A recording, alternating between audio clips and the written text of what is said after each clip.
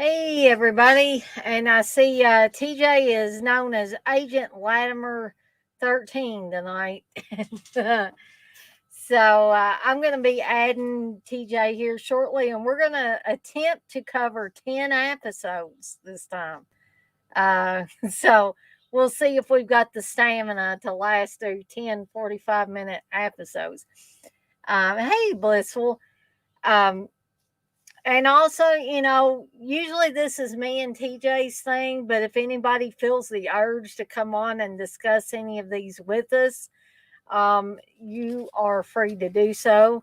Usually people don't, but I like to offer that as an option. Um, okay, so I'm going to go through the remaining watch alongs for July and the ones for August real quick. So, not only am I doing a Scream from the 1990s, not that 1980s Scream, I'm doing a watch along for that one on Saturday evening, but through the day, I'm going to be doing a stream with Dirk and Darren. I'm going to be on An Hour to Kill. We're going to be talking about films that are in the unpopular opinion. And we're each, I believe, going to pick five. So I already know. I think I know what my five are going to be. Um, and you guys could probably guess what some of the five of mine will be. At least two of them I know. Um, Blizzle, you say TJ better be wearing a smoking jacket. Well, I don't think he's got the smoking jacket on, Blizzle. And he's flipping everybody off. But anyway, it was a playful gesture. He wasn't trying to be mean because I could see him laughing too. Uh, so anyway, um, so through the day, I will be on their stream. And then that night, I'm going to do a watch along for Scream. So July 16th will be Sleepaway Camp. July 22nd, Jaws 2. July 23rd will be the John Cusack joint, Say Anything. Probably one of my all time favorite John Cusack movies. July 29th, Sleepaway Camp 2. July 30th, Sleepaway Camp 3. August will be the start of my first ever two-part watch along for Stephen King's Salem's Lot, directed by the late great Toby Hooper. So August 5th is the first part, followed on August 6th with the second part. August 12th will be what many refer to as the insanely bad slasher film, Terror on Tour. August 13th will be what many people refer to as either one of the best rock movies ever made or just the best music movies ever made, and that's Almost Famous. August 19th, the original Pet Cemetery. August 20th, Fast Times at Ridgemont High. August 26th, the original Carrie, directed by Brian De Palma. And August 27th is Mystic Pizza.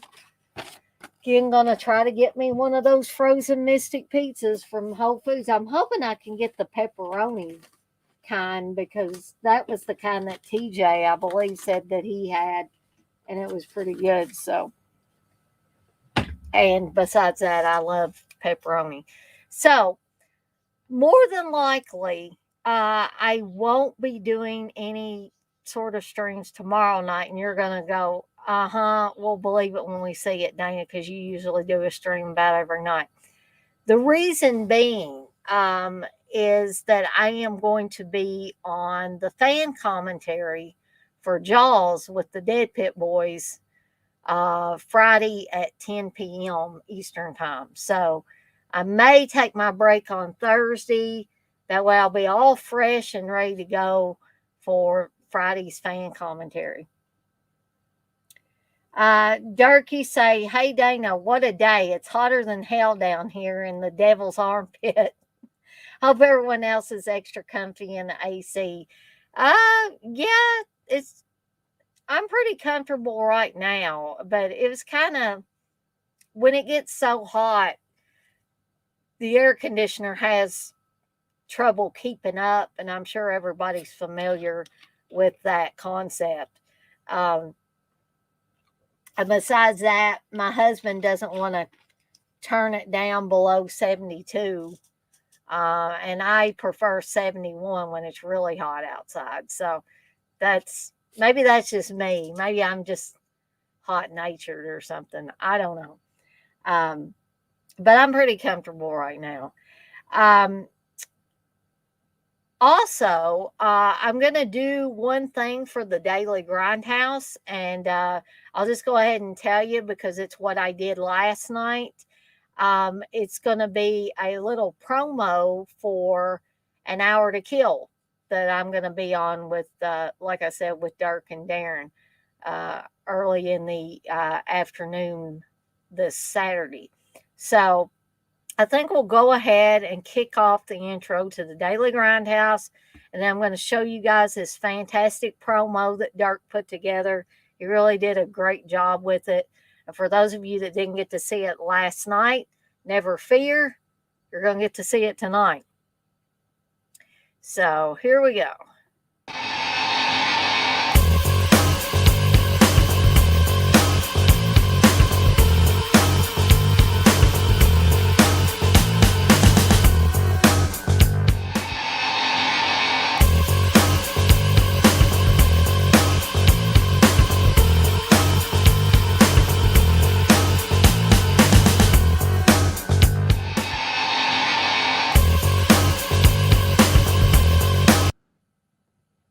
All right. So here we go with this promo, I guess a promo reel for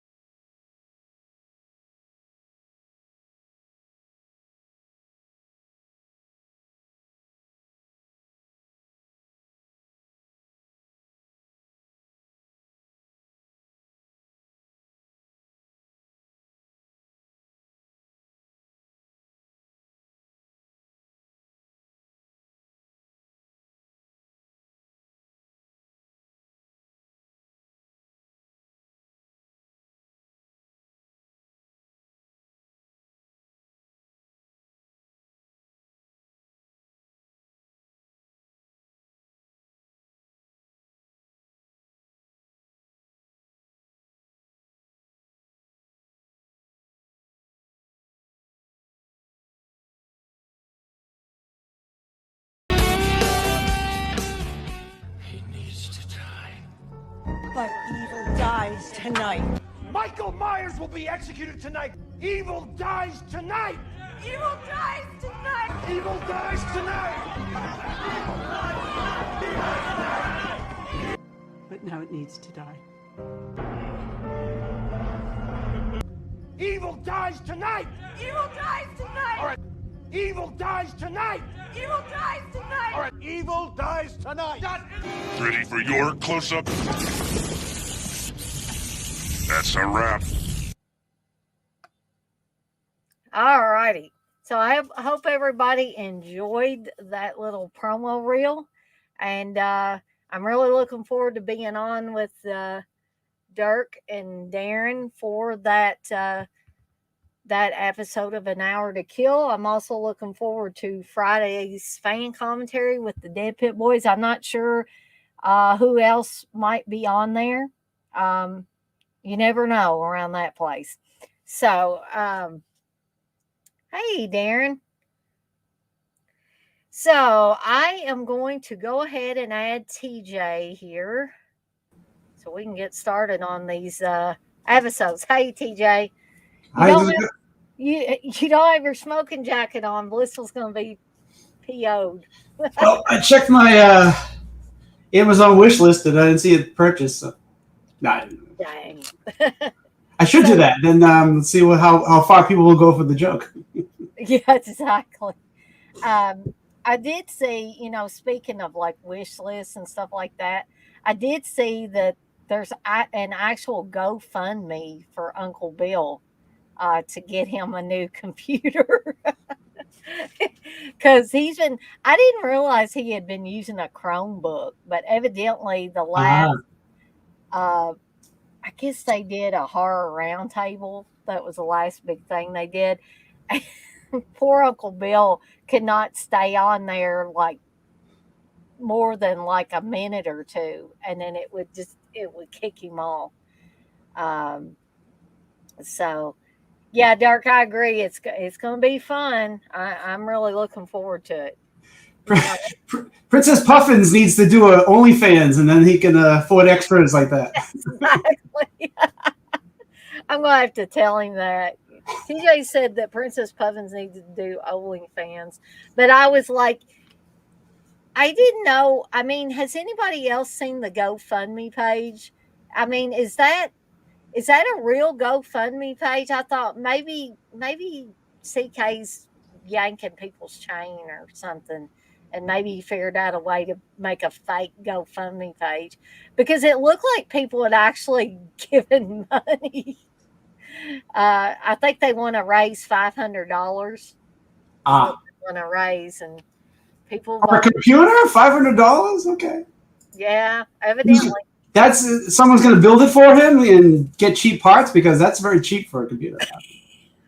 I think the thing he's on now is probably cost more than that. Mm, possibly. I sure hope though that his Chromebook doesn't look like the one they show in the picture with paint splattered all over it and all of that. Um, and I hope it's not like for those of you that missed it or haven't watched that horror roundtable on the replay. Jay was telling an interesting story about his Kindle Fire. So yeah, I don't want to tell tales out of school. So if you want to see where he talks about what he does with his Kindle Fire, yeah, you might want to go check out that latest horror roundtable that did. Give it the views and give it the likes while you're watching it. Yeah, exactly. Uh, so Dark, you say you think that GoFundMe page is real? So we got at least one person that thinks it's real. It looks real. I just know CK. Sometimes he tries to play with people's heads a little bit. Yeah, well, whoever owns it is going to get the money. So I mean, Yeah. Blissful, you say people have said that my wish list was rude and disturbing. My aunt even suggested I go back to church. wow. You know, Well, I just doubt. got this book, Ooh, there you go. which I had to pay for hardcover. Oh, have you started reading it yet? No, I just got it today. It was supposed to come tomorrow because Amazon's. No offense to Amazon, but they suck. They supposed to do be. suck. It was supposed to be delivered yesterday, and then I got the notification like after shipping hours, and it's like you won't get it till tomorrow. I'm like, oh, thanks, appreciate it. Yeah.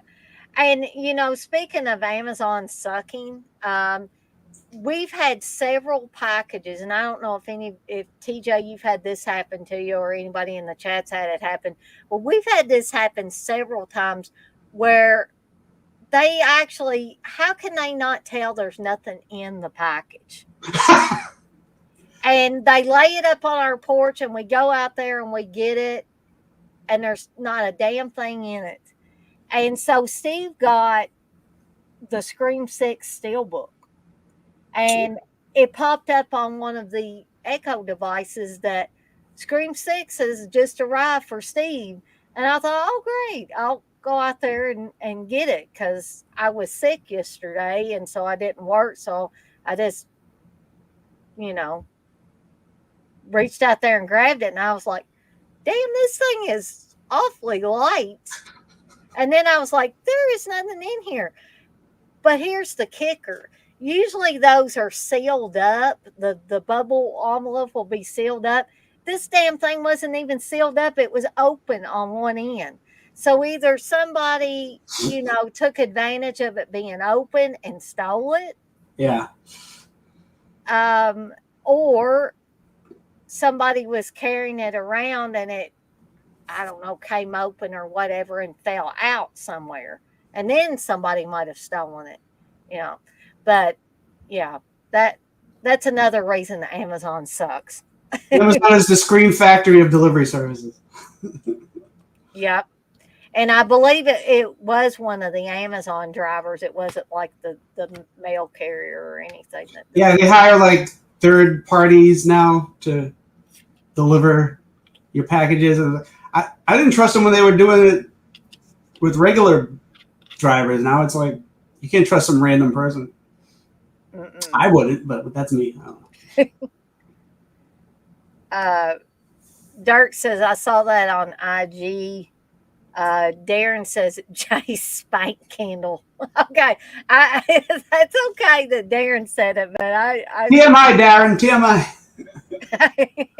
And then Turk says, yeah, Jay Spankovision. Oh boy, gonna get me kicked off of YouTube here. They'll be like, what in the hell are y'all talking about? All right, so now that we've talked about how much Amazon sucks, we'll go ahead and get into the 10 episodes. But I gotta know, TJ, did you have to watch any of these 10 episodes on fast forward? I didn't have to. but you did. But not because of the episodes, just because there's time. Yeah. I thought I was gonna go like, oh, Monday I'm gonna start watching them, and I'm gonna watch them and pay attention, take notes, and everything like that. And then I was like, I spent 2.5 hours taking my dad to the grocery store. 2.5 hours, my dad. For the last half hour, he was saying, "Oh, we should get out of here. I'm done." And then that he said that 4 times in that last half hour we were there. At one point, I was like, "I'm just going to leave him here and go home." But does he have a cell phone? Could he call you and say, "Hey, TJ, come back and get me"? No, I had it with me, so he wouldn't be able to call anybody. He would have to steal one of those carts from the scooters that they have at all the supermarkets. Yeah, he would have to take that home. But yeah. You were being the good son, though, TJ. It wasn't easy. It wasn't easy. Me, I'm just like I'm not lazy per se, but I start out with good intentions and say, just like TJ said, oh, I'm gonna really sit down, really concentrate, and I made a good start. But then this afternoon I thought, I've got 3 episodes left to watch. I can surely watch those before 8 o'clock. When I get off from work, I'll just eat my supper and try to finish up these episodes. Okay. So Steve, bless his heart, and it wasn't his fault, but it's just one of these things that happens. He went back there to the bedroom, tried to turn on the TV in there.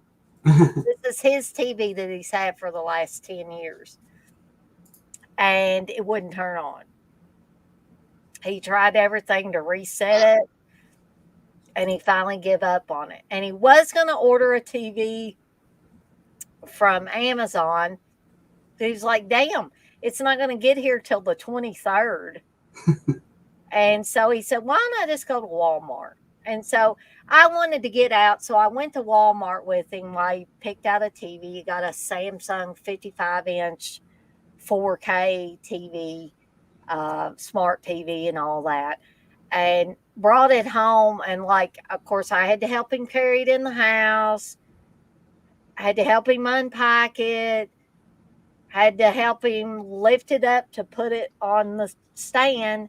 And then come to find out, instead of having a one stand in the middle of it, like his Owen did, it had one little footy thing on this side and one on this side, all the way on the end. And the square that he has on this stand was small. So he had to go out to the garage and get some long pieces of wood to balance this damn thing on, so that he can even watch it right now. So I had to help with all that. And then the dogs needed things. And so by that time, I was like, damn it, I got 3 episodes left to watch. And I got a little over an hour. Can't do it unless I do it on fast forward. So I did get the gist of those last 3 episodes. It's just that Those are the best episodes. I know. Why does that always happen to me? I agree. Those were pretty much the best episodes. I haven't revisited the rest of the episodes because I'm slow. But these are really good episodes. At least I think so. For the series, for what it is, for when it was filmed, I think it's pretty good story wise, and you get the story of whatever object it's about, but then you get Mickey and Ryan and Jack, and you learn about them, and like so far this is really good, except for that the monk episode where everybody's wandering around and.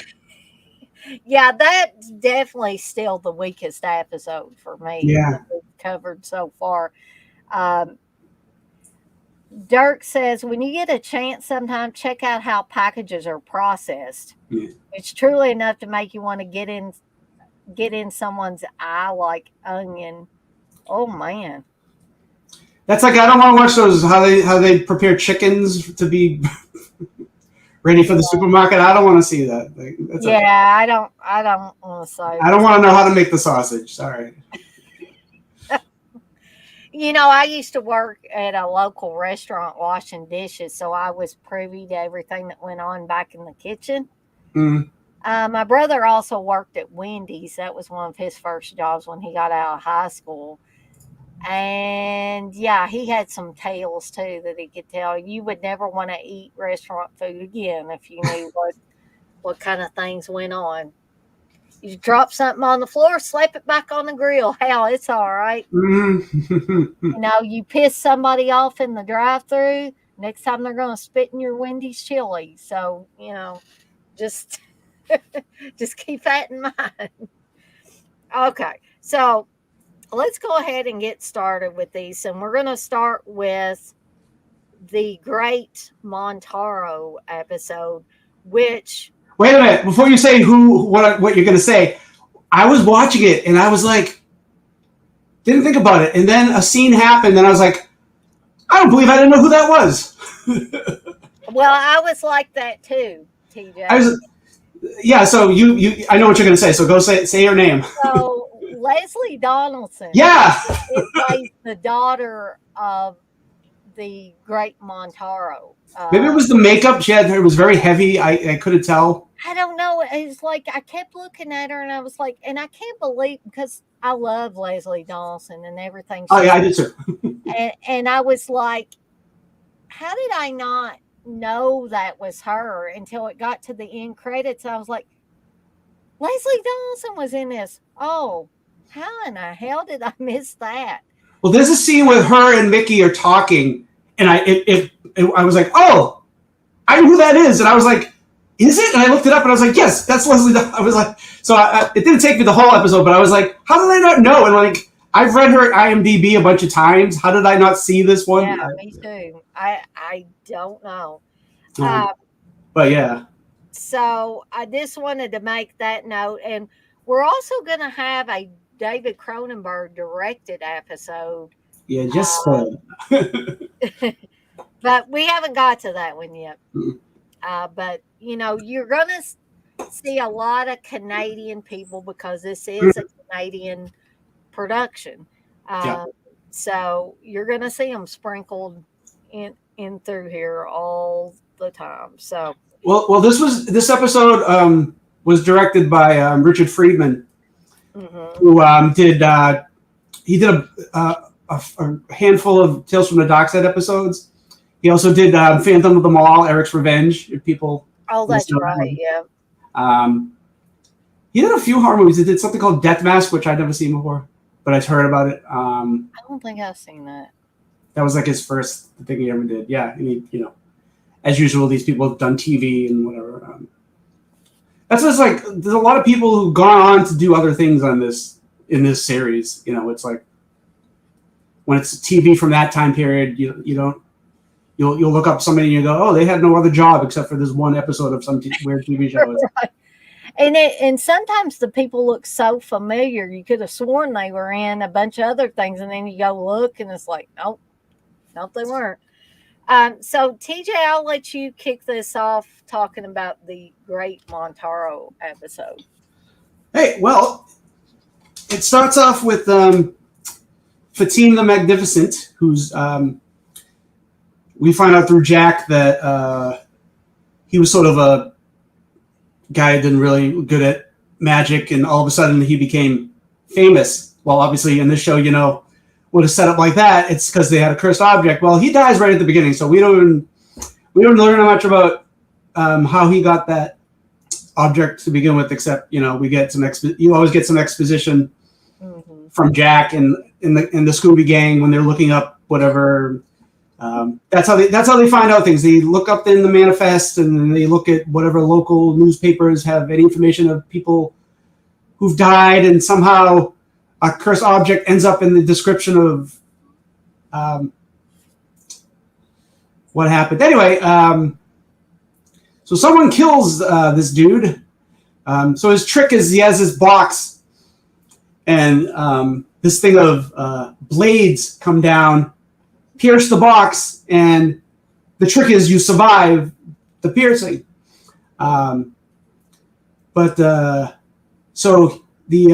We find out right away in this that the cursed object always has there's always some payback when you use the cursed object.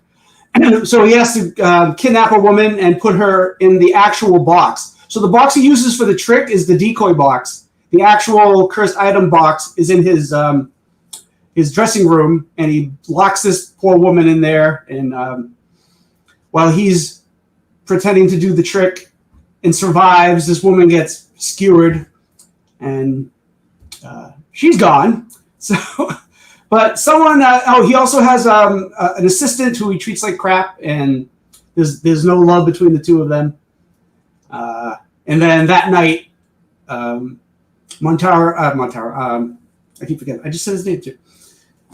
Good thing I have this book that has all this information.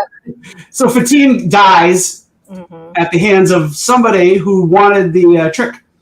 So there's this contest going on where the winner becomes the headliner of this magic event, and Jack decides he's going to go undercover.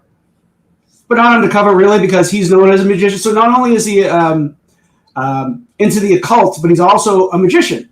So he's into. Doesn't he know the guy that's heading up this contest?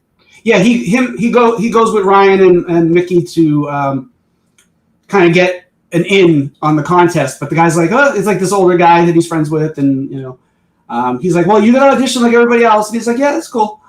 So then there's the mystery of who the actual killer is, and then there's this strange woman sort of eyeing them, strange woman who's eyeing everybody, and then there's a point where these are magicians, so I guess you can't trust anybody in this story if you're a magician.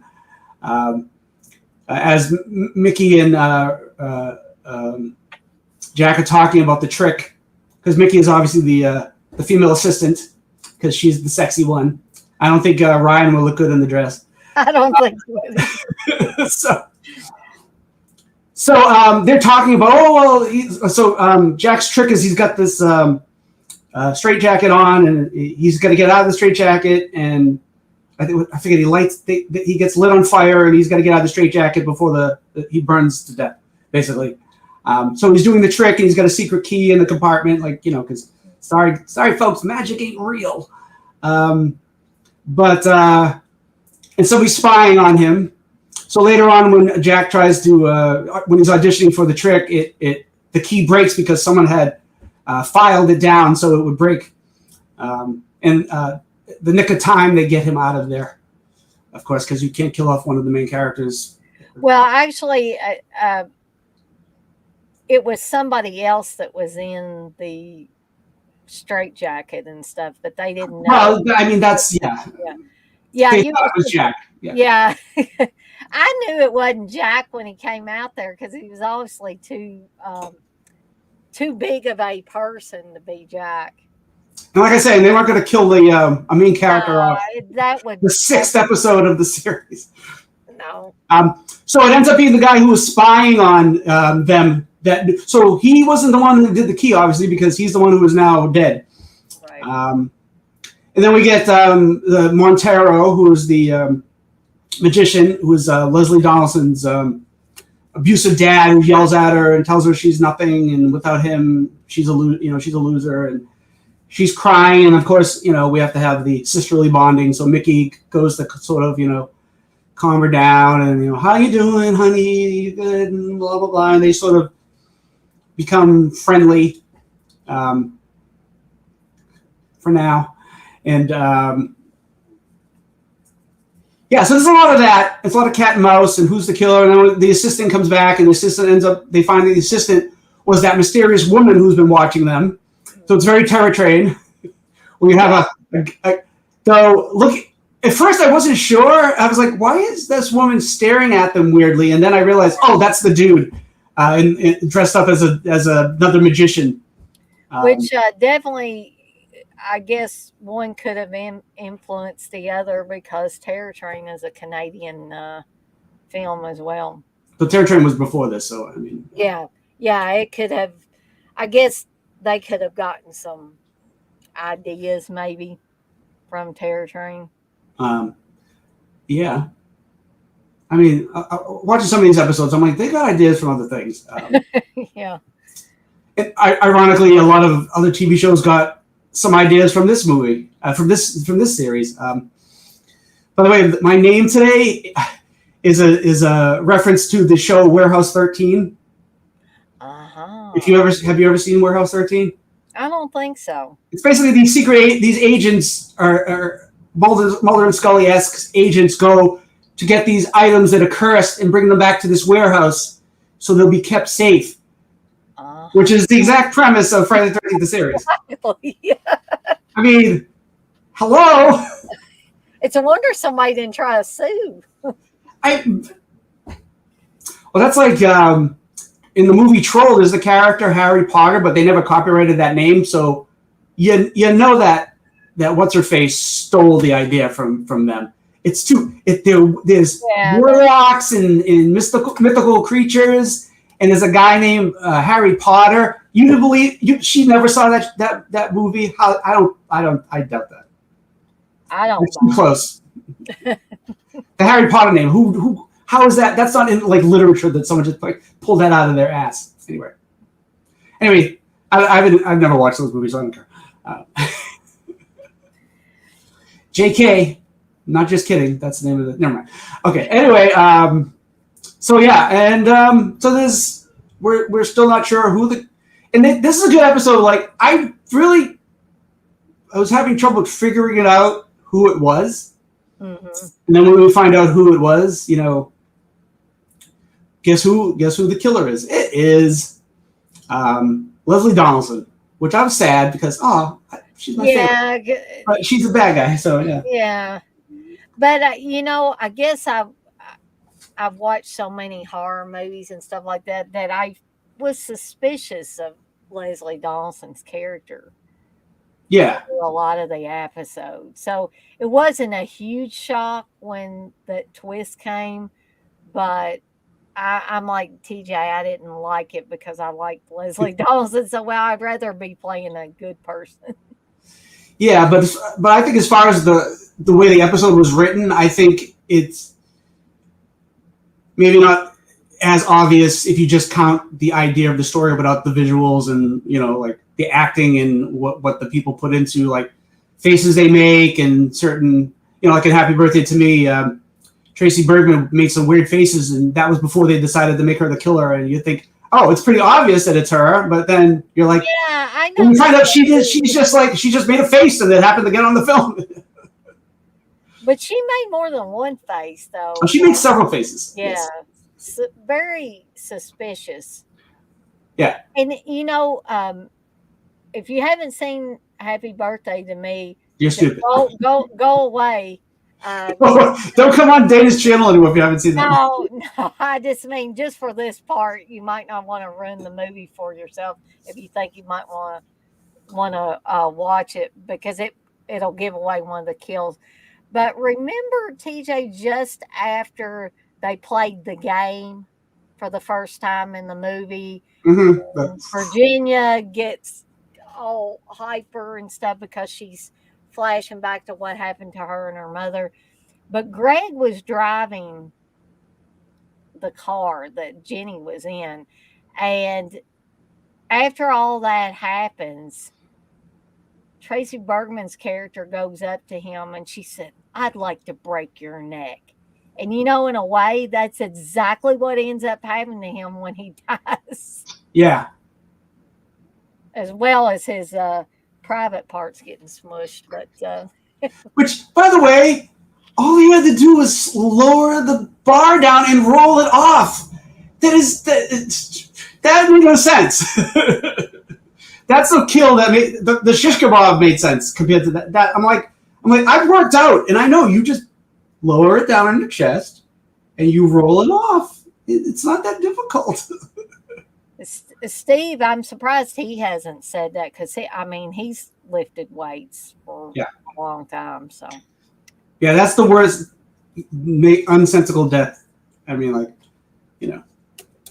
maybe he was like tied to the thing or anything. Like the monk episode, like at least the guy in the bed was like he couldn't get out because the evil was keeping him down with the sheet. Right. But anyway, so yeah, Leslie Donaldson ends up being the killer, and she kills her dad, which she didn't plan, and she does this great.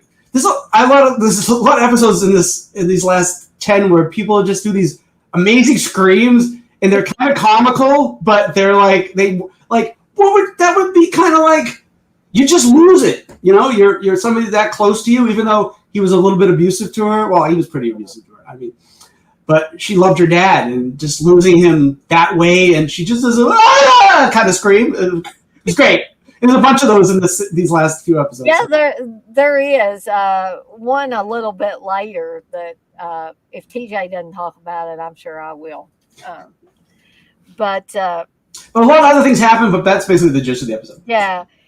And I like this episode. Like I said earlier, and I think TJ agrees with me, the Poison Pen episode has just been the weakest one because it is, just like TJ said, literally people just kind of wandering around for long periods of time. And the rest of these episodes seem to have a lot more action. Things keep happening to propel the plot along. Yeah. And I don't know what happened with that other one, but I did like it, and I was thrilled that Leslie Dawson was in this one, even though she turned out to be a not so nice person. Yeah. And wanted to kill Mickey, and there's a scene. So she puts her in the box because she's the next victim, and she's like, "I really started to like you," and then she says something else, and she's like, goes back into her craziness, and it's just like, that's great, nice. What a friend that would have been. But Leslie Dawson is good like that. She can play good girls. Like she was a pretty good girl on Curtains. She slept with the director, but anyway. I think the director slept with all those women, though. Well, I think that was sort of. I think that was part part of it. No, he didn't sleep with what's her face from Black Christmas, right? Oh no, I don't think he slept with her. No. Ian Griffin. Yeah, I don't think he slept with her. It seemed to be set up that she's the only one that I don't think he slept with. But if I remember right, and guys, I know I'm getting off on a tangent here talking about other movies, but it's Dana's show. after the sex scene that we didn't really see between Leslie Dawson and the director, she's crying. So I don't know if she was coerced into having sex with him. If it was like the sorry to say this, but the Harvey Weinstein kind of thing. If you don't sleep with me, you'll never work again. Type of deal. And yeah. She just, if that's why she was crying, or there was another reason why she was crying.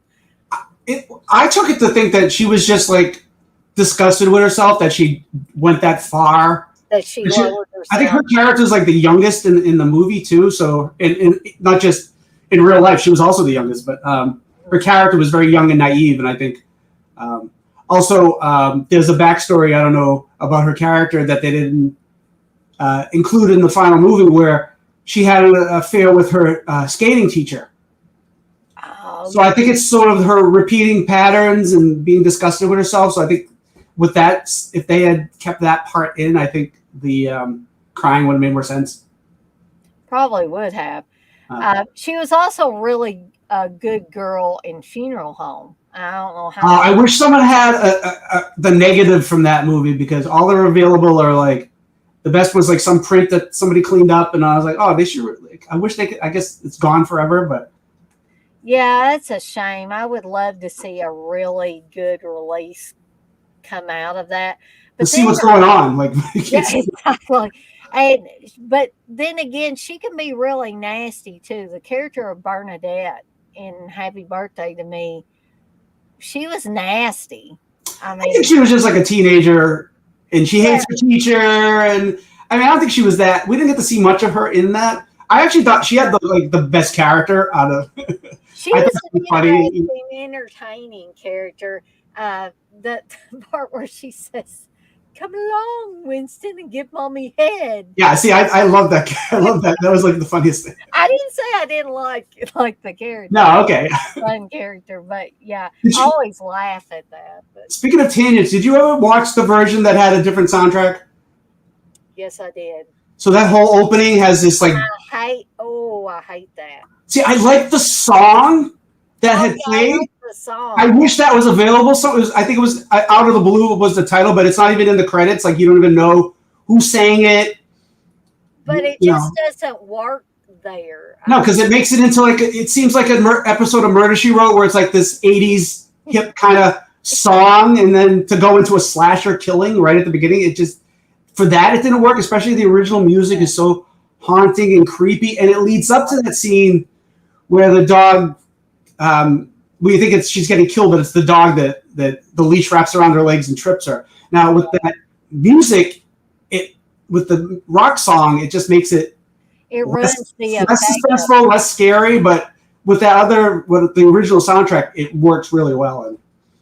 And but then how it comes back up again, like when the original, the song, I do like it works when it goes low and then she says her line about Winston and then it goes back up again. Yeah. But yeah, it does. That song does not work. Does not work in that scene in particular.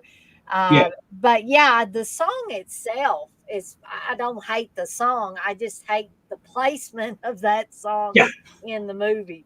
It should have been in the dance scene, but not at the beginning of the movie. There you go. Yeah, when they were all dancing, that would have been white people dancing. Yeah. Okay, so is there anything else you want to say about the Great Montaro before we move on, TJ? I did like because they always have a little like comedic. Well, not always, but a lot of the time they have like this comedic ending to the episode. So in the episode, Ryan's in a straitjacket, trying to because he wants to be a magician, and Jack says a joke about you got anything in a 40 regular? Like, Yeah, exactly. and and both him and Mickey make a joke, and then they kind of like walk away from Ryan. It's like, sorry, you're stuck here. Bye. You're stuck, in this straitjacket. Yeah, we're not going to get you out. So after that, tragic ending of the poor woman losing her father and probably going into an insane asylum, because I'm assuming if you use these cursed objects, you probably don't get off without some mental damage, especially. That yeah, they're all happy. We're joking. So the next episode is kind of harkens back to Jack the Ripper. This is called Dr. Jack. And, it had been a while since I had seen this particular episode. So when I saw Dr. Jack, because there is a character named Jack. Me, ditto. You thought the same thing? Okay. I was like, oh, Jack was a doctor? And I was like, then I started watching the episode. I was like, oh, that's a mislead there. So this is about the scalpel of Jack the Ripper. Because evidently, and I don't know, I haven't read up a lot. I have props, by the way. I like them. I haven't read or seen a whole lot on Jack the Ripper. I think Steve has delved into that more than I have. But didn't they, TJ, say in this episode that Jack the Ripper was supposed to have been a doctor? That's what they claim. They think Jack the Ripper was a doctor. I think that in reality, that's another thing one of the theories about, because they never caught him. They don't know who it was really, but I think one of them, they thought it was a certain guy who was a doctor. That was one of the theories. Oh, one more thing about the last episode. The possessed box was called a Houdini box. Yeah. Which I originally thought was short for Houdini because it made sense, but Houdini was like an alchemist, magician, like a real person who had that name. So I don't know if they specifically named it that box because of that. Mm-hmm. But anyway, I just wanted to mention that. Mickey say wasn't he an alchemist? And Jack's like, was it this episode? Because I know she says that in one of these episodes. I can't remember which one, but okay, I'm wrong, but it seemed to fit. Yeah, but she did say that at some point. Yeah, he was he was a French watchmaker, magician, and illusionist. Okay. So one thing I want to say about this set of episodes is I feel like that Mickey and Ryan and Jack all take a lot of physical damage Yes. I mean, the earlier episodes, it didn't seem like they were in ultimate danger or peril as much. Now it seems like the stakes got raised a little bit. Yeah, they upped the ante. It's like they're like, oh, we're being too safe. We want to look like that they could die at any time, because they're doing dangerous shit. They're going after people with cursed items that usually kill. So I mean, and these people aren't saying ever. And you think they'd be more cautious, but that's another thing too. I think they'd be more cautious, but then I think they're fixing that as this season goes on. Okay, so excuse me. I'm going to turn it over to TJ to start talking about Dr. Jack. Yes, not Kevorkian. Remember that guy? Yeah, unfortunately.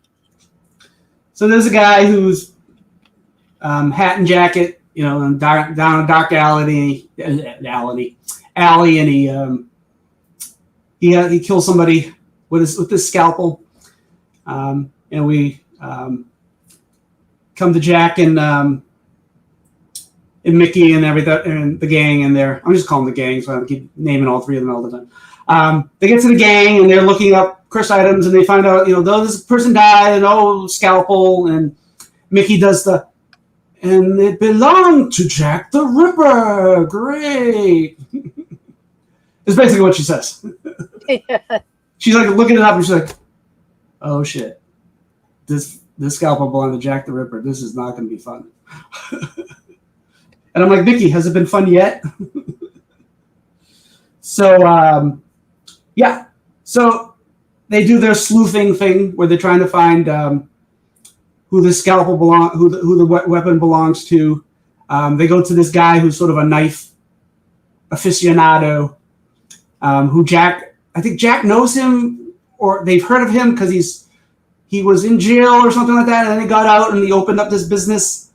And they started asking him questions because I guess the scalpel was sold to him, and then he sold it to someone else.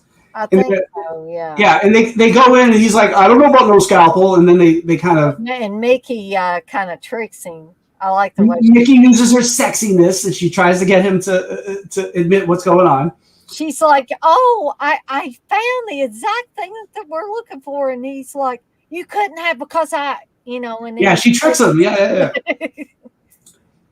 And actually, it's the visual. So it's a knife place. So there's all these knives sitting around. There's one machete sticking out of a table. And I was like, is this a really loose reference to Friday the 13th, the actual series? It just seemed... I think they spring. And they show it with the cameras like going past it, and it gets this good framing of the machete coming out. Because it's like not a machete in it, but it's like sticking out like someone would grab it and start killing you with it. We just need a hockey mask too somewhere. Yeah, that never happened. Oh, by the way, some trivia. The series was originally going to be called the 13th Curse or the 13th Hour. That's what it was going to be called. Because it was a reference to 13 being unlucky. Right. So I think Mr. Friday the 13th Mancuso decided, let's name it Friday the 13th to sort of, even though it's nothing to do with the series, it'll get people interested just from that name. Yeah, that name, yeah. But I think they were trying to play with the idea of 13 being unlucky and the whole idea about it and stuff like that. But that kind of got lost because of when it came out and people wanted it to be about Jason. But we'll be getting at least the Mrs. Voorhees series or sometime soon or whenever the hell that's going to happen.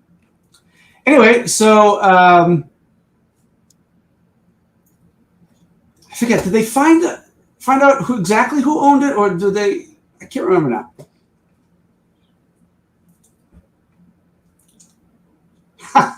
Are you the? Don't ask Blissful's aunt about that because I mean, her aunt thinks she needs to go back to church.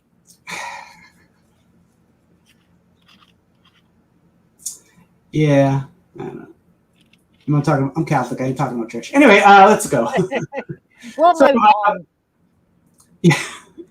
So they I think they deduced that there's this new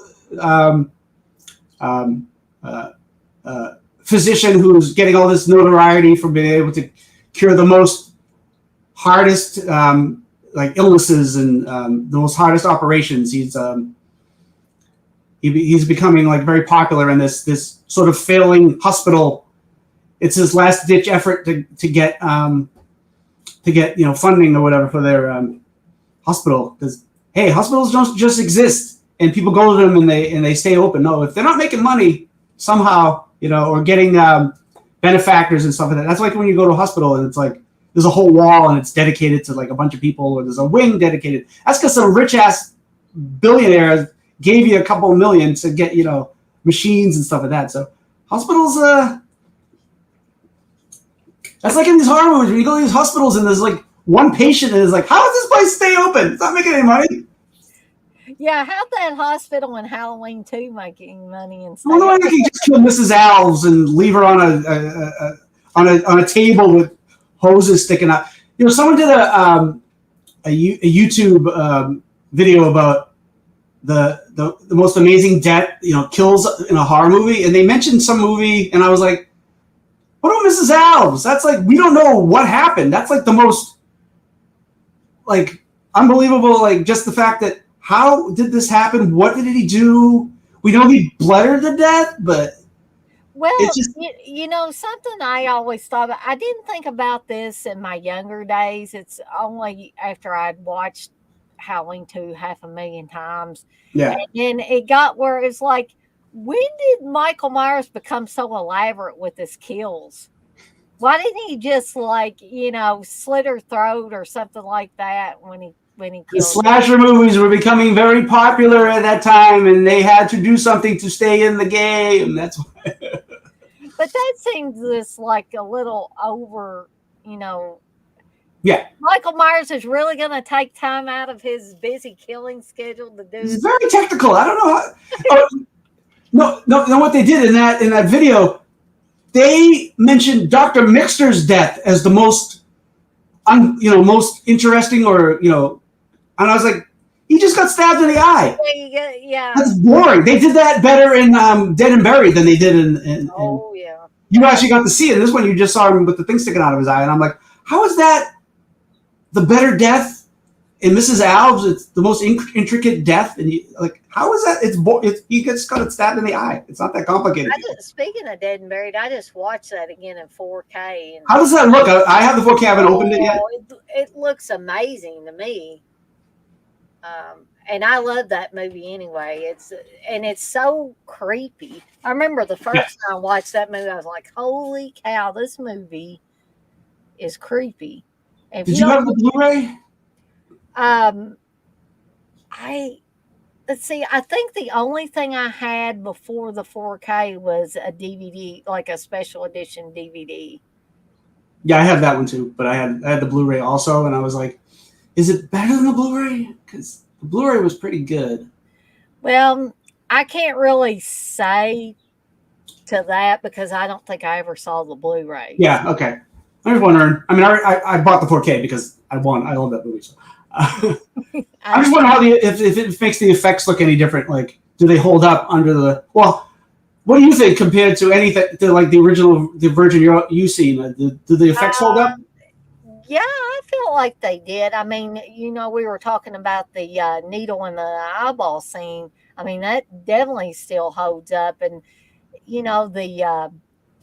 the burning of the guy on the beach. I mean, oh yeah, that is one hell of a way to kick off a movie. It's that. And those were puppets. Those look pretty good as they were, but I was like, with the upped for because the cleaned up Evil Dead just ruined. You can see all the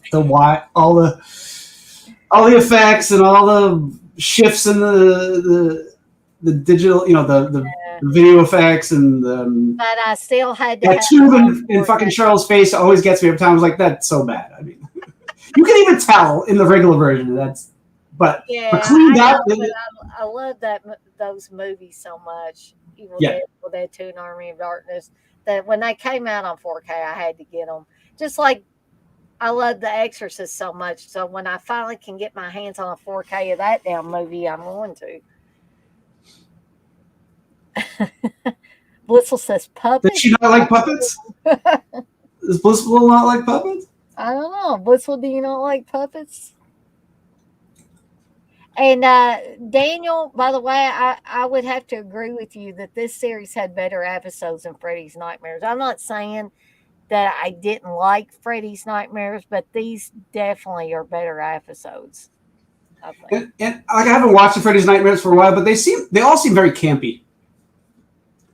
Even the way they were filmed, just the camera, the video quality, maybe that was it. It just looked like video, like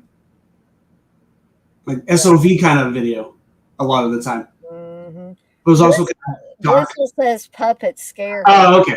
Well, I guess it's like a clown thing with some people. You know what? Speaking of clowns, though, you would not want to let anybody that hates clowns watch the Terrifier movies because people were scared by Pennywise and It. Now, what if they were to watch Terrifier or heaven forbid Terrifier 2? Well, I think because it's we know the killer is a clown because it's in the description. I would assume that they wouldn't watch the movie to begin. I would hope not. But so anyway, back to the episode. Sorry, we both screwed that one up by getting off on the tangent. That's all right. Yeah. So yes, back to the Doctor of Doom.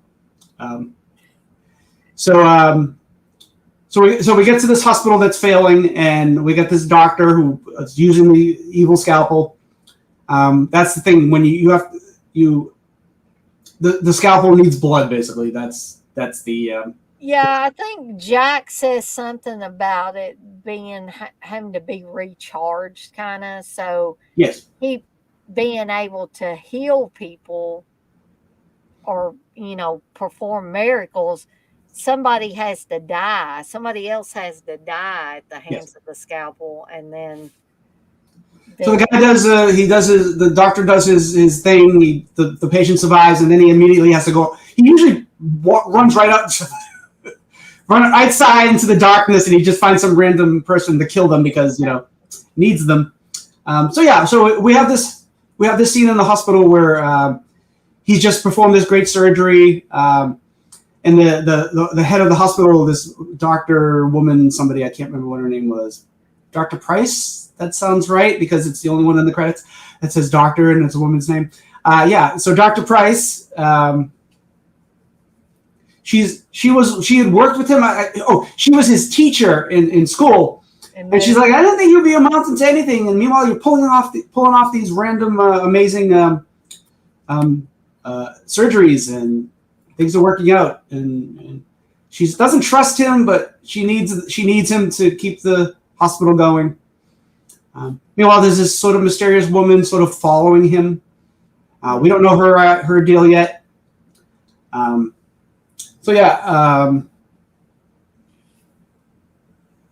Let's see.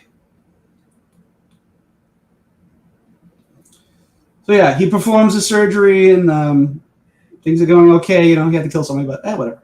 So this mysterious woman pulls a gun on him. Mm-hmm. Tries to kill him, but she actually gets stopped by the gang. The gang stops her from. I think it's Jack who kind of knocks her to the ground with the gun. We find out that he was the cause of the doctor here, Dr. Howlett, caused her daughter's death, and she wants revenge. So Jack goes to sort of find out what's going on. That's another thing I was saying, how they sort of just run into a situation and then just start asking people random questions. And I'm like, why would they answer you? A lot of times they're asking cops and they're asking people who they think are dangerous, and they're asking them all these questions. And I'm like, you guys got some balls. I swear. Yeah, and in this case, they cart her off to the psychiatric floor of this hospital. Yeah, and got her in the straps and stuff, and then Jack just shows up and starts asking her questions. And then she's answering them too. That's another. These people just answer the freaking questions too. They're not even questioning it. But then eventually she's like, she freaks out. You're not a cop, are you? And then she does one of those good screams where she's like, ah! And then she tells Jack she's going to kill him. Yeah. She's screaming at him, I'm going to kill you. Yeah. Okay, well, this is just a happy. So,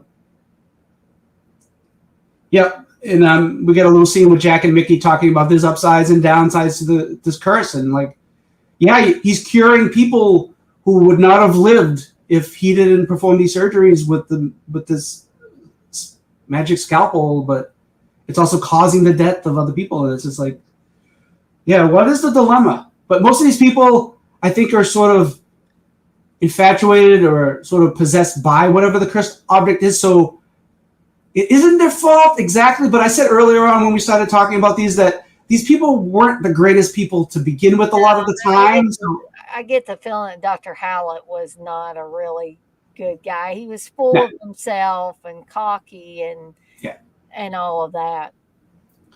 I think in the last episode, I think Leslie Donaldson's character probably wasn't a crazy person until the cursed item affected her.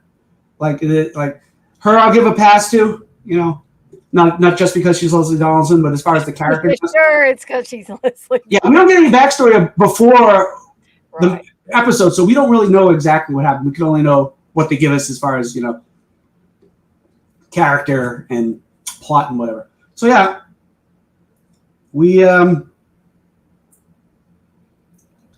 Jack sort of gets in over his head.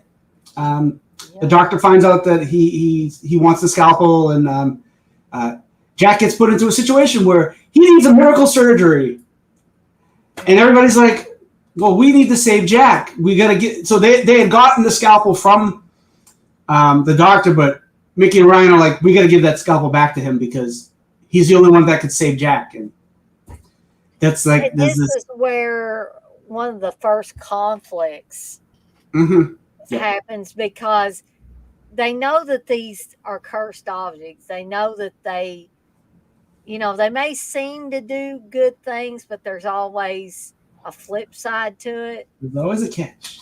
Always a catch, exactly.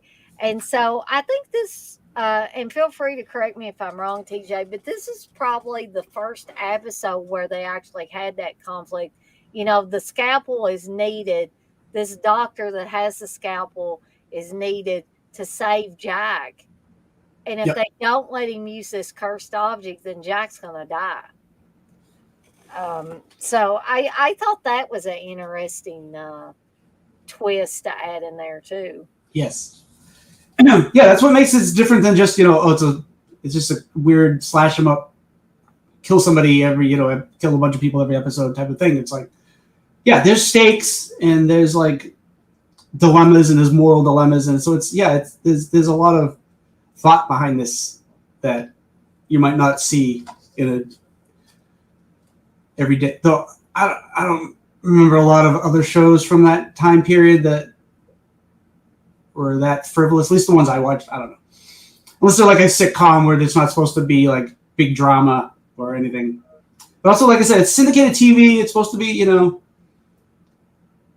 what sells. So somebody will buy the package and show it in whatever channel gets it, whatever, whether, whatever part of the United States you're in. This region, that's the word, region, whatever region you're in. This show was not shown during prime time.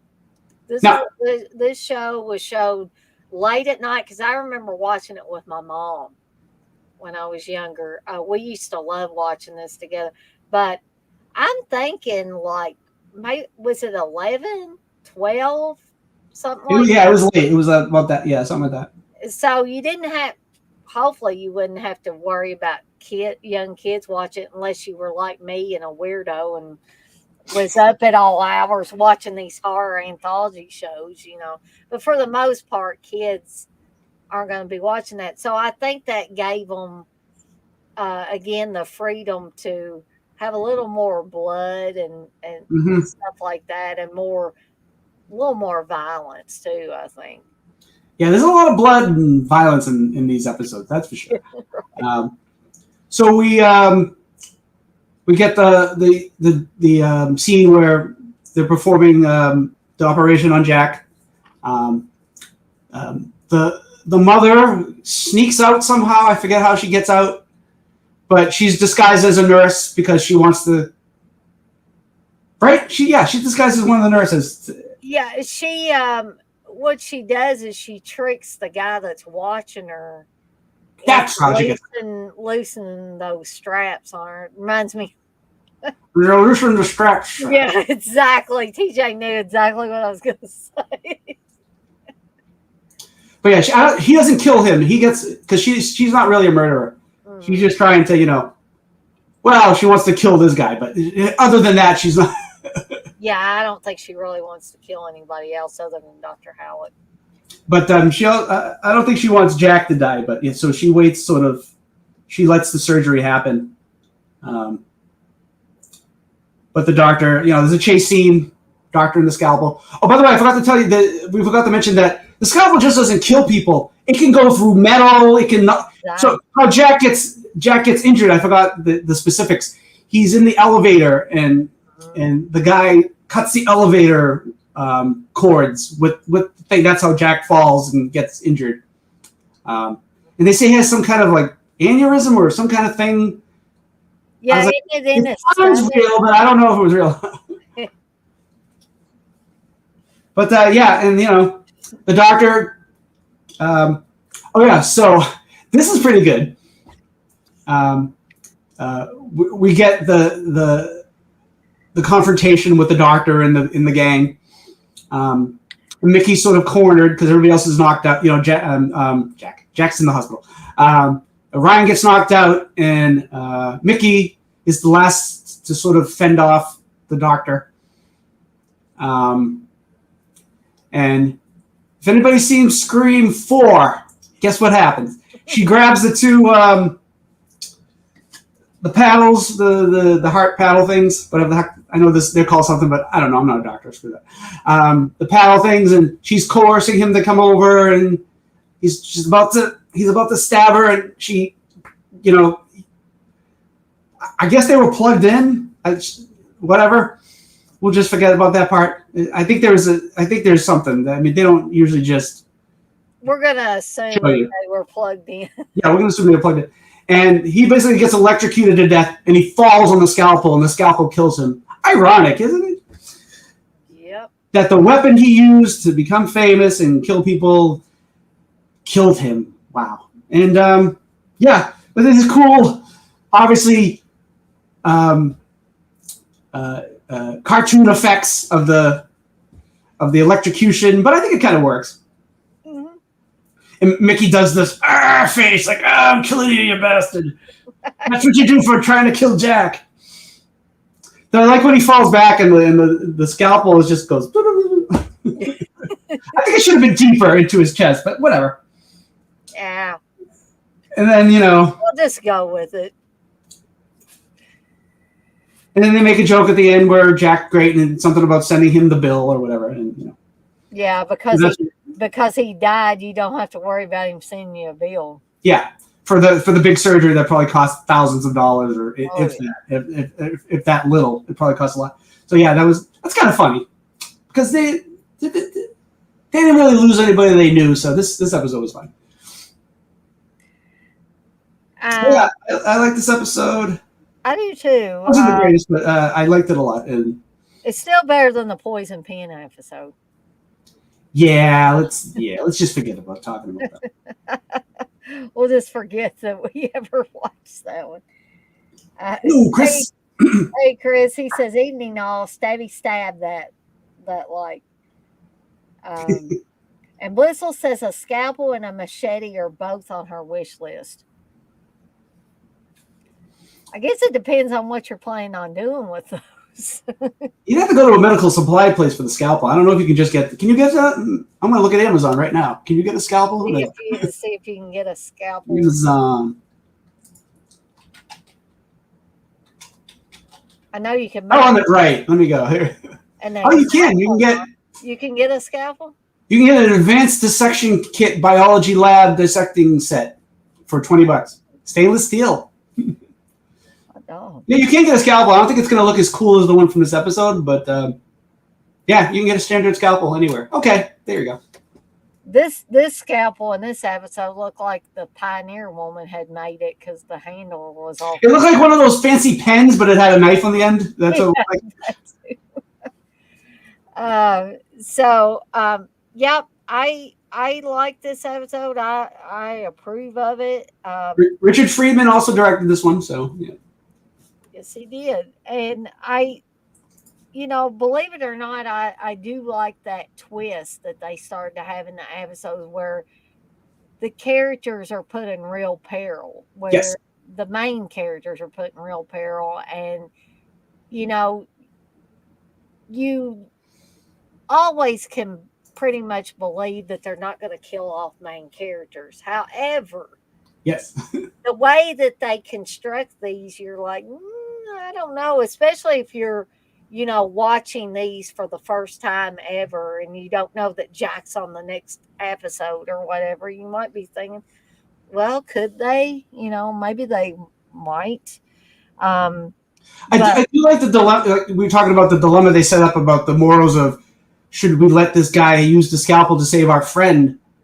And it's like, that's good writing as far as like, okay, we got this. We're going to get him into a situation where he's injured and the only way to save him is magic. But if this was like a real, like a drama show and something like that happened, without the possessed scalpel thing, if someone had that surgery, there'd be like maybe no chance that they would actually survive. And you would expect somebody in a movie or a story to die. But I like that they like, oh, well, we have a supernatural show, so we can fix that. Yeah. But I just like how they do that in this. Yeah. And, being, because there's the scene where Mickey has to sign for Jack to have the surgery. Yeah, they say that they're related to him. Mm-hmm. They do it terribly, too. They do a messy we're his friend. No, we are his family. I'm like, I don't think this would happen in real life. They would not let, though he had no other family. I mean, do you let someone who's a friend sign off on something like a life-threatening surgery or something like that? I don't know. But it's a show, I guess. Yeah. You could read a lot into it, or you could not read a lot into it. But relax, it's just a show, as I learned from the bots and Mike and Joel. yeah, exactly. So are we ready to move on to the Let's next go. day? Okay. So the next episode is Shadow Boxer, which I don't like this one quite as well as I do some of the others. But it's not a weak episode. It's just, I don't know. I guess the cursed boxing gloves, I don't know, just didn't do it for me. As well as some of these other cursed objects. Yeah. So I'm going to let TJ get started talking about this, and I'm going to step away and grab me a snack to eat, and I'll be right back. Okay, I'm going to read an excerpt from Curious Goods, the Friday the 13th behind the scenes. This is just so I don't have to remember anything. Tommy Dunn is a boxer, well, a wannabe boxer. He has a temper. He served time for assault, so he's working at this boxing gym, but cleaning up. He's not a boxer because, he's I don't know if he's not allowed to box, but he's done something. Like I said, he served time for assault. So for him to be a boxer, I don't know if he could pass the commission, whatever thing. I'm not a boxing expert. Anyway, meanwhile, like I said, he gets a job at this gym, Manny's gym. And Manny's this nice older guy who teaches these guys to box. He's paying attention to this other boxer. The hell's this guy's name? The other boxer is Tony Terrific. I guess that's a good name. So anyway,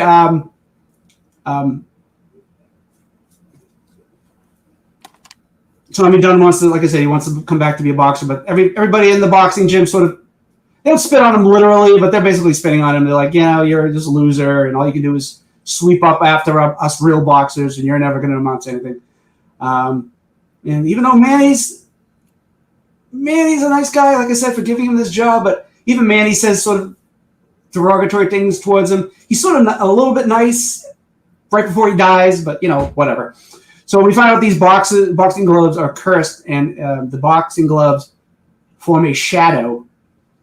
And the shadow goes to kill the person while the boxer the boxer has to actually physically box a person, but in the guise of them boxing as as a boxer.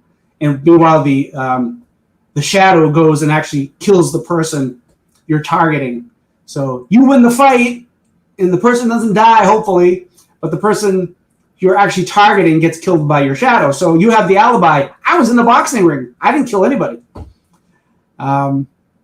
Which, as far as that goes, that's a pretty good alibi. I swear. Manny gets killed first. Because Tommy's playing with these gloves, and Manny's like, put those down. They don't belong to you. He got them from another boxer who. I think the boxer died in the ring or something like that, but related to the cursed gloves. His wife, Sadie, played by Patricia Hamilton, who played Mabel in My Bloody Valentine. I noticed her right away. I was like, that's Mabel! She has a small part. She's only in this one. It's basically a cameo because she's in this one scene and you don't see her for the rest of the episode. Right. She's selling off because he had other boxing memorabilia, so they come as the guise of, we want to buy his other, and if he has any other good memorabilia for us to buy for the shop, when they're actually going there to get the cursed gloves. And we get some drama with Tony Terrific. Sort of he's sort of the next on Tommy's list of the person he wants to kill. But of course, the gang comes in and they kind of ruin his his plans. They don't put Ryan in the ring the box, which I'm surprised they didn't do that. That would have made sense. Yeah, they didn't do that. Well, and have you talked about Kid Cornelius yet? No, that's because I mentioned the wrong person. That's why I didn't mention him. I was talking about another guy. You talk about him. Go ahead. Kid Cornelius. Yeah, Well, go ahead. let me talk about, like, I thought I was being smarty when they said his name was Cornelius, and I was thinking, are they trying to play on the boxer that was on the cruise ship on Jason Takes Manhattan? But then I was like, no, Dana, you dumbass, that was Julius and not Cornelius. Okay. Cornelius is Roddy McDowell's character in Planet of the Apes. Yeah, that's right. Oh, by the way, I recently watched the on Screenbox. Everybody, get your Screenbox. I watched the You're So Cool, Brewster. The behind the scenes of. Isn't that awesome? That's a great. They cut it up into the Friday 13th. I mean Friday 13th. The first movie and the second movie, but yeah, that was great. They had really good interviews, and they really talked about the really into what made the movie and all that stuff. It's like, yeah, it's really good. Highly recommend it. But yeah, I got myself on a tangent. I forgot where I was. That's right, Blissful. Both names ended in us. There we go. Yeah, Cornelius is the guy who they know that Tommy. They know they think that Tommy is behind the Manny's death and all this stuff. So everybody sort of wants their revenge and stuff. But yeah, so Tommy beats the crap out of this dude in the ring because of the power of the gloves and the shadow and all that. And then he's like I said, he's a scummy guy, so he's hitting on Mickey, which Mickey uses to her advantage later on, where she's like, "Oh, let's meet for coffee," with her weird several language accent, and it's like, I know. which I love her accent. It's just so all over the place. But anyway, yeah. So she's like, "Oh," no. And then he's like, "You're just a tease. You're not here to. You didn't really like. You weren't because just because she goes for coffee doesn't mean she wants to jump in the sack with you, dude. I mean, yeah, but this guy's a sleazeball anyway. So, but yeah, she's too fancy for him. Why would she even think that she would want to sleep with him? But she's like, no, I just wanted coffee or whatever her accent is. Yeah, I just wanted coffee, and I just wanted to make you coffee. I just wanted to make you coffee. Yeah, exactly. Surprise, baby. That's another. We should do a watch along for that, but it's like almost 2 hours that movie. I might do that. That would be a good one, TJ. I'll have to put that on. I've got on up till the end of August, so maybe we can do that one in September. That's a nice fall. Would you come on it with me if you could? Sure. If I'm free, I would love to watch. Yeah, comment on the Paula Prentice is great in that. I mean, I mentioned that's Dee Wallace's first movie. She's the maid we see for 2 minutes. That's right. She gets no lines. You barely know it's Dee Wallace unless you like research and it really catches your eye. You're like, that's Dee Wallace.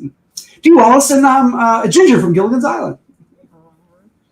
Which actually, that's another funny thing too. I guess I'm ruining this for the watch along, but there are two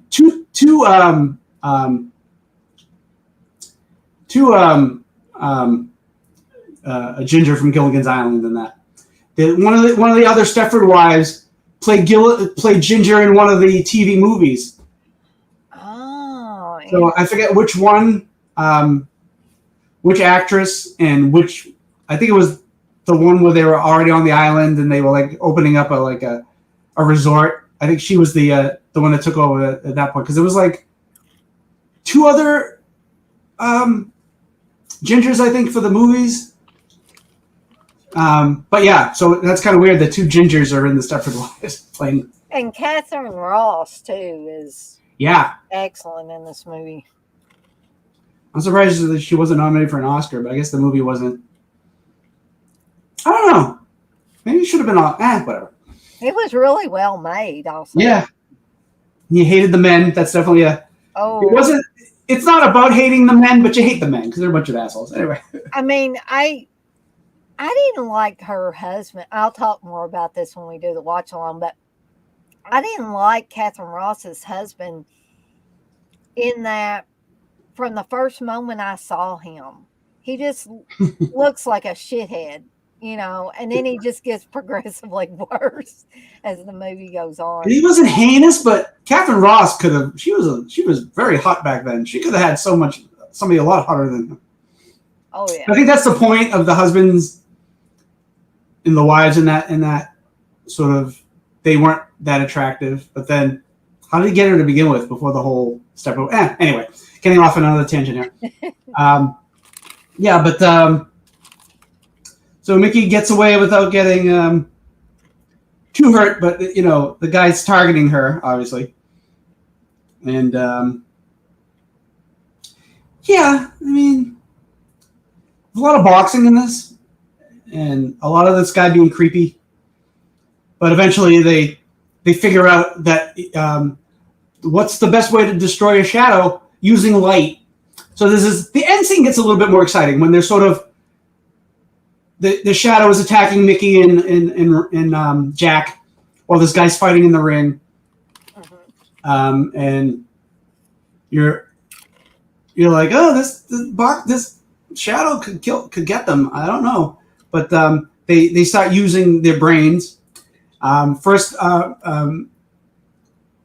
Mickey has been so her cover at the boxing ring is she's taking pictures of the guys to like, these are going to be pictures that are going to be put into a magazine or whatever, that kind of thing.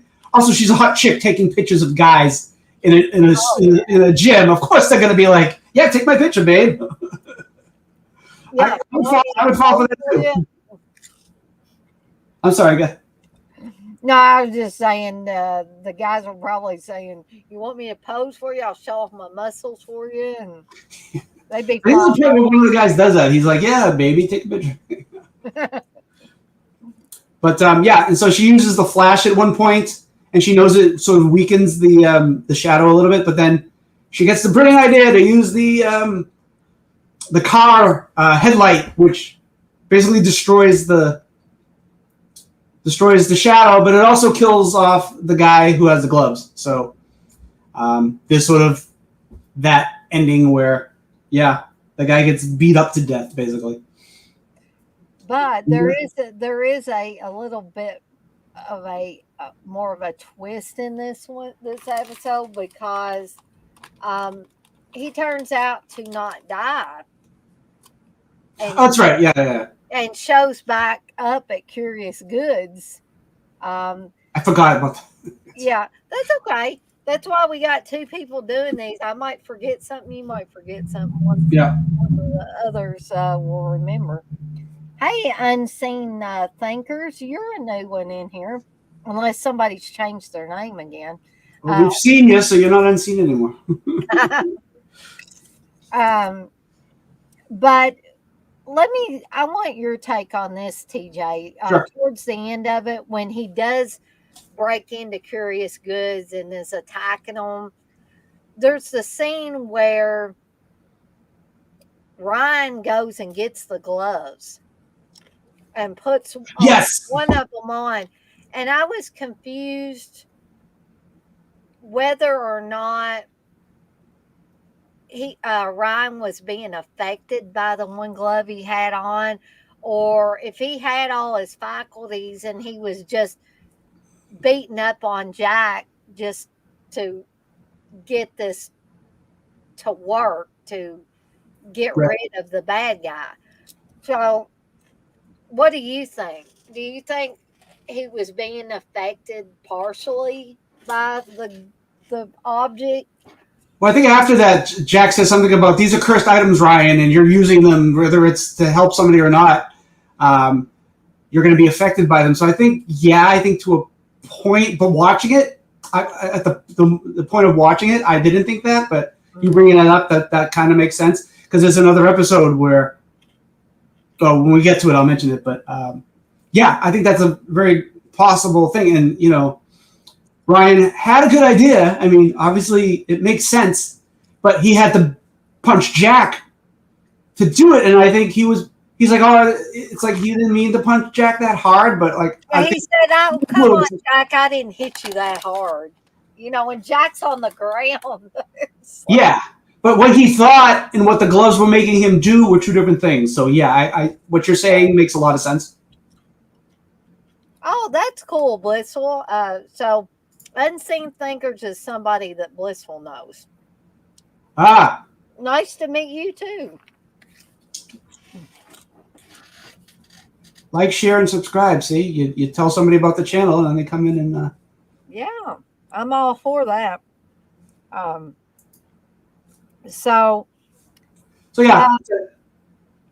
I guess like I said earlier, the gloves didn't really do it for me as far as a cursed object, like some of these other cursed objects that they're trying to retrieve. But it was still a well-made episode. It was entertaining enough. And it was entertaining. It was effective, and all of that. So it wasn't a total loss. It's just the object in question I just wasn't big on. And it builds on what happened in the last episode with the whole thing about, do we let this guy use the scalpel to save our friend? Also, do we use these gloves, which is the only way really that Ryan could think of to stop everything that's happening? So it's like I said, there's a nice progression with this stuff. That's another thing that works, not just the fun stuff about it. So, TJ, is there anything else you want to bring up about this episode before we?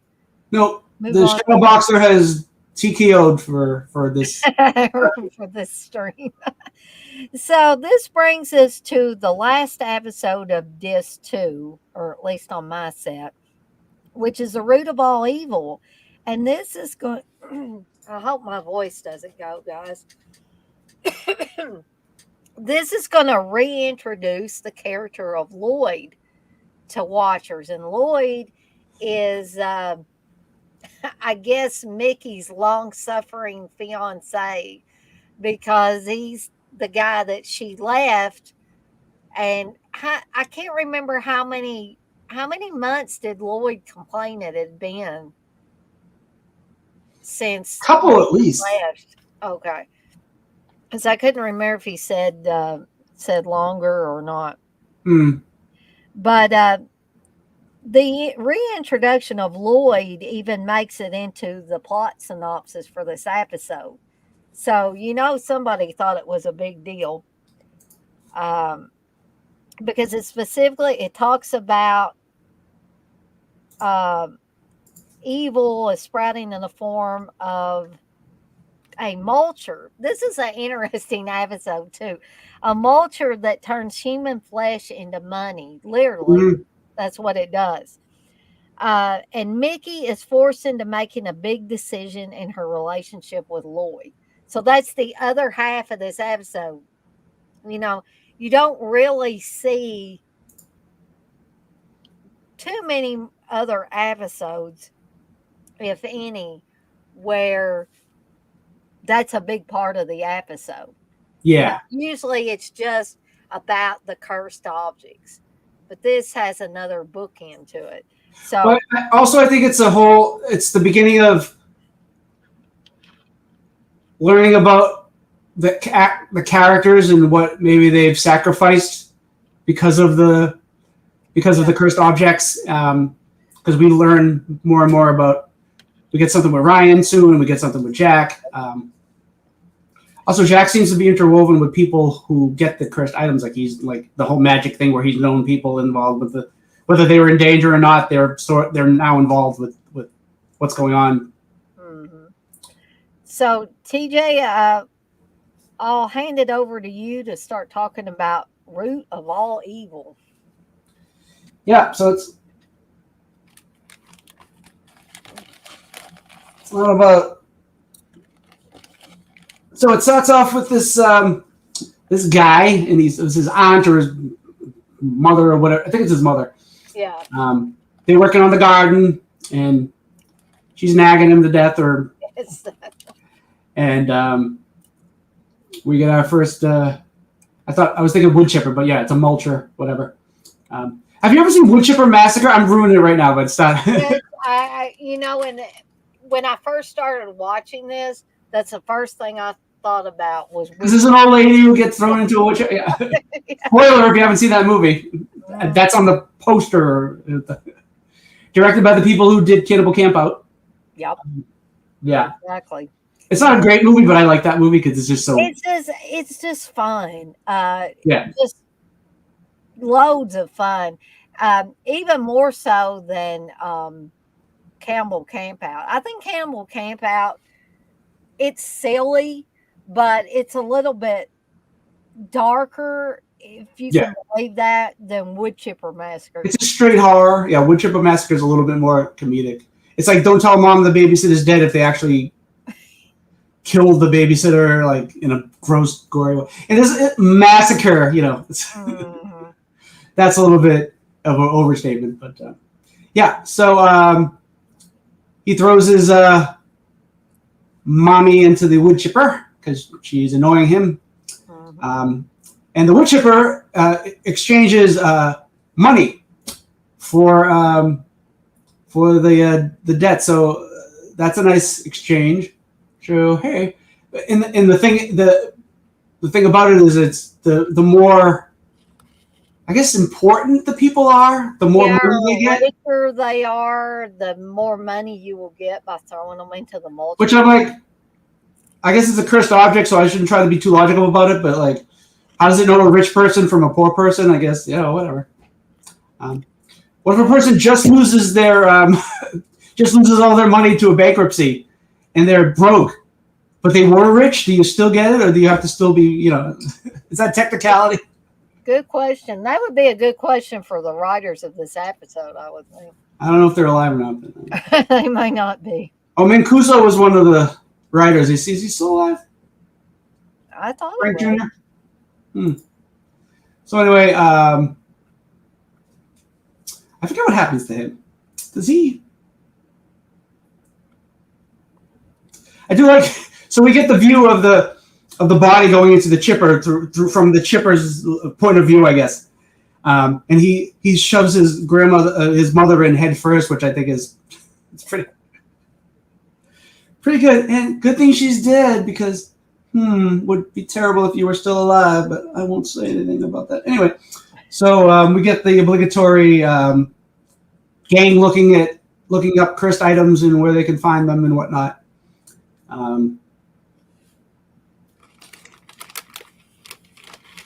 So they get a letter from a random guy they don't know who the letter is addressed to Uncle Lewis, and it's included as a crisp $100 bill. And it's like, thank you for what you've done for me and blah, blah, blah. And through that, they discover about the mulcher and where they go looking for it. And we find out that the guy who killed his mother is in an insane asylum now. And Jack goes to visit him. I'm sorry. They randomly go, and there's like no lead up. They're just like randomly. You'll let me in the door, sure? Why not? Yeah, and they don't even like bat an eye. But I shouldn't say that a scene that takes place in an insane asylum is funny. But there's something funny about that whole scene. The guy's twirling around in what looks like a wheelchair. It reminds me of which one was that? Was it the first Ouija movie where Lynn Shay is in it and she's in the chair and she's like spinning around? I don't even. Did she spin around? I can't remember. I'm thinking of something else. That terrible Ouija movie. It's a horrible movie. But Lynn Shay's in it. So Lynn Shay's a cameo. Oh man. The sequel's better. Or Ouija 2, The Origin. That's a great movie. Okay. Well, I'll just skip the first one and then go. Yeah. That's a movie because it's a prequel also, so I think you can skip the first movie. but you don't get the twist because there's a twist in it, so you actually have to see the. But like I said, Lin Shaye is in it, so the twist is Lin Shaye is in it. Never mind. Okay. Lin Shaye's character is in the. So I ruined it, but you should watch it too. Yeah, like people who watch the Evil Dead series should not watch Evil Dead 2 without watching Evil Dead 1 first. I'm sorry, but anyway. And that's exactly what I did. I saw Evil Dead 2 long. But you didn't know any better. Nowadays, Yeah. people are savvy with the internet. You should know to watch the first Evil Dead. TJ's gonna tell her, like, damn it. This is movie watcher who I really love. She's great. But her fans were telling her, no, watch Evil Dead 2. You don't need to watch Evil Dead 1. And I'm like, you stupid fans. Don't tell her that. Because now she'll never watch the first movie because she thinks it's not worth watching. Mm-hmm. And then I watched these other movie watchers a couple of days ago, and they watched The Evil Dead Rise, and all they've seen was the remake. They never saw the original Evil Dead. So they're like, oh, I love this scene, and it's calling back to the previous movie. And I'm like, no, it's calling back 4 movies because it's referring to the first movie, not the fucking remake. But anyway. Yeah. Man. And I was writing, and they were doing a live chat, and I was like, you guys, you gotta watch the original. They weren't paying attention to what I was doing.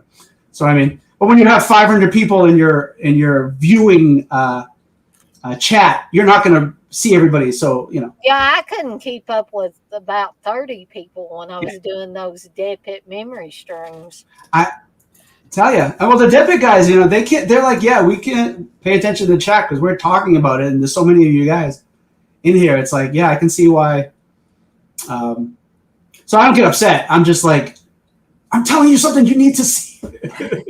And I'm not going to subscribe to your Patreon because I'm not rich and I can subscribe to everybody's Patreon to tell you. Because if I was in their Patreon, they would be able to pay attention to me because, you know.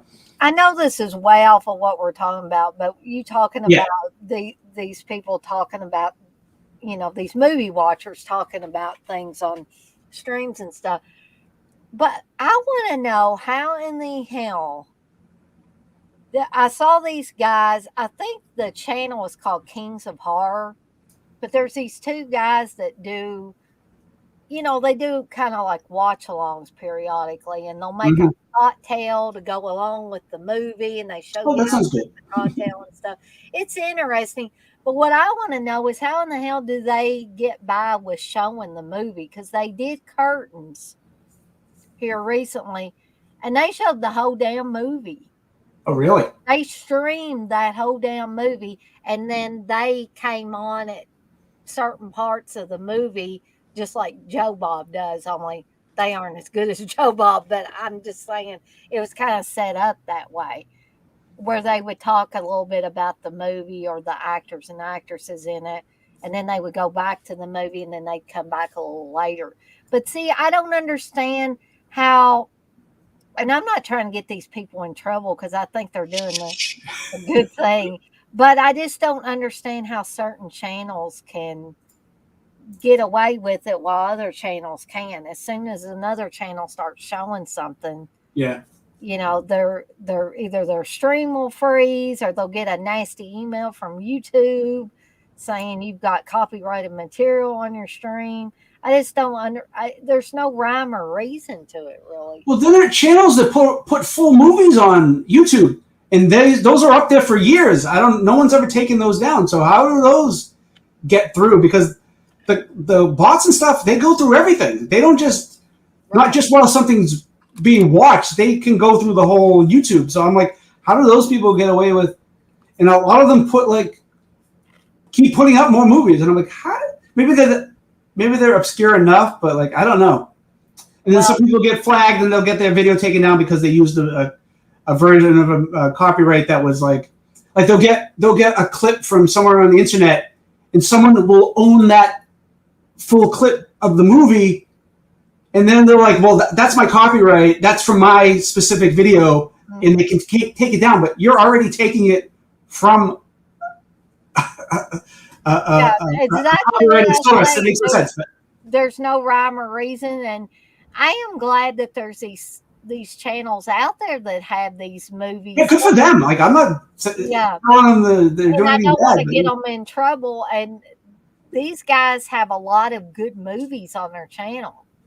And I wouldn't want to see them get taken down. I just don't understand the logic, how it works. But anyway, Unless they pay for it.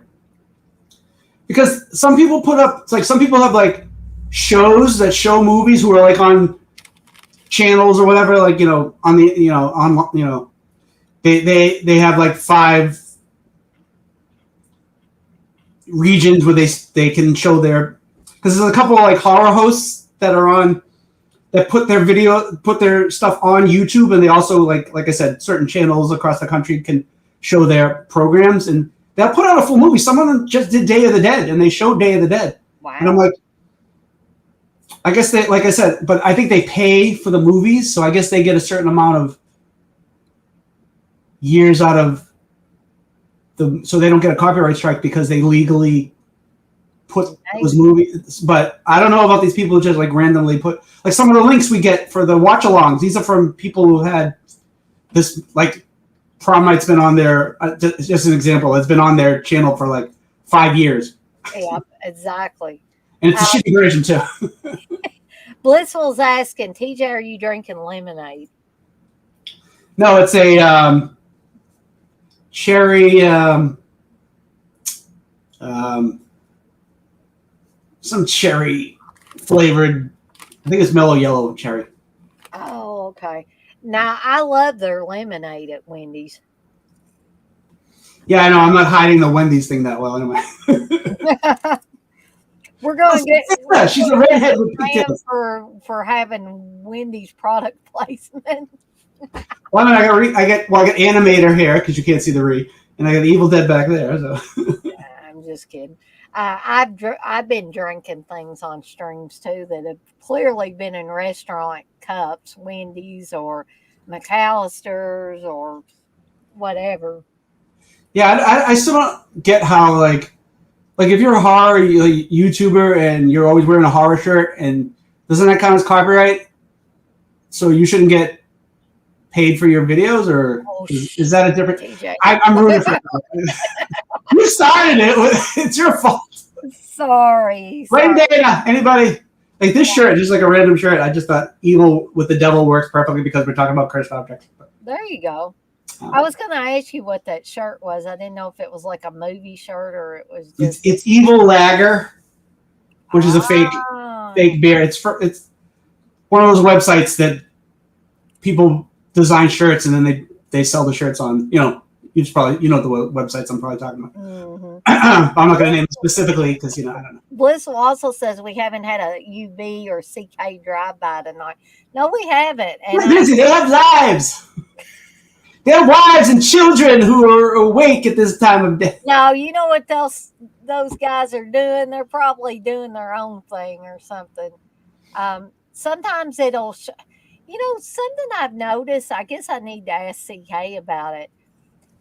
Is sometimes it'll look like they're doing something live, but you go to look and you can't find it. So I don't know if it's like a Patreon only thing or members only thing, but they're not the only ones. I always thought, and maybe I'm wrong, that when you look at your list of subscriptions, if it has that thing that looks like little radio waves or whatever, kind of jobby, that it means that they're streaming.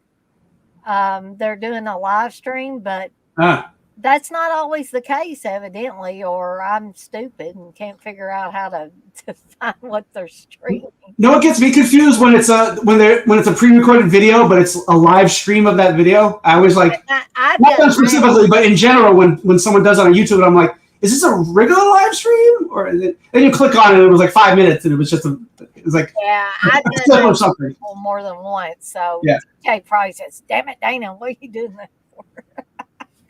But anyway, back to the episodes. So back to the movie. Back to, I guess, root of all evil. How in the hell did we get off of that? I don't know. I don't remember. Anyway, yeah, Lloyd gets a visit. Mickey's like, "Hey, Lloyd," and Lloyd's like, "Honey, I haven't seen you forever, and I don't know if you're having an affair or what's going on." And And he talks about Ryan too. He's like, he's your cousin by marriage. Like, I don't know, it's still skeevy. Regardless, you're related. I mean,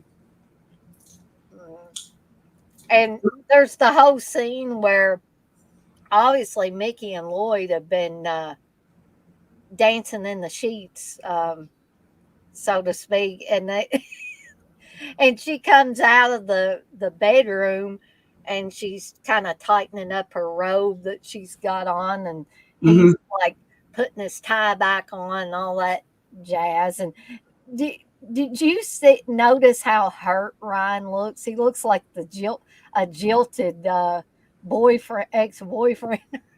yeah, I don't know if it's more that or less that or more like they've become like a 3-member family, and they've become pretty close. So it's like, oh yeah, if she goes back with Lloyd, and there's some dialogue about that too in this, where we're afraid we're gonna lose you or whatever. Like I said, they all have lives, and before this, and do you just put your life on hold and everything else, like, forget about it? But no, she decides at a certain point too. It's that I want to be with Lloyd and I want to marry him, and he gives her an ultimatum, which I don't like that, but it works as far as the narrative that we're giving in this episode, where she wants to have a normal life. She's sick of this life of like, it has gotten more dangerous, and is this going to be what I'm going to be doing forever until we find the items? It's not this episode, but there's another episode where they're like, we found 10% of the items. That's ridiculous. And we got to find somebody to help us out because we just can't be doing this. But then how do we bring somebody in who's going to believe us? I mean, they're having trouble finding people to believe them when they're involved with people who, whether they don't witness what's going on, but they know something's going on. It's like, but anyway. Mike even talks about it one time. Sure, we'll bring some outsider and they'll rip us off. Yeah, there's that too. Like, who do you trust? But so she at one point she decides to go back with him, but then there's another point where she's like, I have to stay and finish this, and he's like, well, bye, and he leaves. But then he comes back and he's at the door and he does one of those I can't let you go kind of situations, and not in a bad way, like in I love you and I can't let you, I can't leave you. Because, not a stalker thing. Just you have to differentiate in this one. And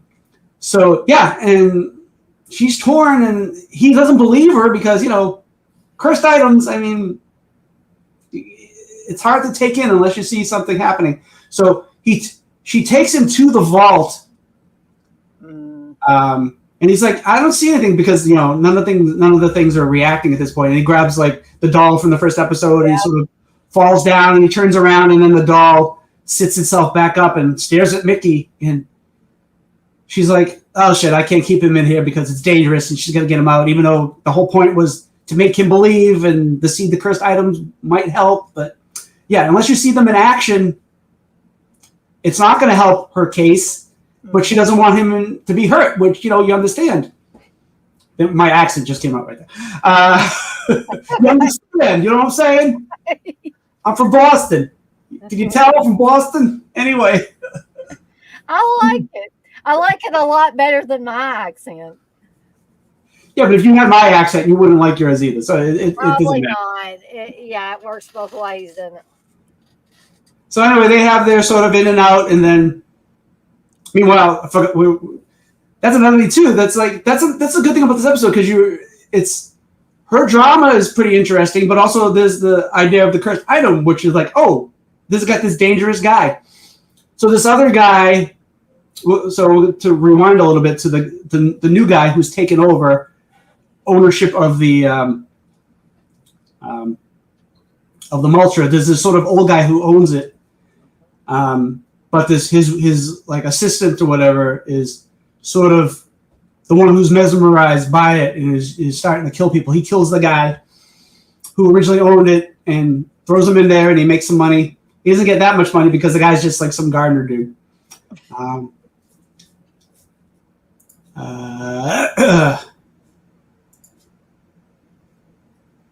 Oh, by the way, this guy Adrian is Enrico Colantoni, who I don't know if anybody remember the show Just Shoot Me. Oh yeah. With Laura San Giacomo, and he's also in Galaxy Quest. He's the head alien in Galaxy Quest. Yeah, in Veronica Mars. Yeah, he's done a lot of TV and stuff like that. This is like one of his earlier roles, though he's already balding and stuff. So, oops. He's also in an episode of Warehouse 13, which I'm like, I wonder if he did that show and said, "This reminds me of a show I was on before." I don't know. If he's ever at a convention, I'm gonna ask him that question. I'm not gonna pay him any money, but I'm gonna ask him that question. I just gotta ask you a question. No, I'm not gonna get your autograph. I just want to ask you something. Loved you in Galaxy Quest and Stigmata, but we were in this TV show. He's only in the. That's another thing too. I was gonna bring up eventually that a lot of these actors are in multiple episodes of this show, and some of them play different characters. So it must be interesting when we get to the episodes. I'll mention here and there, but it's like, we're going to rehire you again. You're going to play a totally different character, but you're going to still look like yourself. I don't know how that's going to work. But, yeah. Anyway, back to the episode. So we got him sort of. I like at one point he's sort of staring into the blades moving, and he's just like he's on drugs, and but he's also mesmerized and whatever. So it's sort of like how the raft from Creepshow 2 is sort of, that's sort of not in it as much as it is in the short story, where they're sort of mesmerized by the thing, because Paige Hannah, who's the first victim, she's the one that sort of, she's looking at it and she's like, oh. You think part of it's because she's stoned, but it's because the blob monster is hypnotizing her or whatever. Yeah, I think in the story they talk about all these colors and stuff that they're seeing in it. So yeah, the original ending is he doesn't die on the shore. He's actually looking at it and getting mesmerized by it, and you don't know if eventually he's going to just succumb to the creature and die. Mm-hmm. Which is when Stephen King talks about he has a problem ending his stories a lot of the time. I wonder if see, that ending kind of works, but I'm like, I wonder if he just didn't know how to end it, so he just kind of ended it like that. That's possible. Because the mist, good way to end it. Even if you didn't know how to end it, that's a great way to do it. But I think a book is different than, in a movie. You need this dramatic ending, so it's like, oh, the monster attacks him on the beach. I think we probably, when we read a book or a short story or something like that, we're more forgiving than if it's something visual like a movie or a television show or something like that. Mm-hmm. Or at least I am. I think I am with stuff like that. Yeah.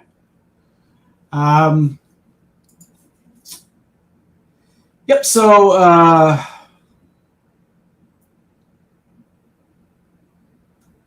can't remember.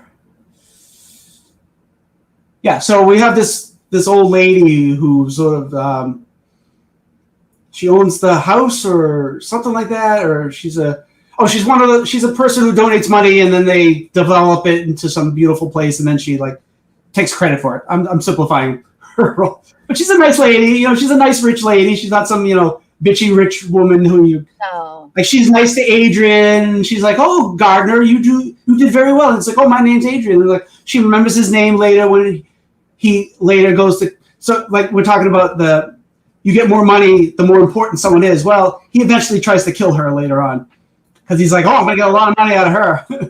Isn't there another guy that was in connection with her? It's her son or somebody. Either he's related or he's part of her team, but he's also a rich guy. That's when Adrian actually wood chips him, mulches him, and he's the one who gets put in feet first, but he's not dead, and he starts screaming, and that's a cool visual of him going in, and you hear him go, you see him screaming. You don't see, there's no gushes of blood, which I thought would have been cooler, but I think they're holding back on this. being gory, but like that's a pretty intense kind of I'm moment. wondering if they thought that people are going to expect there's going to be a lot more blood when the cursed object is a mulcher that you can put people in, and then they decided, oh, we're just going to pull back, and we're not going to show as much as people think that we're going to show with this one. Yeah, I mean, there's some I think earlier on when he kills the old guy who owned the business, and he's sort of bloody, and then he's sort of also dirty, and he sort of wipes everything off of his face. But I think that could have been bloodier, especially like the wood chip, the mulcher. I keep calling it wood chipper, but it's the same thing. Maybe not technically. I don't know. I don't own a landscaping business, so. But I mean, I think the blood's supposed to come out the other end, so I guess it makes more sense. But there would be some kind of splatter because someone's being sliced by blades. You think it would go both ways, but whatever. But anyway, I wanted more blood. I'm sorry. I'm one of those people. So anyway, yeah, he kills that guy and he's screaming to death, which I think, like I said, hearing him scream that he's being mulched that is more effective than just the blood splatter wouldn't be as interesting or as exciting. I mean, both would have been good, but whatever. So later on, he tries to kill the old lady the same way, but he gets thwarted from his plan, and basically the outcome is what do you expect? He lives happily ever after. No, he gets mulched, obviously. And Lloyd, they basically break up. Is the ending to this? She's like, she has to stay. He still loves her, but he gives her another ultimatum. He's basically, it's either them or me. It's either you marry me and be a happy wife, or you stay around. And she's like, I can't do that. I owe Ryan and Jack, and we're all a team, and so. And he pretty much insults Ryan. Well, he's he don't like Ryan at all. So I mean, come on. And Mickey gets mad at Lloyd for doing that, but then after Lloyd leaves, of course she's sad. Yes. And she kind of turns on Ryan a little bit and goes in her room, slams the door. But then she comes and, they kind of both apologize to each other. I thought that was a sweet little moment between the two. Mm-hmm.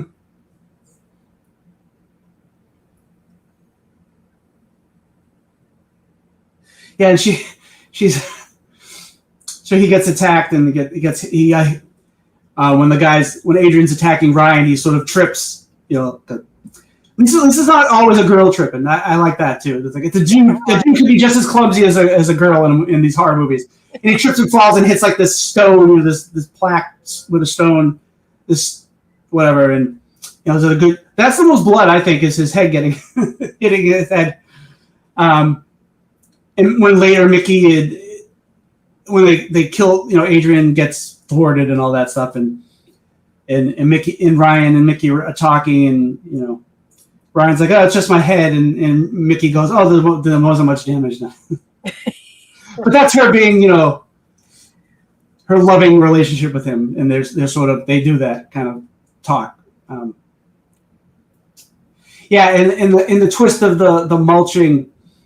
That Adrian he gets killed, but no money comes out, and Jack makes a comment about he basically was not worth anything.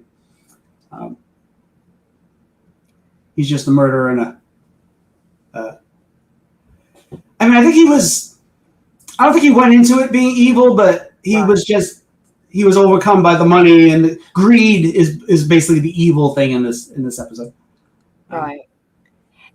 But there were weird looks that he had, like even before the stuff with the mulcher started. Yeah. Did you notice how he would just look at people? He would leer at them and kind of look at them like, I'd like to chop you up or something like that. There were just certain looks he had. I mean, that's the whole point of him being the villain of the episode. It's like we can't like him really, so we have to start him off being off, basically. Yeah, you got to make him at least a little bit unsavory.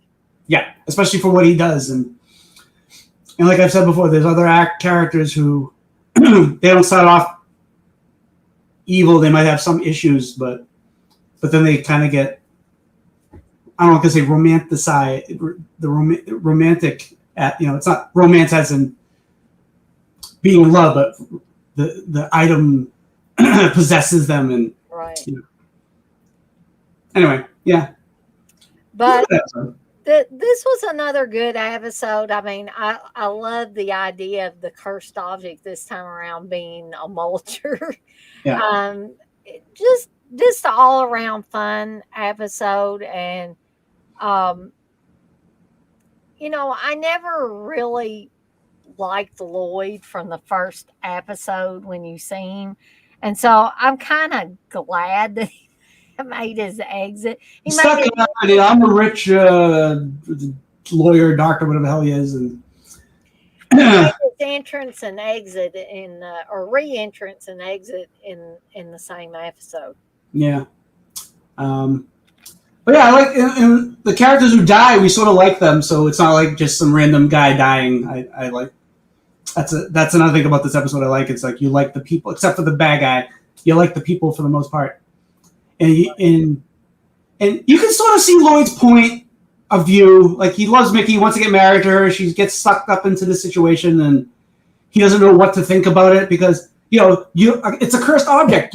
A store. You can't spin that around to especially when they don't want to involve. She doesn't want to involve Lloyd. Otherwise, she would have said, "Come and live here, and we'll get married here, and I have to stay and whatever." But she tries to keep him out of it for as long as possible. And like I said, there's that scene where she brings him to the vault, and she decides at the last second that it's a bad idea to have him here and gets him out of there. Mm-hmm. When she could have really shown him some stuff, but I did like the re-entrance of the evil doll from the first episode. I thought that was cool. You have that aha moment there. Oh, there's that damn doll again. It's a TV moment too. It's not just like Blissful says dolls and marriage, phobias. So evidently Blissful dolls and clowns, dummies. How does she go out of the house? Oh man. Okay, so yeah, I'm like TJ. I like this episode. I think this was a very interesting episode, interesting cursed object, and it worked. I mean, there were no. I didn't really think there were any weak parts of this episode. So I guess that was a good way to end disc 2. So if we move on to disc 3, now I got a funny feeling this is going to be one of TJ's favorite episodes. Love this episode. And I vividly remember this episode. I loved it too. And I tell you, if you let a comic book fan watch this and they don't like it, I don't know. I'm calling bullshit on that one. Because this one's just too good to pass up, especially if you are a comic fan of any kind.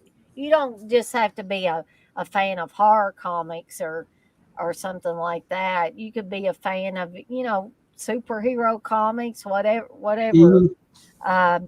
But this is the episode Tales of the Undead, which maybe the only thing I didn't understand about this episode is these were called Tales of the Undead. But I didn't really when I think of Tales of the Undead, I'm thinking about zombies or vampires or something like that, some kind of creatures, undead creatures. But I didn't really, but perhaps I missed something. This was not one I fast forwarded through, but I was watching it late last night, and even though these episodes were great, I was dozing off at certain points of time. So it may have been possible that I missed something that explained why these were called Tales of the Undead. So I think a lot of not a lot, but there's some especially the older days.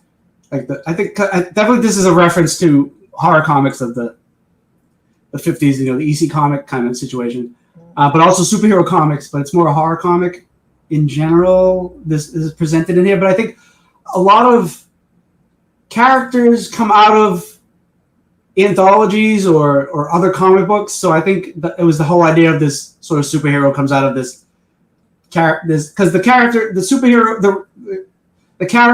in the comic isn't the title of the comic, and it's usually that's how it is. Right. Not always the case, but something like original Iron Man came out of another comic. I can't remember what it was called though.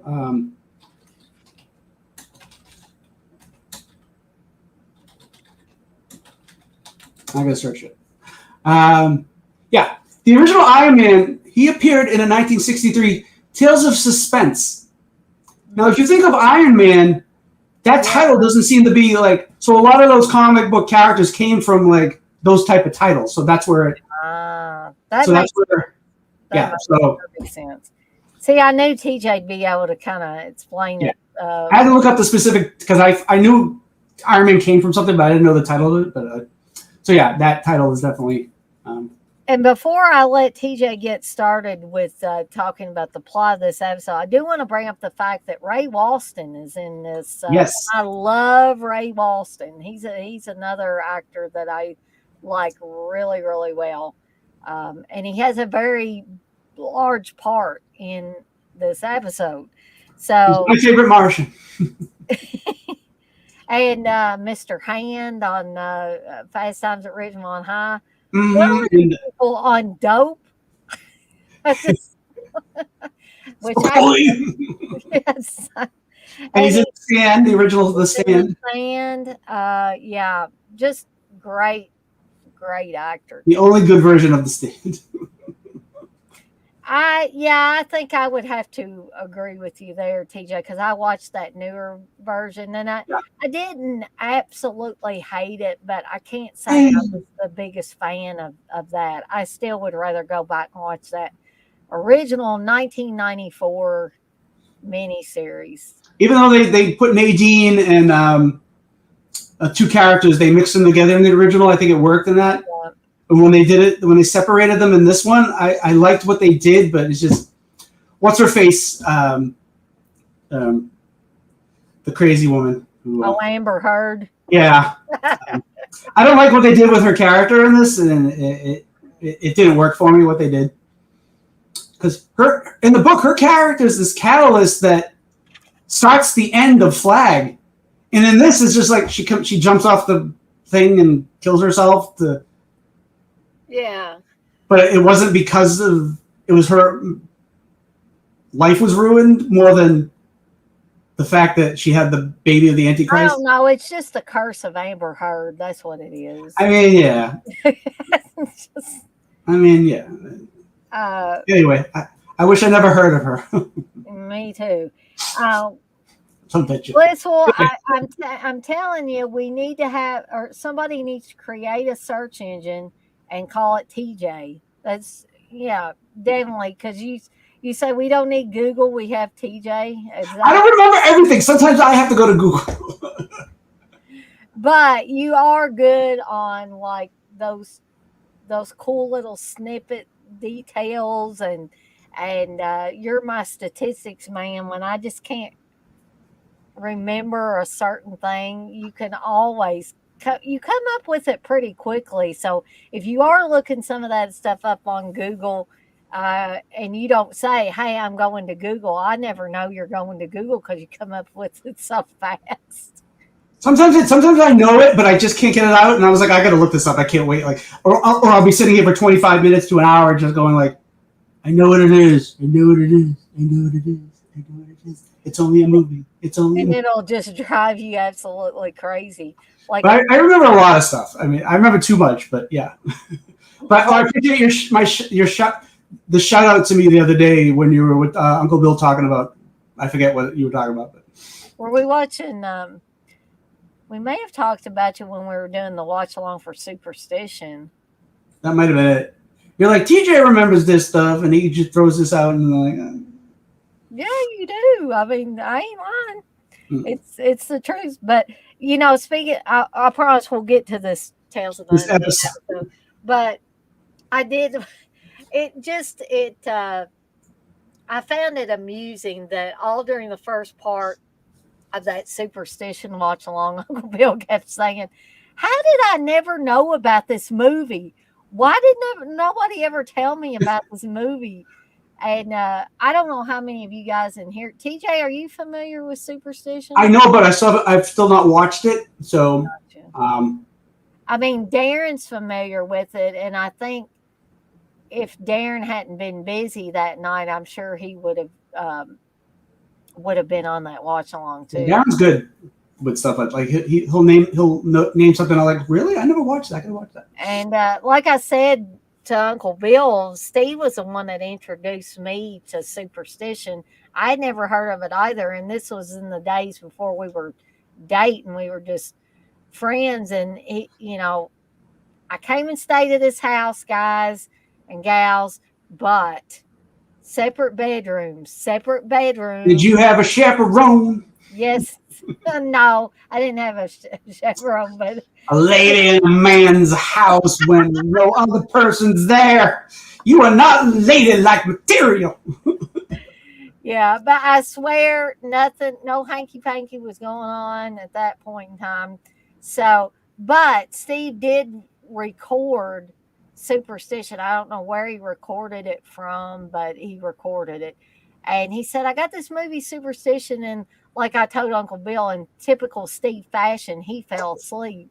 And I finished watching it. I was like, this movie is so cool. But anyway, enough about superstition. We'll go. Very superstition. Yeah.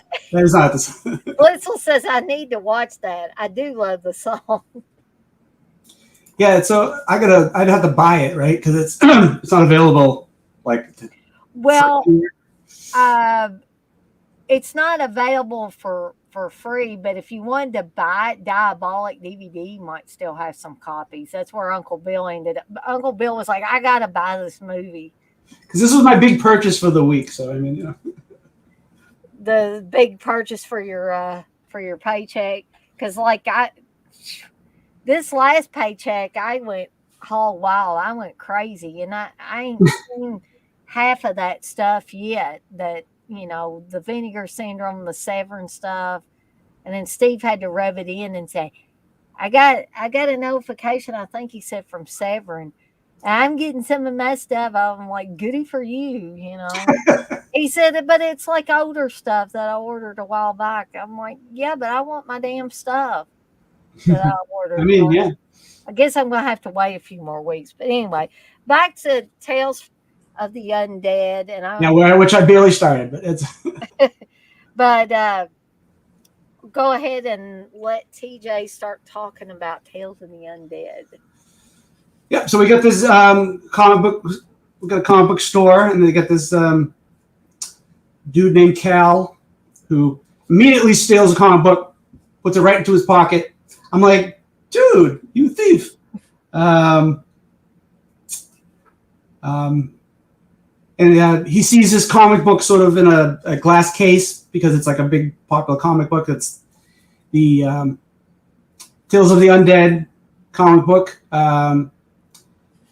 And it's sort of this, looks like an undersea diving helmet type of situation. The main villain or hero, I guess it's a hero of this comic. He's got like this, but it's like a superhero suit, but it's got like a diver's helmet.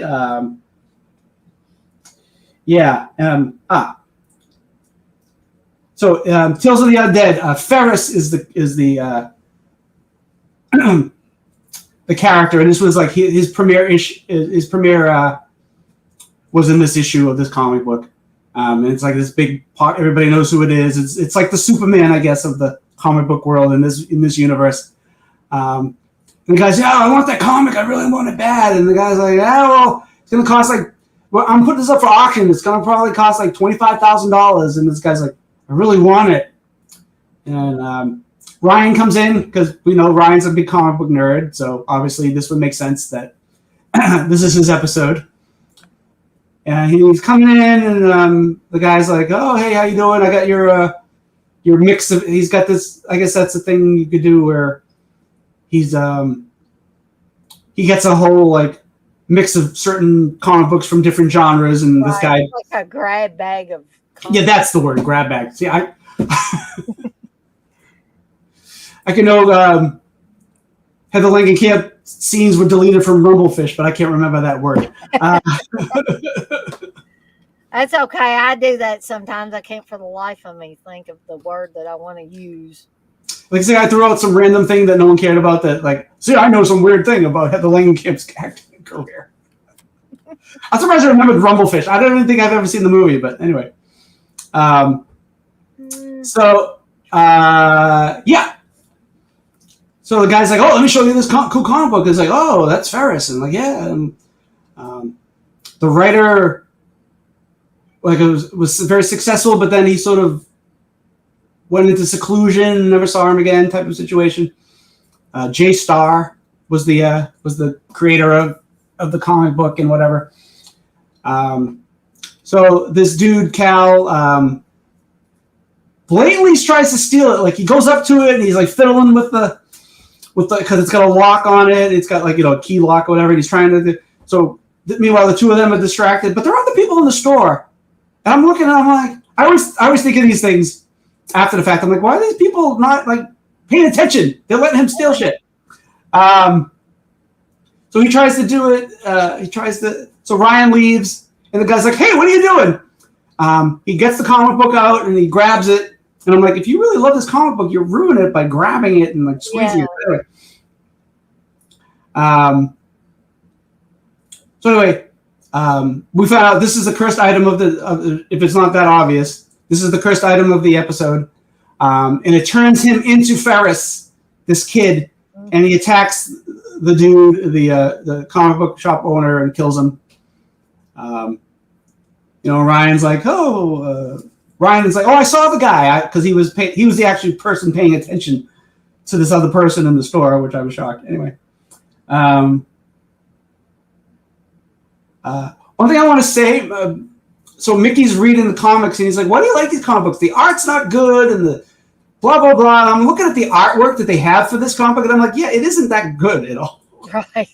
Like, they recreate, like, so whenever someone attacks, we see panels of the comic book and it shows stuff. So it shows like the guy screaming that he's being attacked, and that the faces are really not good.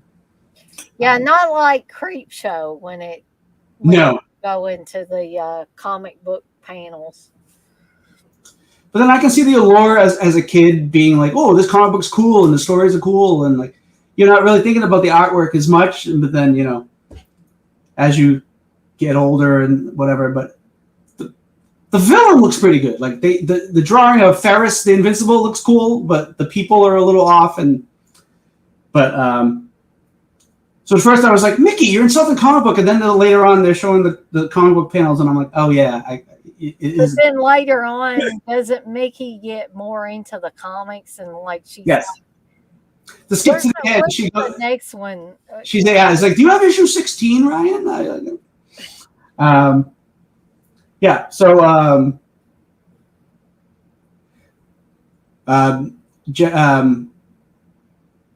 Jack's not in this episode, right?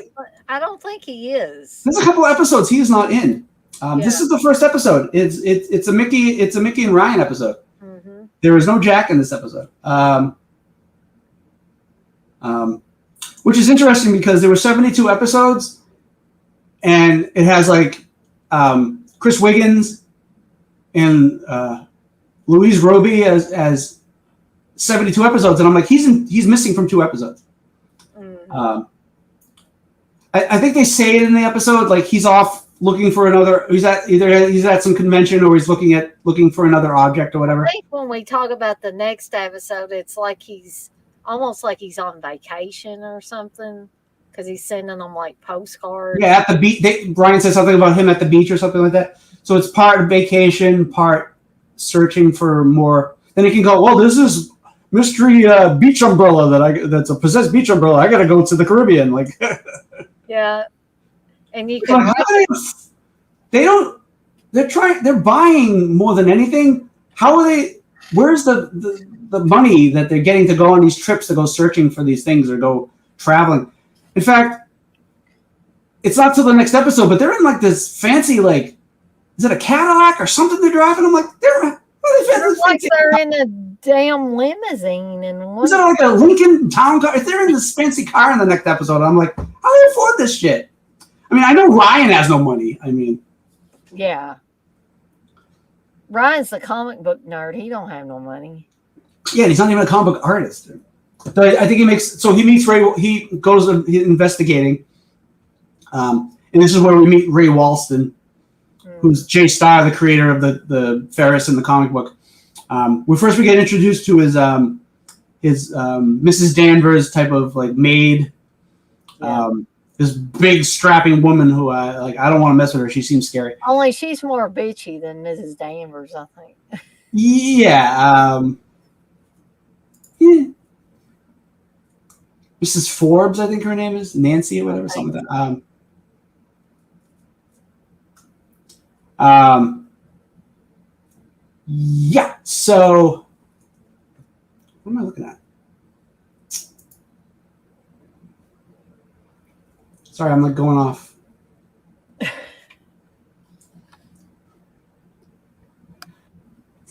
Don't go away too far, though. I want to look this person up, and I don't know who they are because they look familiar. And now I'm like, who is this person? Have they been in something else? Nope, the guy playing Cal. I thought I saw him. I thought I remembered him for something else.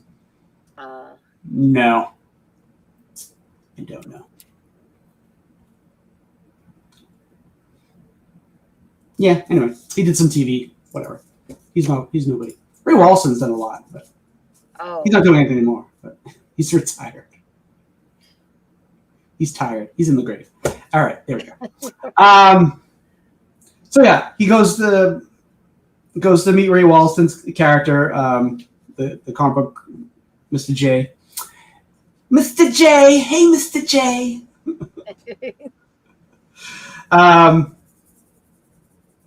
I just stopped. I just totally because I wanted to find out something, and I'm totally. I lost my momentum. Anyway, yeah, he meets the Mrs. Forbes or whatever her name is, and it's like, I can't let you in, and he's like, he knows Jay Starr's full name because it's like Star. What the hell is his full name? Starensky, something like that.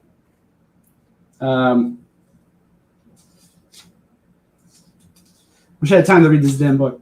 I think it's Starinsky, something like that. And he's like, he knows his full name, and Ray Walston screams from inside, "He must be a fan. Let him in." So the housekeeper's just like, so she lets him in, and he starts buttering him up. But I don't think this is the first time I think Ryan's questioning somebody, but he's just a fan of this guy, and he's just wanting to know things and wanting to meet him. He's not thinking about. I don't think he's thinking about the cursed item as much as he would normally. Right. So I kind of like that because we're kind of seeing him a different side of Ryan. I think, sort of the Ryan we saw in the first episode. We get a glimpse of him, like he makes jokes and stuff like that. But up until this point, we don't really get Ryan as the full geeky Ryan. Right. Like when I met Adrienne Barbeau, the first thing I said to her, "You're Adrienne Barbeau."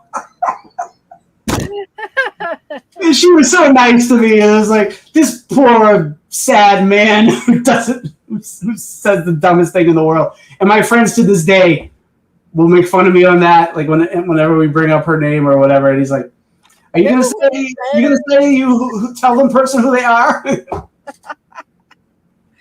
Oh man. But at the time it happened, I was like, I didn't think about it. Then afterwards, I'm like, that was the dumbest thing you could. Well, here's the thing, TJ. Did you talk to her about anything else after that? I talked to her. I talked to her about Grease. She was the original Rizzo. Right, yeah. And I had mentioned that Tom Atkins was also at the same convention that time, And I mentioned his ex-wife was also on Broadway with Adrienne Barbeau in Grease, and she's the one who plays Marge Gutman in Halloween 3. Yep. She plays. I don't know if you've seen Grease, right? Mm-hmm. She plays Jan, the one who's supposedly fat.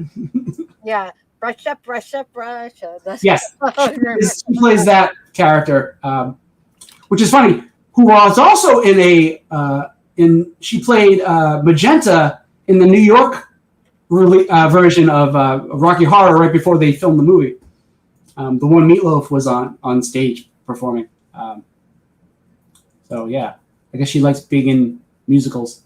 But also, like I said, the convention, I was like, afterwards, I was like, that was so stupid. Why did you say that? She knows who she is.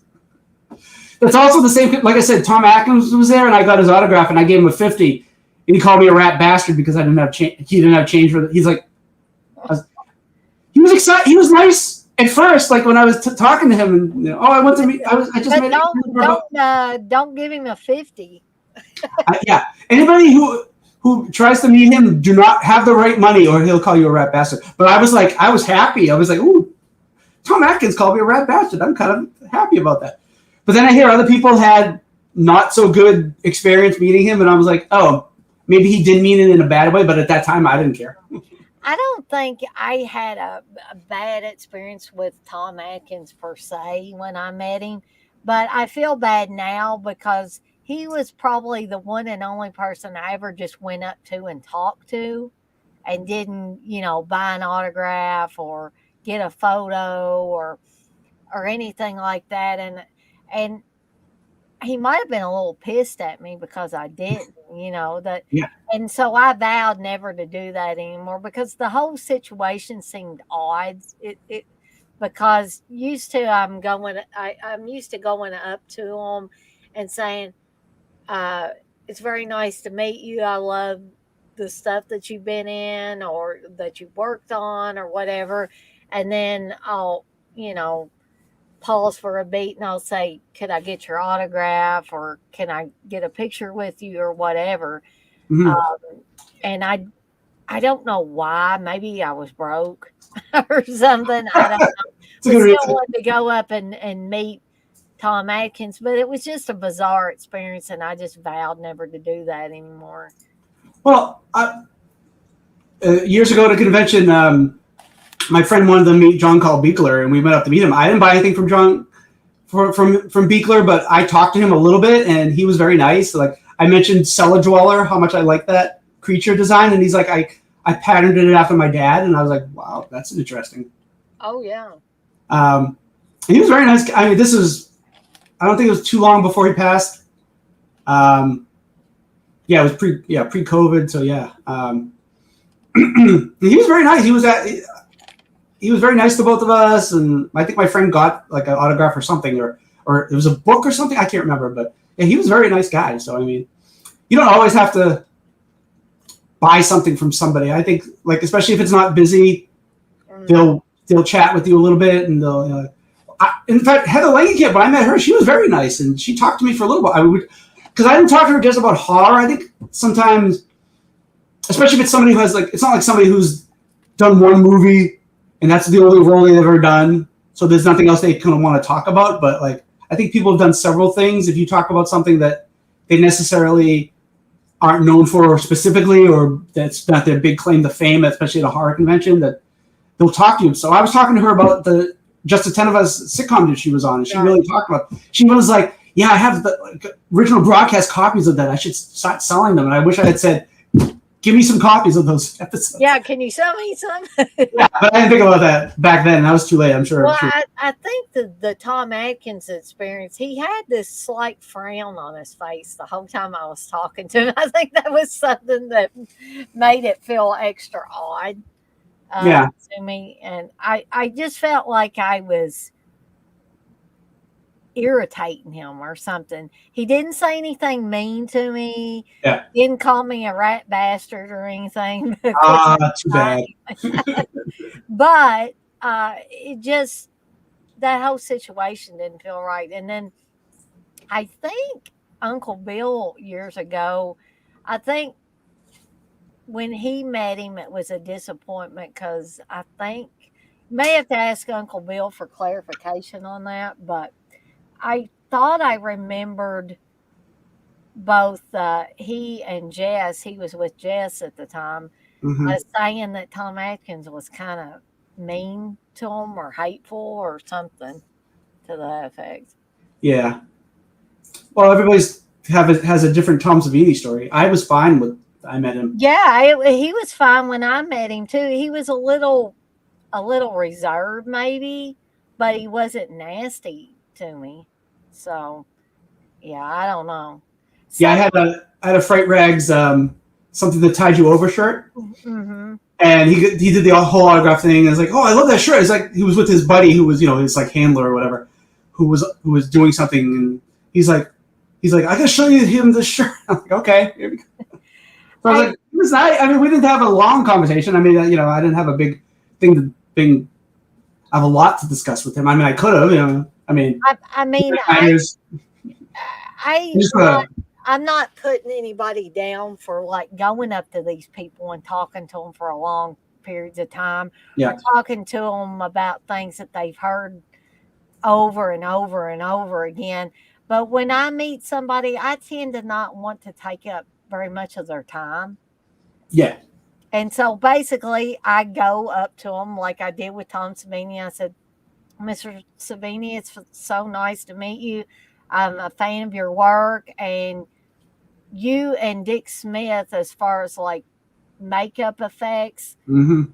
are, inspiring to me. And I think he liked that. He said, I'm glad that I've been an inspiration to you. And, basically that was it, other than getting a picture with him and getting his autograph. And then I was gone, I was, Yeah. And he didn't shake my hand. I don't know if it was because, the COVID thing. He did the fist bump thing, which A lot of people doing that now, even after COVID is supposedly over. right. I don't think. Well, Steve was telling me he thought there was a different virus out now, or that was on its way. Who knows? We're gonna go into another pandemic, close down everything. Great. God, I hope not. But anyway, back to this episode. Go back to this episode.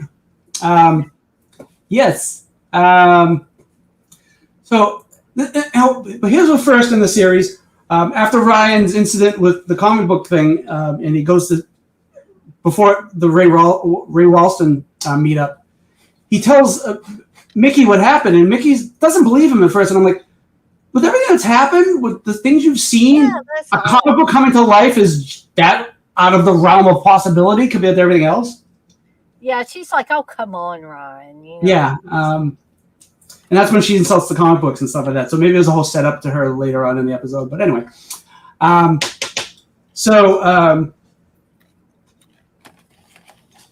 pretty much, at least we think that Ryan convinces Mr. Starr that the comic book is coming back to life, or the comic book has come to life and is dangerous and whatever. Because he starts talking about, is there a way to stop? Because Ferris is the invincible because you can't destroy him. And he's like, is there a way? And he's like, well, because I created the comic book, I wrote a version of the comic book where he does die. And in that comic book is the way to kill him. But that's down in the basement, and I don't feel like going down there to dig up old, because, the story is he created this comic book, and the publishers stole it from him, the creative control, and they got all the money. And so he's got this big mansion that he lives in. So I mean, he didn't get too much screwed. I mean, he's not like, and he can afford a housekeeper maid who takes care of him and stuff like that. A live-in. So I mean, he's still a very bitter. He's bitter. Like he likes Ryan because Ryan's a fan and stuff like that. But he's still kind of like, yeah, they stole my money and they stole my creation. that creepy laugh Ray Walston has at Yeah, that's good. at the end of the first visit. I'm like, is this guy on the level here or what? Because that's what I was saying. That like you think he's believing Ryan, but then at the end he's like, like he's a crazy laughing. And I like this sort of the housekeeper sticking up for him, but he's also like shutting her down too. He's like they stole everything from me, and she's like, yeah, they did him bad, and he's like, shut up. Yeah, I know. They go back and forth like that. Yeah, but I think it's like it reminds me of me and my dad. Anyway, except the outcome isn't the same. But anyway, so yeah, so Ryan leaves, and they're still trying to find the guy who has the comic book. Well, we find him, but Ryan and Mickey aren't the first to find him. It's Ray Walston finds him. Yeah. And here's where we discover how to kill Ferris. It seems, I forget the setup, but so Jay has this sort of weird designed, I think it's an award. Yeah, it's an award. Yeah. And the award is used to kill Ferris, and that's how he kills the guy and gets the comic book into his possession. Because now Ray Walston just wants the power of the what the comic book gives, the cursed comic book gives to him. And I think this wasn't there either Monsters or Tales from the Dark Side episode where there's a yeah, remember the weird I think it was Monsters, the weird award is used to kill somebody. Do you remember which one it was? Oh gosh. We just did Monsters before we started. Yeah, I can't. It was one, but I'm like, I want to. Though Tales of the Dark Side was from the same time period, so I don't have to say they stole it from it, but it was like, was it one of the werewolf episodes or something, or vampire or something? And the person was killed with the. And we had commented about it too, and had a whole discussion about it. And I can't remember. It may have been one of the vampire episodes. I can't remember. Whatever. If I figure it out. But then it could have been a werewolf episode. Good Lord, I've slept since then. That's watching too much episodic TV here. Yeah, there we go. So anyway, he kills the dude. And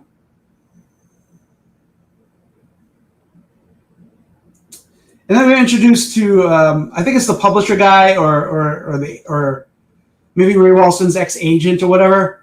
But he has Ray Walston. Do you remember why he went to go visit this guy? I can't remember that part.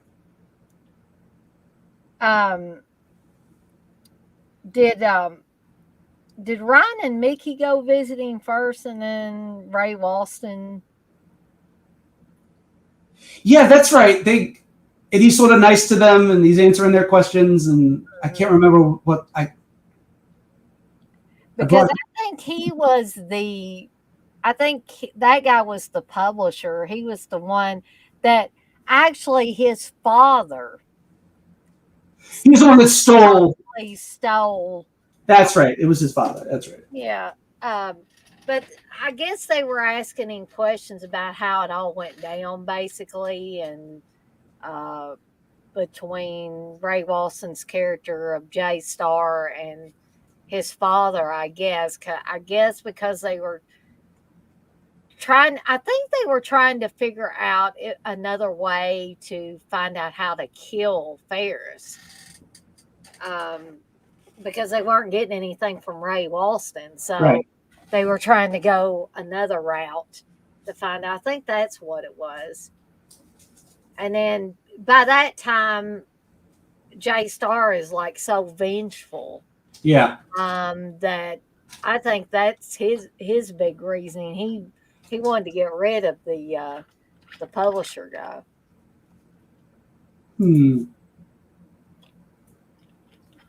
By the way, that guy was in Black Christmas. Oh, they got the publisher guy? Yeah, he played Kogan. I can't remember. I'm trying to think. Like I can't remember him definitively from that movie. I know he was in it, but I can't like. He wasn't one of the guys that like comes to the door of the sorority house and scares the girls and says, "We're members of the search party." He ain't. Well, he was younger back then.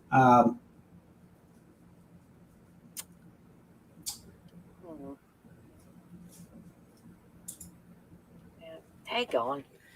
Damn. Oh well, but anyway, he was a Black Christmas in Police Academy. So anyway, that's a Police Academy. That's another movie series that has not aged well in our time period. Nah, but man, I still like to go back and watch those damn things. So. Hooks was my favorite. Don't move, dirtbag! I loved her. She was great. She passed away. Oh, that's sad. Yeah, she did, unfortunately. But yeah, anyway, don't make sense. Canadian series. He was in a Canadian movie.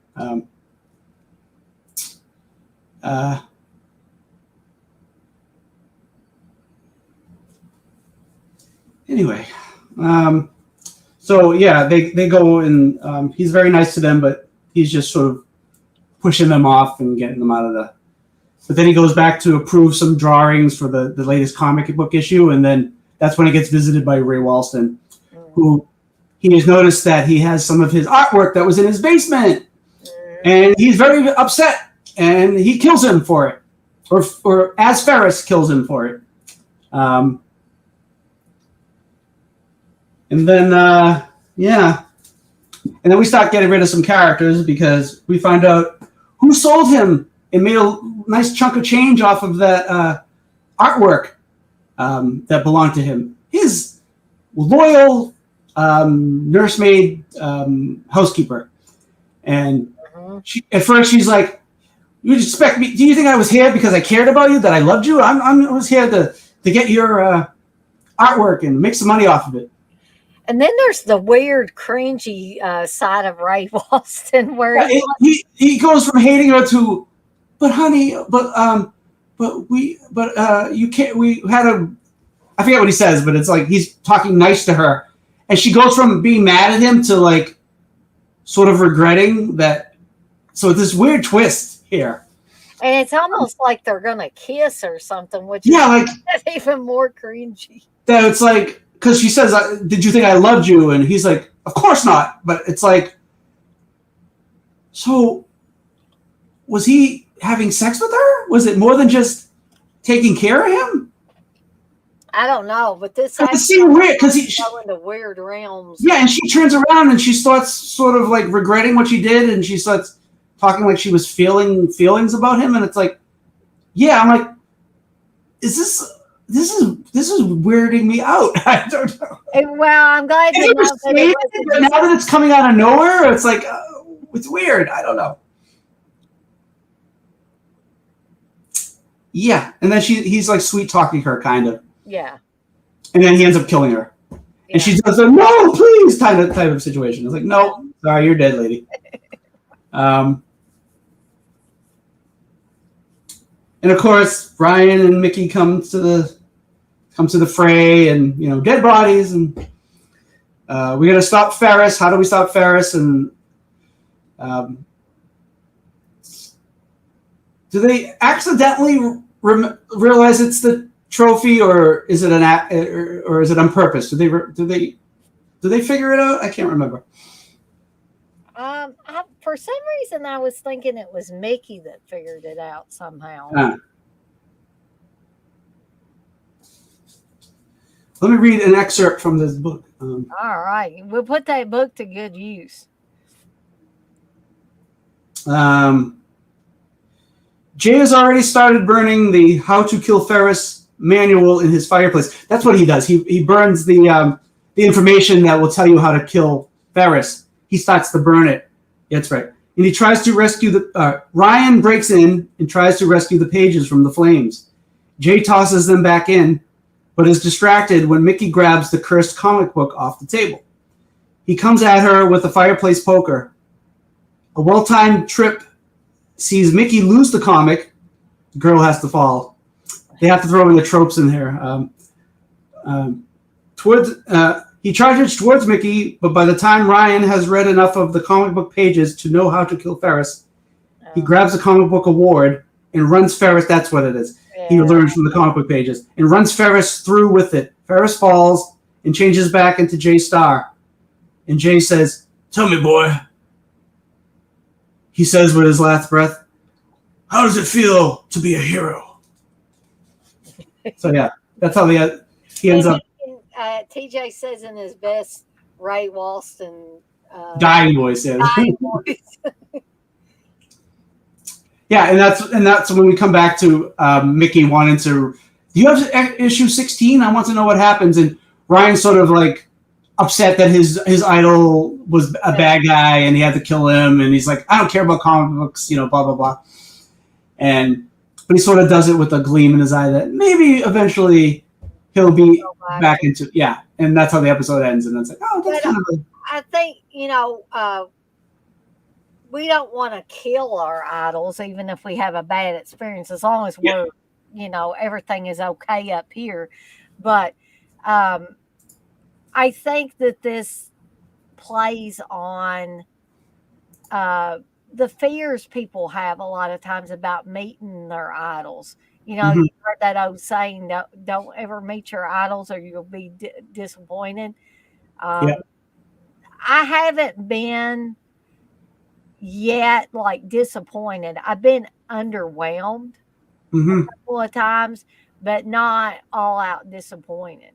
But I've heard other people say, I looked up to this person and then I met them and they were an asshole. Or if it was a woman, they were bitchy to me, and it just ruined the whole experience. And then for some people, they can't even go back and watch their movies anymore because it's just destroyed any, I guess, likability factor for the film.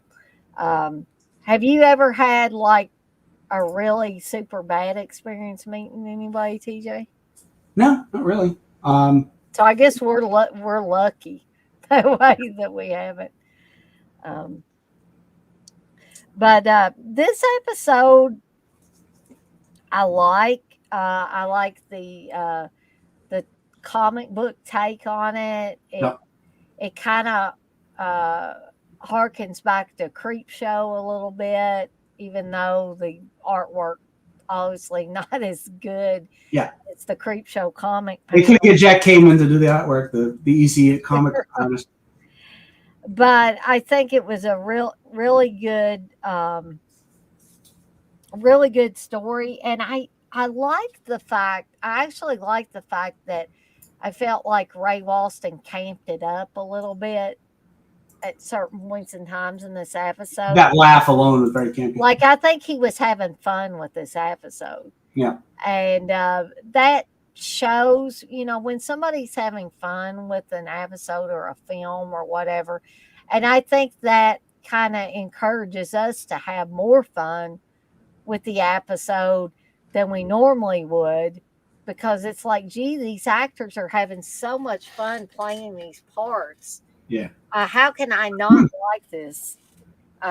So really good episode, strong episode in my opinion. Didn't feel like it had any weak points in it. But I don't want to rush through these last few, but it is almost 11 o'clock. And if me and TJ want to get done by midnight, we're probably going to have to speed it up just slightly. And I know we went on, mostly me, going on tangents and stuff. I did some too, don't worry. It's not y'all. But if we move on to the next episode, I like this episode. It's called Scarecrow. This is very good.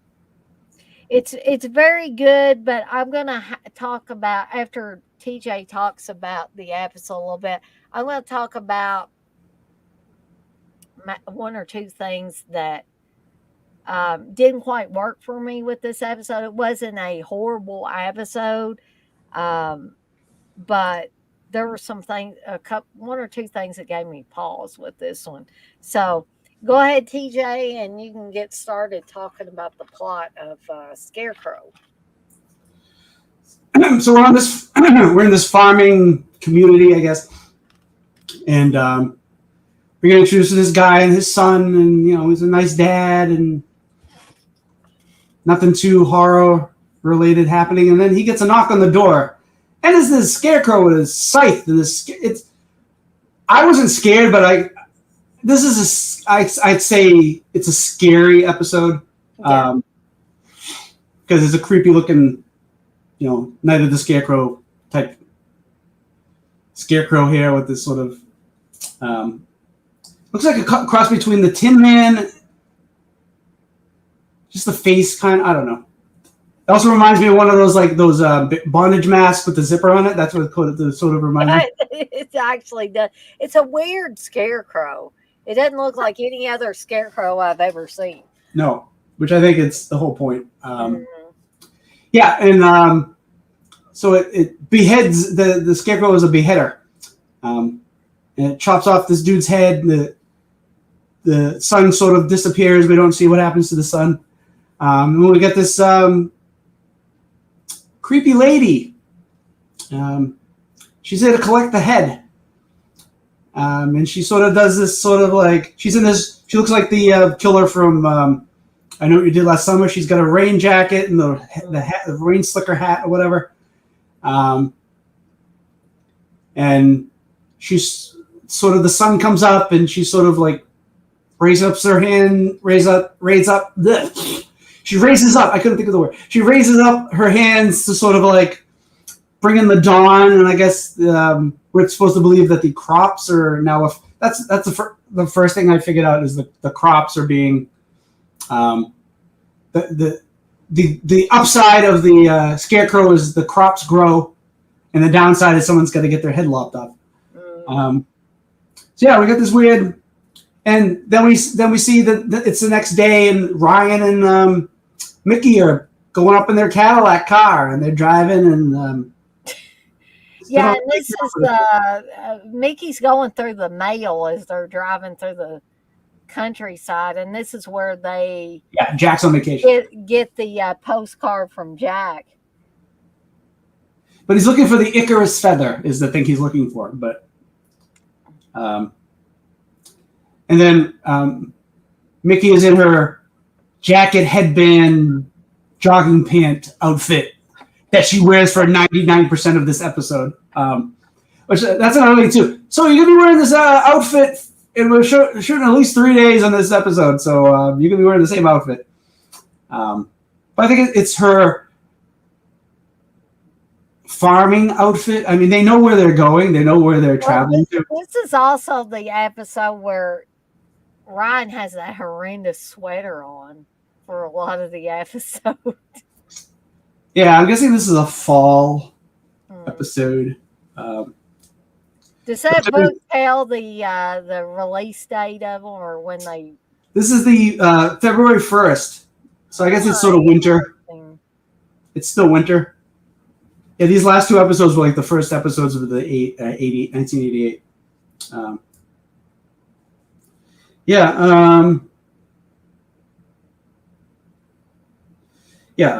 They've been sending out mailers to random people or random communities, I guess, to find out certain objects they're, I guess, either they're looking for or just in general. You've come across this weird antique, because their cover for their trip right now is we're antiquing. We're going to rural areas to find antiques, which I guess that makes sense. In the book, Mickey and Ryan head into a small farming community a few days in response to one of the mailers. They got a letter from a guy named Charlie Cobean with the brief message, "Please come and get this scarecrow." I'm like, okay. So I think it's I don't know if it's this woman's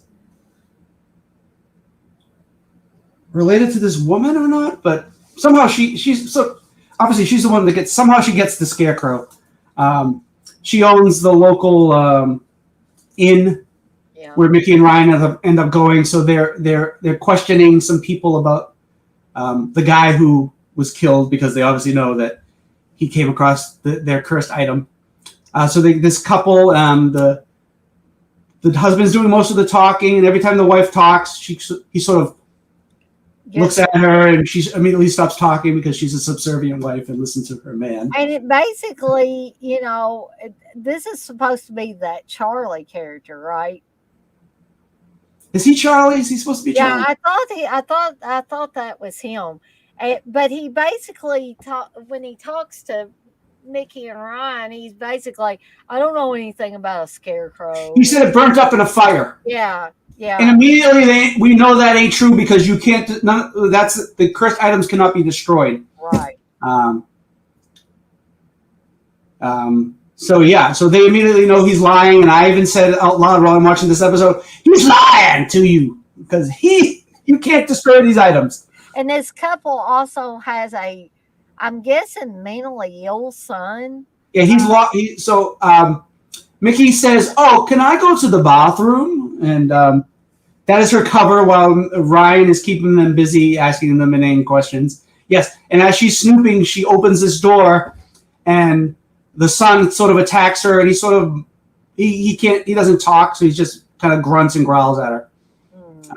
And he strangles her, and the father's like, "Yeah, you seen stuff you ain't supposed to be seeing, and you gotta get out of my house and leave." And I'm like, you just tried to murder this girl. She should be calling the cops and having you arrested for having this guy, this dangerous person in your house. But I was like, okay. Pound, including the sheriff, we find out knows about this, about their son, and it's like, oh yeah, we don't care that they keep him locked up in a room in the house because, and the woman that owns the inn, we find out too that she brings him tea.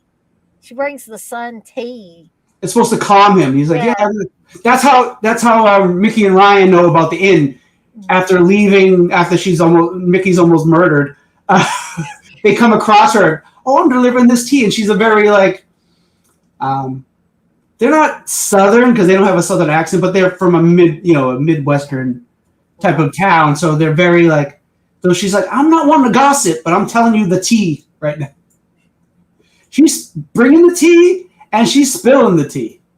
I don't know where I came up with that. Anyway, it works. Yeah. So, and she's like, I see we have visitors, and she goes into their house and whatever. But anyway, even though she's a strange woman, they're like, Brian's like, oh, she seems nice. I'm like, really?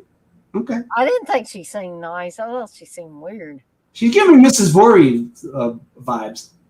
In fact, later on, she has this white knit sweater, and I said while I'm watching it, I was like, is she supposed to be Mrs. Voorhees? What is going on here? Yeah. So they're taking up residence in this place. I like early when they first arrived to the town, and Mickey has this basket. She's like, I thought we'd have a picnic. I'm like, really? We might be. This cursed item is dangerous. Why are we maybe sitting in the field to have a picnic, Mickey? Really? Whatever. Why would you go to a field to have a picnic? I don't know, because that's what's there. Why would Friday the 13th Part 7, this random couple are in the woods having a picnic? At night? What is that? Oh, yeah. That's one of my favorite Fridays, but that scene, I'm like, I know we just needed 2 extra kills, but it made no sense. Anyway,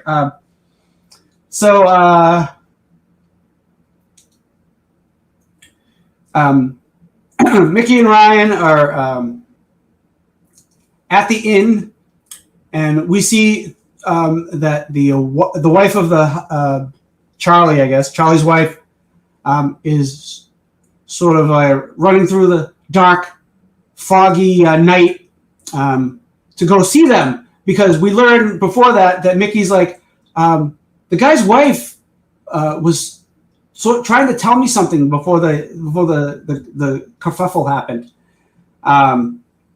So later on, she goes to, I guess, tell Mickey and Ryan the things she knows, but that makes her a target for the Scarecrow. And here's where we learn that how the Scarecrow works. You put a picture of what the person you want to kill onto the Scarecrow, and then that Scarecrow goes to kill the person. I swear to God, that has been used in another movie or story, and I'm like, they just stole that from something. That's like, I can't remember what I related it to, what movie, but I'm trying to think. Let me see if I wrote it down or not. Let's see.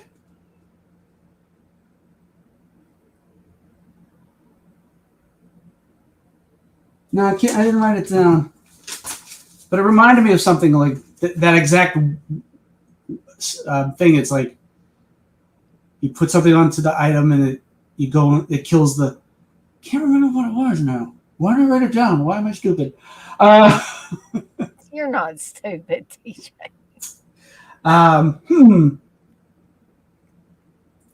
That's one thing I can't remember. Also, there's another thing I couldn't figure out. So the husband, while the wife is going to the inn to talk to Mickey and Ryan, he's watching something on TV, and it sounds like it's an old horror movie, but I can't figure out what it is. And they're talking about, I think they said The Mummy, but I don't remember, because they're talking about he's like, I kissed her and her lips were cold. And I was like, this is from something, but they didn't show it, so I don't remember. Yeah, that sounds very familiar, that line. Yeah, but I can't remember. I don't know what other thing I watched, and I was like, whatever that was, they ripped off this episode, because it's almost the same thing, where you put something onto the cursed item or whatever, or the killer, and it goes after that person. Damn, I can't remember what it was. Why did I write it down? Anyway. You'll remember it later, probably. Yeah, I'll remember it, tomorrow or whatever. It doesn't matter. I'll bring it up the next stream if I remember. So she gets her head cut off. Mickey sees the head fall to the ground. And though it's not a great severed head, the quick shot of the scythe cutting off the neck and the blood and the head rolling around on the ground. It reminds me of Terror Train when Doc's head comes rolling out and then it starts wibbling around wobbling around on the ground. But I like that. It sort of works. And it's creepy. It's a creepy head, so it's not just a bad effect. It actually works as a creepy item. It's sort of, not that it's the same effects hierarchy as The Ring, when the girl is in the closet and you see her deformed face. That's a cool effect, but it's not bad. So and so they're trying to figure out what's going on, and Mickey's like, yeah, I saw her head get cut off, and then they have to tell the sheriff, and it's like, how do you tell the sheriff without throwing in the cursed item comment? Because I don't know. Yeah, and how do you tell him that there's, some kind of scarecrow running around cutting people's heads off? And I think even doesn't the sheriff say at one time that that's not the kind of thing you want getting spread around in a place like this? Yeah, because even though at first Mickey and Ryan don't tell him what's going on, they're talking about it loudly enough that somebody walking by is hearing them. And that happens earlier too with the that also happens in the episode where the lady who owns the inn overhears something. It's like, there's too many things where they're like, shut up, be quieter when you talk like this. When you're whispering, don't whisper like this. We're whispering. I think the killer is behind us. That's not what she But also Mickey is hysterical because she just saw somebody murdered in front of her eyes, basically. So I'll give her a little bit of that. And if you didn't know that this was a Canadian production, when they show Mickey's driver's license, it definitely it's a Canadian. That's not. It doesn't look like it one from the United States. It's this big piece of paper, and it's got these weird lines on it. And I'm like, what is? But we know Mickey is continental, so we know that this is. But I was going to say there's another Canadian actor, and I think this is the Canadian actor that is in both Funeral Home, the one where the cop goes on his property and the car, where the car is covered with hay. Mhm. And remember that little old man farmer, and he's like, "I found her." I'm not making fun of the guy, but that's kind of how he talked, and Mhm. he was asking the cop a bunch of questions and all that. And I also think it's the same guy that is one of the guys that knocks on the door of the sorority house and scares the girls. I think he's one of those that says, "We're with the search party." I think that's Ah, the same guy in all three okay. of those things. So, but people can prove me wrong if they want to, though. So, yeah, this nice old man just spills the beans. He doesn't care. And like I said, these strangers in the rural, especially this is like a small community. You think they'd be more tight-lipped, but I guess no, not for this episode. So they go search. Mickey and Ryan go searching for. They go clues. Jickeys, I dropped my glasses. They go looking for clues. Not the Robert Palmer song, but yeah, they go looking. All right, I'm gonna get off this. I'm gone. All right. So they go to where the guy was killed at the beginning, because we get the story about the kid. That's what the old guy's like. He was killed there, and the kid disappeared and whatever. So Mickey and Ryan go, and guess what? The kid's not dead. They find the kid, and Mickey does some sleuthing, where she finds this sheet that's hanging up in the sort of bloody and stuff, and she sees like this trail of blood on the ground, which ends up being a thing of like stewed tomatoes or apples or something. I think it might be tomatoes. I think that's I'm like, why are these sort of fresh tomatoes? But then and they go into the house, and it looks like recent food has been there, so like somebody has been there recently. And then while she's searching out back, Ryan gets attacked by the kid, who sort of befriends a little bit. Oh, and he befriends the kid. That becomes a little bit of a plot point where we sort of get some backstory of Ryan a little bit. At the beginning, Mickey finds this baseball and gives it to Ryan because it's something probably his. And Ryan's sort of mad about it a little bit. He's like, "Why are you touching my stuff?" and whatever. This guy, Jimmy, his name is Jimmy, and we learn later that Jimmy was his brother who died, was hit by a truck or something. Yeah. So his brother must have been Gage Creed. Yeah, this truck evidently jackknifed, and Ryan tells this whole story about he could see it happening, but there wasn't nothing he could do about it, and it's kind of haunted him from that moment on. Yeah, that's like the when I went out with my dad, and his little wobbly walking, and he was getting out of the car, and I'm coming around because I'm like, I better be sure I'm coming around, and it does one of those things where he fell, and it was like one of those things where I see it happening, and I'm in slow motion, and I'm thinking like, oh no, type of situation. Like those commercials. Yeah, and he fell, and lucky he didn't really hurt himself. Like he could have bashed his head open, and it's one of those you see it happening, and you're just you just can't get there fast enough to. Yeah. It's like you're stuck in oatmeal or something, and just. It's like when Nancy's going up the steps at the end of Nightmare on Elm Street, and it's like you can't get up here, or the hall. Those scenes where the hall's stretching out, like on Poltergeist, and she's trying to run and get to her kids, and she can't. Yeah, it's kind of like those kind of deals. Mm-hmm. Yeah. So I can. So we get a little bit, like I said, backstory about him, and we understand him a little bit more. So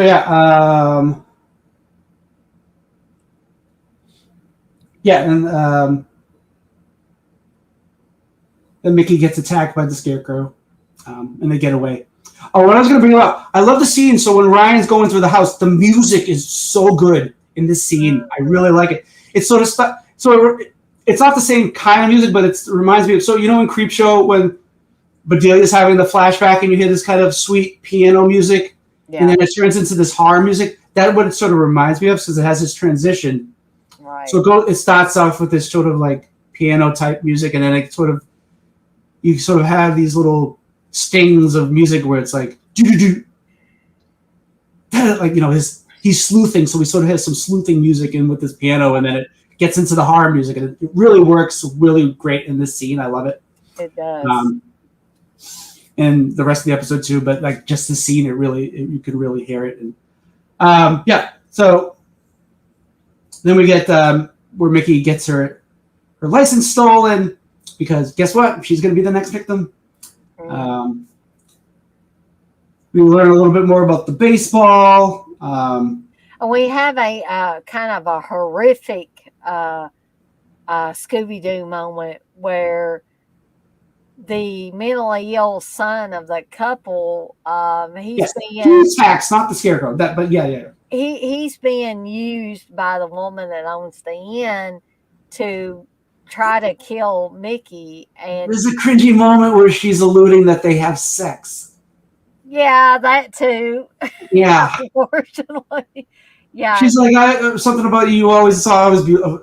We were attracted, something like that. It's just yeah. I was like, oh, that's no. It's worse than the Ray Walston with his housekeeper. Yeah. Yeah. But you have that horror-filled Scooby-Doo moment where after, you know, he's killed, they take off the mask and they find out, oh no, it's not just a scarecrow, it's somebody in a scarecrow outfit. But that means the real scarecrow is still out there, unfortunately. He's still there. Yes, Adrian King unlawfully murdered in the sequel. And meanwhile, we got the sheriff who you think these strangers are in town and he'd be against them, but he's really good at like, maybe not necessarily believing them, but in what's the situation that's going on, he believes they're not, you know, part of it, or they're. Even when Mickey thinks he's the bad guy because she sees that raincoat and stuff like that. Yeah, because she flashes back to is the little kid that says. The one that saw the raincoat, and he saw somebody in a raincoat when his father was killed outside. Yeah. And she sees that in the sheriff's office, and so she locks him in the closet. We get the voiceover: raincoat, slicker, hat. Ah, no! And pushes him into And there's another really creepy scene where there's all these scarecrows hanging in the barn. Yes. And Charlie's also hanging in the barn at that time. So you have all these creepy scarecrow. Here's Charlie, you know, and he's dead. My Bloody Valentine. Yep. Reminds me of that scene with with Sylvia. Poor Sylvia. Poor Sylvia, yeah. Hanging on that faucet or pipe or whatever. Oh, blissful. Only you would say that. Did you read? I heard raincoat then flashing. I'm putting myself in timeout. My favorite gremlin, the Flasher gremlin. Oh, yeah, exactly. Oh, that and the Mrs. Deagle gremlin, the one who has the wig on and her neck, her scarf and whatever. Yeah, they're two favorites. So anyway, yes. Though that's a weird thing that happened. So before the Mickey locks the sheriff in the closet, she's like, "Can I stay here? Or can we stay here because I'm like afraid to be alone?" And I'm like, "Would you really?" I guess it makes sense. I mean, he can't go to them because he's the only law in town. It's not like there's like a deputy or anything. But it's like she's like, "Can I stay at the precinct?" I'm like, "The jail?" I'm like, "Sure, that makes sense, I guess." But yes, so he's trapped. He's in the closet. And Mrs. Crazy is Mrs. Voorhees is gonna try to kill Mickey with the help of the real scarecrow this time. So there's a struggle, but everybody seems to come at some point. I think he gets does Ryan go and get him out, or somehow the cop ends up there? Yeah, I don't know if maybe they don't actually show it. He's just like in one of the later scenes, he's out, and he doesn't really say anything to Mickey or anything about, why'd you shut me in that damn closet? Nobody says anything. She stabs him at one point because he's there to try to help, and then she stabs him. He doesn't get killed, but she stabs him. Then Mickey gets her license back, and the Scarecrow sort of falls against the wall and sort of deflates, kind of, and then we see a picture earlier of her and her husband. I guess there's we don't find out, but I'm guessing her husband died. That's why she became sort of this crazy lady or whatever. So the photo of her and her husband falls onto the Scarecrow. The Scarecrow comes back to life and chops her head off. Yeah. So but everybody sort of gets away. The little boy, I guess his aunt, he goes to see his aunt that's mentioned earlier by the cop. That's like, Ryan's like, we'll watch him, and we'll see. He has an aunt, but it'll take her a while to get her, type of situation. And also, like I said, Ryan befriends the boy and tells him about his brother in the baseball, the whole story. We don't have to hear it again, but he's like, let me tell you a story about He ends up giving him the baseball too. At the end of the episode. He's like, you take this and whatever. And as they're driving away in their Cadillac car, Mickey's like, I wonder what happened to the heads. See the wooden cross-like thing that they put the Scarecrow on just slowly fall over. The camera pans into the. Now, what I did manage to read out of the trivia book, let me give you some trivia of this episode. So, one of the original idea for the ending was we get the camera move on that Scarecrow cross or whatever, and then the ground is sort of, I don't know, I forget, it was supposed to be raining or something like that, but the ground sort of gets moved around, and we see that the heads are buried under the ground. That was supposed to happen, but I guess it was too gruesome even for like this late night horror show, and they didn't film that ending. So that was going to be the original ending. We had heads being lopped off. I don't. Well, we can't show a group of severed heads under the dirt, I guess. I don't know. And the woman who played the crazy lady. So you know how sometimes when actors, they want to have a backstory to their characters, even though it's not presented in the movie, it's sort of for them. Her idea of what the woman did was she would put not necessarily this would be in the movie, but her idea was her character put the heads in her sort of reading room and set them up, and she would go and read with the heads staring at her, sort of like she was with them having a nice visit while she was reading a book. That was her like idea. A serial killer that goes back and visits, or actually takes mementos of the people that they have murdered. Yep. Kind of like that, I guess. Or like Norman Bates, how he had, he put his mother in the cellar and it wasn't really her mother. Oh, or anniversary dinner. Yep. Their children are here. Yeah. Exactly.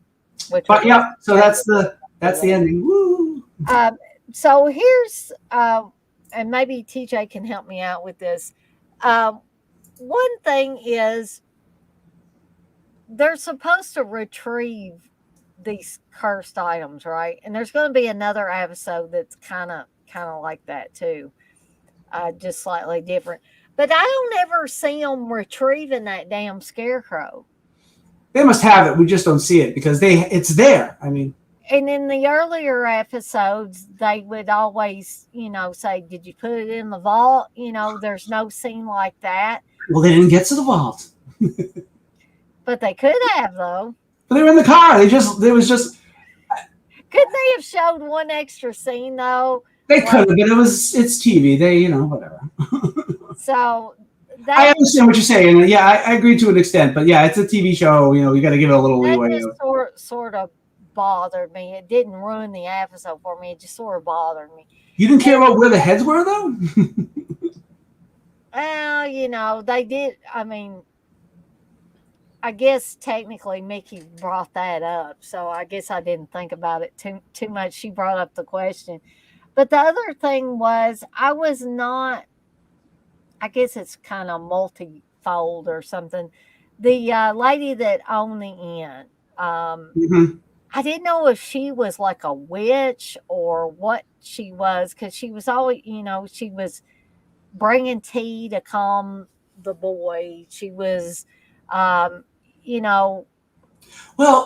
working with the scarecrow to make sure that the crops were good and stuff like that. So I didn't know exactly what she was. The tea might have had a drug. Yeah, it could have been drugged. Yeah, like witch hazel or whatever. Or that was her excuse for her relationship with him. Oh, we're just going to be having some tea. You know what I'm saying? And there's that whole relationship with Charlie, the old guy, where she's talking and telling me what a good looking man he is. That's what I was saying. She had an affair with him. Yeah. And it's just, it's wrong. it's all wrong. And as for Friday the 13th Part 8, this is wrong on so many levels. And that's not exactly what she said, but And what was on so many. What was the contract really that she had with Charlie? I didn't really understand what that was. Was she doing this stuff because her husband died and she was bitter over something? Yeah, I mean, yeah. There were a lot of, I guess, I hate to say plot holes, but even though this was a really good episode, there were a lot of plot holes in it. It's like somebody didn't know what to do with it when they were writing it. That's definitely a plausible one way. The other way is, from what Mickey says at the end, it's more like, ooh, the wondering, like you're saying, oh, she could have been this or that could have. I think that's another good, another testament to a good story is like it keeps you wondering what's going on. You don't have to have everything sort of spelled out for you. So I think, I think both ways. I understand what you're saying, and I agree with you from that standpoint. But like I said, there's the other side too that I think. And perhaps maybe I just need to wait a little bit and rewatch it, and then maybe it'll, the pieces will fall into place if I do that. But I guess we'll go ahead to the next one, which is the David Cronenberg directed episode. Yes, and you can tell. Yes, you definitely can. And there are some, well, I know of at least one David Cronenberg regular that shows up in this this movie. Yes, you can definitely tell it's Cronenberg because it has a lot to do with body horror.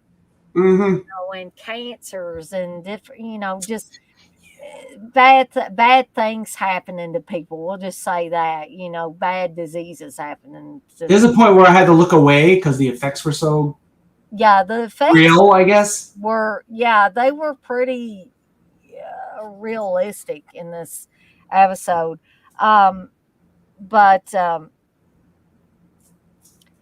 So we meet another one of Jack's friends in this episode as well. So I'm going to let TJ talk about that for a little bit, and then we'll try to get these last few out of the way before it's 1:00 in the morning. Yeah, we had 3. This is one of the last 3 we get to do. We have a faith healer who is not really a faith healer, as this guy comes in to debunk it. For the audience. This guy's really blind and whatever, can't walk. And he's like, I have cataracts since I was born, and So the guy was like, "Oh, I can heal you in 2 seconds." The guy was trying to debunk everything. I can heal you in 2 seconds. See, that would come in. I had to put that up there. You were mentioned earlier. Yep. Okay. Here's And he's like, "Oh, I can heal. I can cure you of your blindness right away." And he puts his hands on him, and he takes off his contact lens. That's making it look like he has cataracts. So this guy's been debunked. The fake faith healer, guess what? Ends up finding a cursed item, and he becomes not a fake faith healer, or he's still a fake faith healer, but he's a faith healer who finds something that will really heal people, which is a cursed item. Unfortunately, I'm sorry there are no real faith healers in this episode. So the guy who debunked it is a friend of Jack's, who never believed in the occult. So him and Jack sort of have they don't hate each other, but like they don't agree on a lot of things. But they were good friends at some point. I'm surprised they didn't do a beginning of this episode going, "Jack, you're back because you haven't been in for 2 episodes." Yeah, so we're so the cursed item is a glove, not like this one, but it is a glove. It's funny too. Usually we don't learn how the people have gotten these, or we don't see how people have gotten the cursed items. But in this one, this guy just ends up in the trash, and this glove is just on top of the trash. And he discovers it's a cursed item like right away, pretty much. So he's chased by this. He's being chased by all these people who I guess he has previous run-ins with them, where they have given him money to heal them, and he has not come through. So I guess all these people are just find him out of the blue, or they knew he was doing another fake healing, and they were swarming him. Which I was like, okay, sure, I guess that makes sense. So they're being chased, and he's chased by this one woman, and he touches her with this glove and cures her of her. She was about to kill him, but she gets cured of her illness, and she's like, "Oh my God, you are real!" But he has disappeared while she's trying to thank him. And he comes across this other person who he realizes if he touches them, they get the disease that he cured them, but even a worse version of this disease. So he gets this woman, touches her, and her face sort of disintegrates, and it's all this. There's pretty good effects in this. Yeah. Like I said, good Cronenberg era effects here. Yeah, I wonder if he like brought the people in to do the effects. Like he's like suggested people. That's what I'm wondering. Yeah, if I get a chance to read this book, I don't know if it's in there or not. But so yeah, and the gist of it is, so he heals a few people, and then we find out Jack has brought his friend back from the beginning of the episode, and he's like, "Yeah, I want you to help me recover this glove because they're both want to stop this charlatan from succeeding." And he doesn't believe Jack because, like I said, he doesn't believe in magic. But Jack sort of convinces him that he's telling the truth, or at least that Jack believes it, so he will trust Jack. So he's like, "Okay, I will get you this guy and this glove." So he goes and he comes back, and he basically has lied to Jack because he has. So he's like, I found a person to come who's sick, and they will get healed by this guy, and then you'll get your glove back. And Jack is like, "Well, we can't do that because I told you it's a cursed thing, and there's going to be a consequence, and there's going to be something that has to be done for that evil to go to." And he's like, "Well, the person I found to be healed is me." And he lifts up his shirt, and he has all. This is where I turned away because these swords are really they're really gross, and it's like I can think of someone who has a cancer or something like that, and how bad it is, because he's probably at like a really late stage of his illness. And he basically, and Jack is like, you can't do this. And he's like, well, I have to, because I want to be cured and I don't want to die. And he ties up Jack. Hey, Jack is a escape artist, but he can't get out of these ropes. Yeah, exactly. Good point. And the guy locks him in the closet, and he goes to get the glove back from the dude. And the dude's like, okay, so who's the person that you want me to cure? And he's like, it's me. And this guy obviously doesn't like Jack's friend, but he wants to, prove to him that he really can heal people. And when he realizes it's the guy, he's torn between wanting to prove what he can do, but also this guy sort of made him a laughingstock for a while. Yep. And he sort of wants revenge against that, but he also wants to heal him and prove that, so it's this sort of struggle. He's like, I'm not going to heal. He's like, I'm going to heal you. But he's like, it's a joke. He doesn't really heal him because he doesn't use the gloved hand. He uses his plain hand. Right. And he's like, it's like, oh, you're not going to get healed because I didn't use the right glove. I like earlier on, this isn't a funny episode, but there's a joke Ryan makes about, what is this guy, Michael Jackson, that he has one glove? Yeah. Somebody that I want to bring up that was in this episode plays Jack's friend Jerry. That is Robert Silverman. And Robert Silverman was also in The Brood. But I had forgotten, and then I thought, I know that name. He played Mr. Sykes in Prom Night. Of course. Yeah. And I was like, I kept saying to myself, Robert Silverman, I know that name. Where have I heard that name? But he also played Jan Hartog in The Brood. Yeah. He was in Scanners. He was in Naked Lunch. Yeah, Jason X he was in. So there's another person in this from Videodrome. Lynn Gorman. She's Sylvia in this. She played Masha in the in Videodrome. Okay.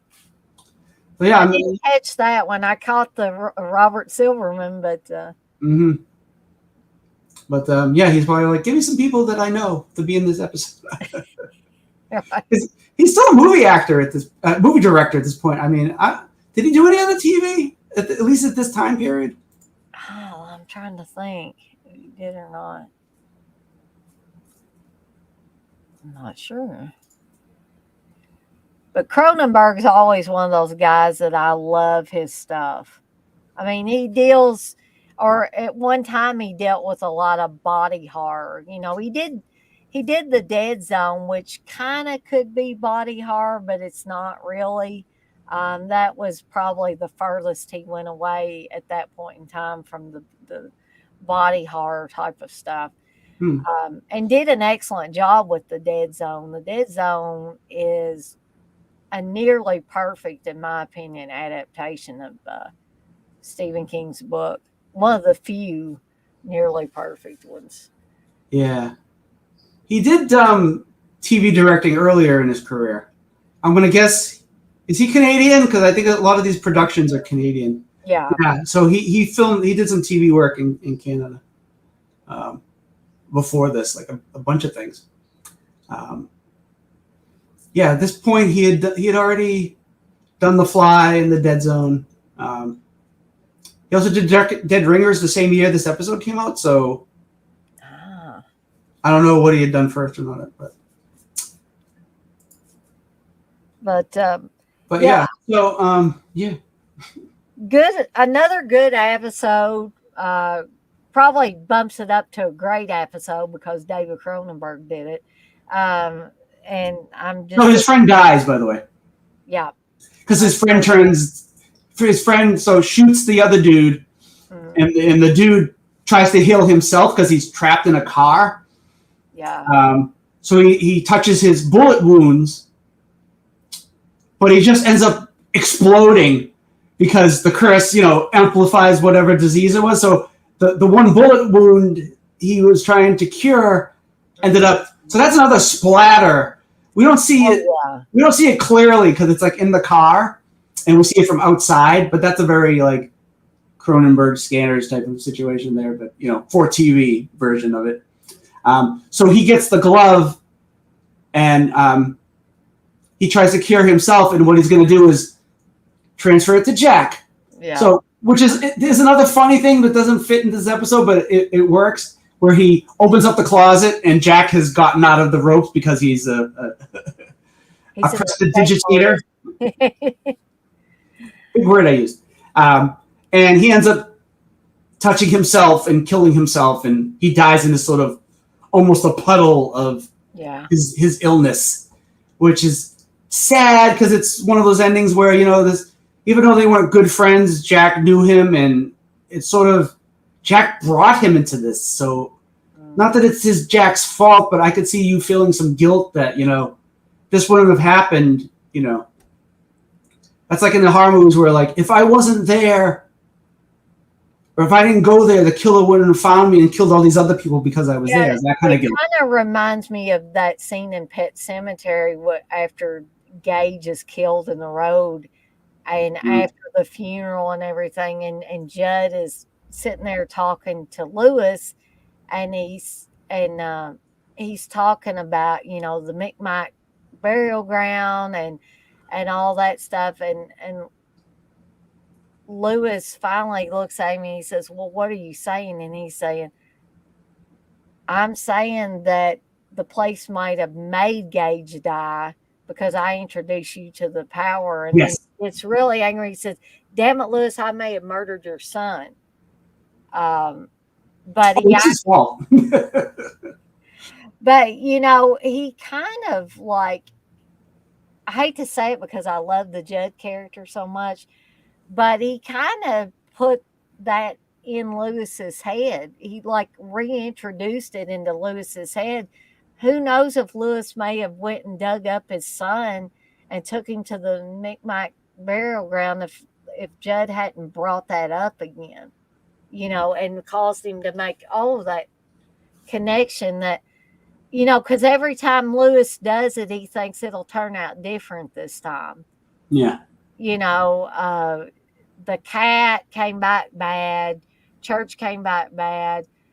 Judd told him about in his past his dog coming back bad, a man who couldn't deal with the death of his son, and he came back bad, and and then when he's going to bury Rachel, he said it'll be okay this time. Fresh. Yeah, because she just died, and Pascal's there saying, "Lewis, don't." Yeah, he didn't care at that point. Yeah. No, definitely not.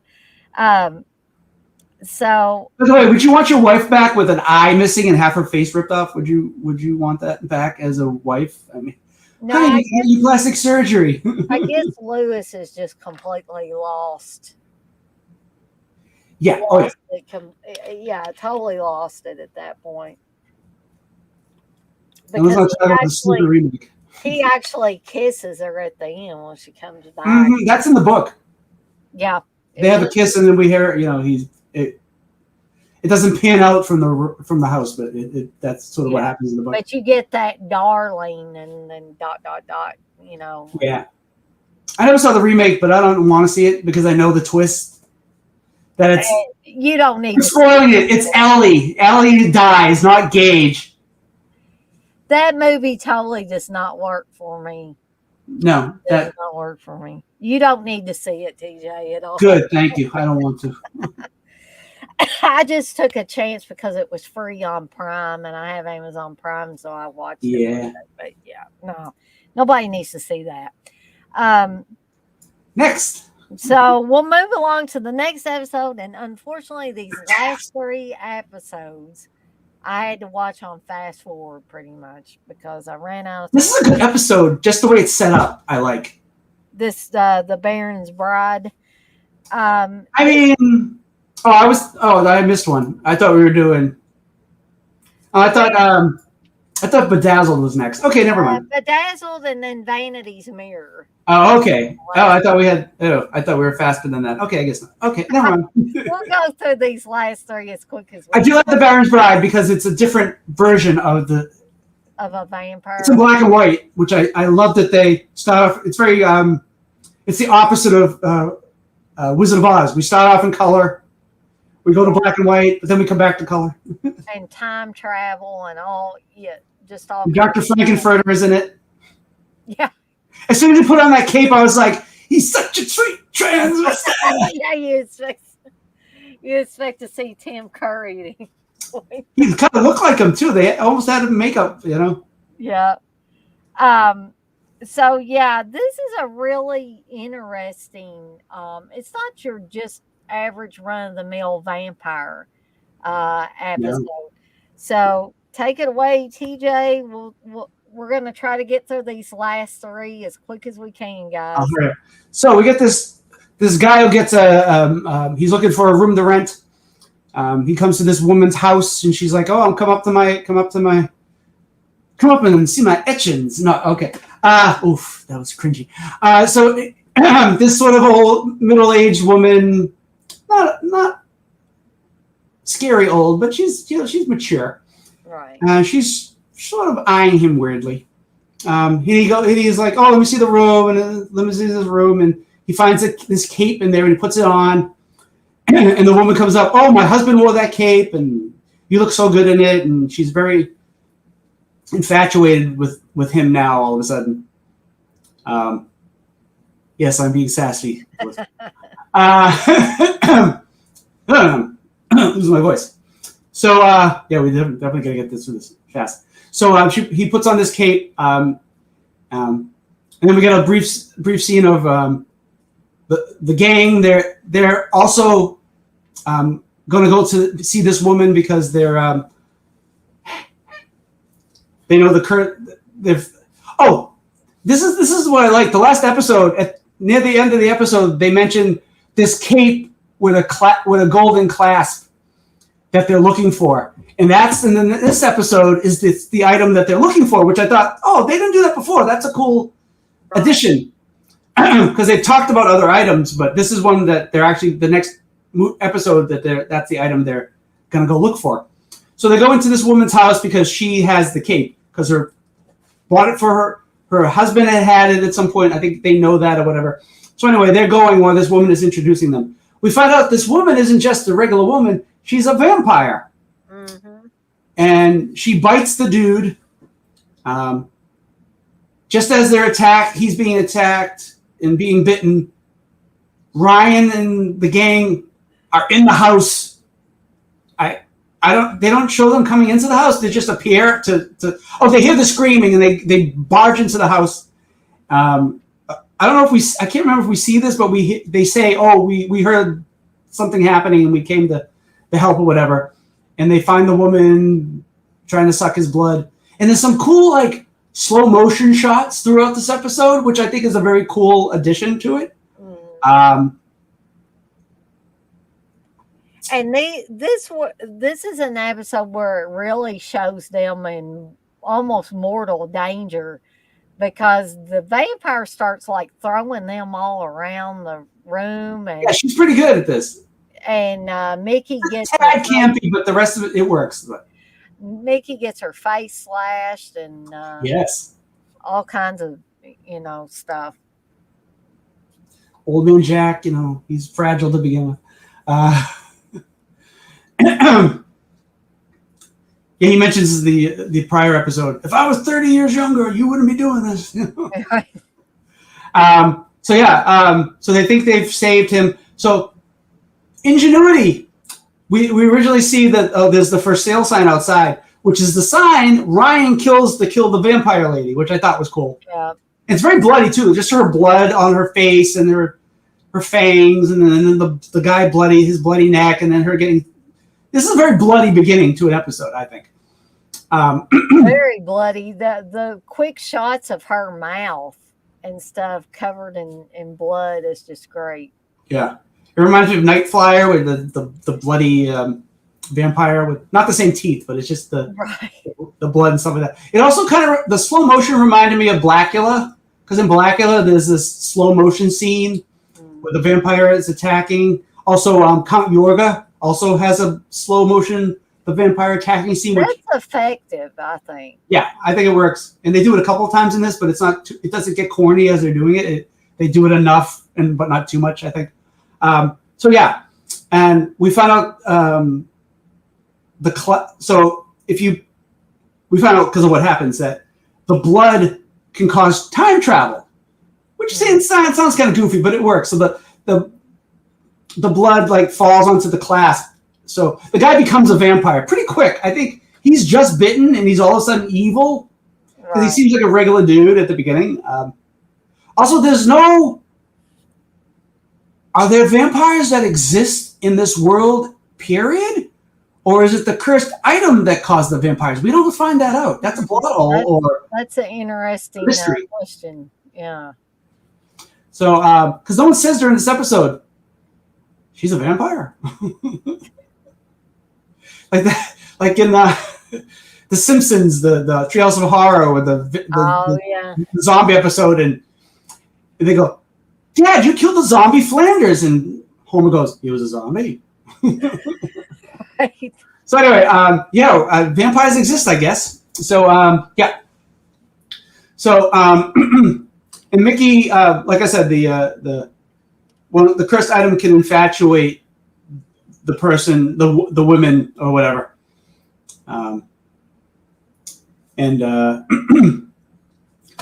Anyway, they get sent back in the time. Mickey, Ryan, and the new lead vampire dude end up in the past, and they're trapped, and they're like, we don't know how to get out of this situation. And Mickey's sort of pissed off because she's like,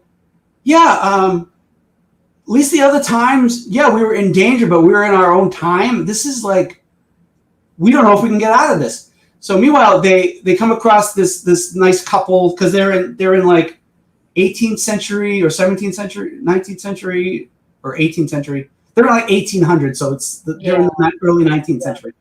And it's become black and white all of a sudden, which I think is cool because it makes it's a different thing.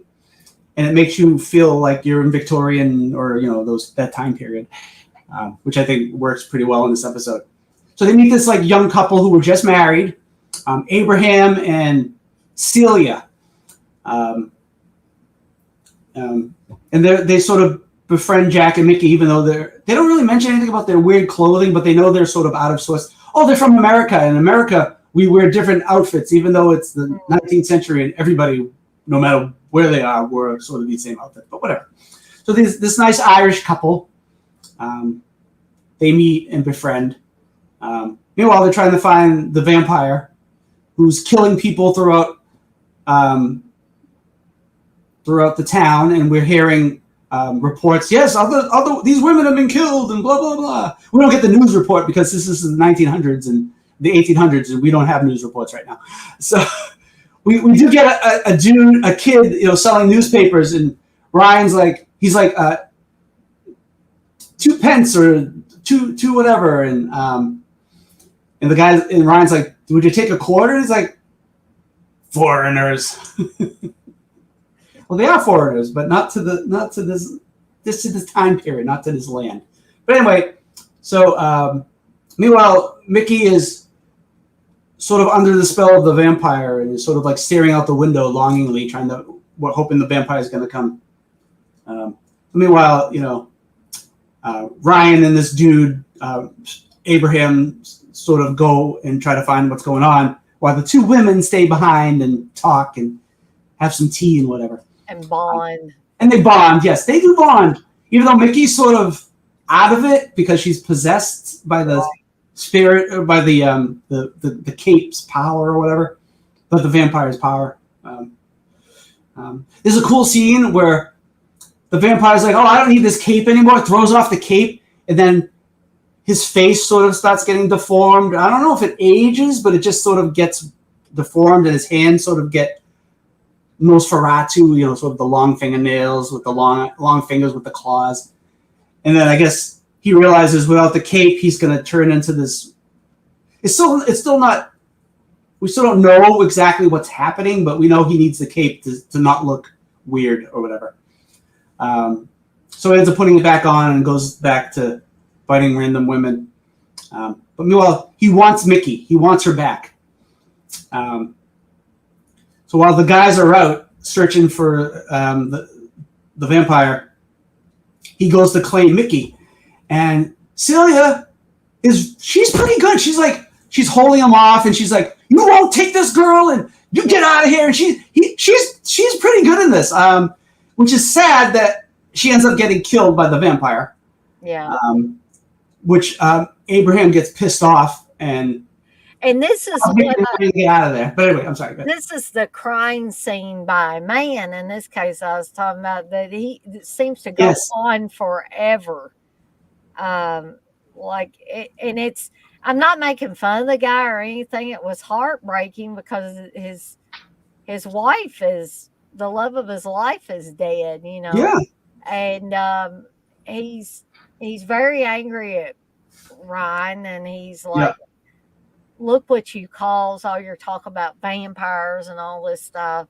Mm-hmm. But the crying is pitiful because it, like I said, it goes on forever. Or it seems like it does. I'm sorry, her name's Caitlin. I don't know why I said Celia. I was close. I had to see. I didn't correct you, so I must not remember that.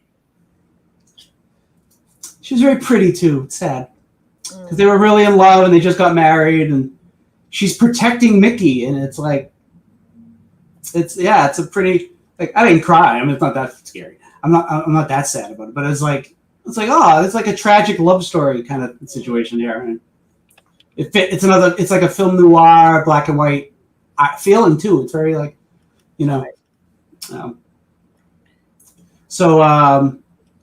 she dies. Ryan sort of, but he now has Mickey, and he goes to try to rescue her without Abraham because Abraham's crying over his dead girlfriend and is pissed off because he's like, if I never met you, this wouldn't have happened. And I've said that before in this discussion. Like,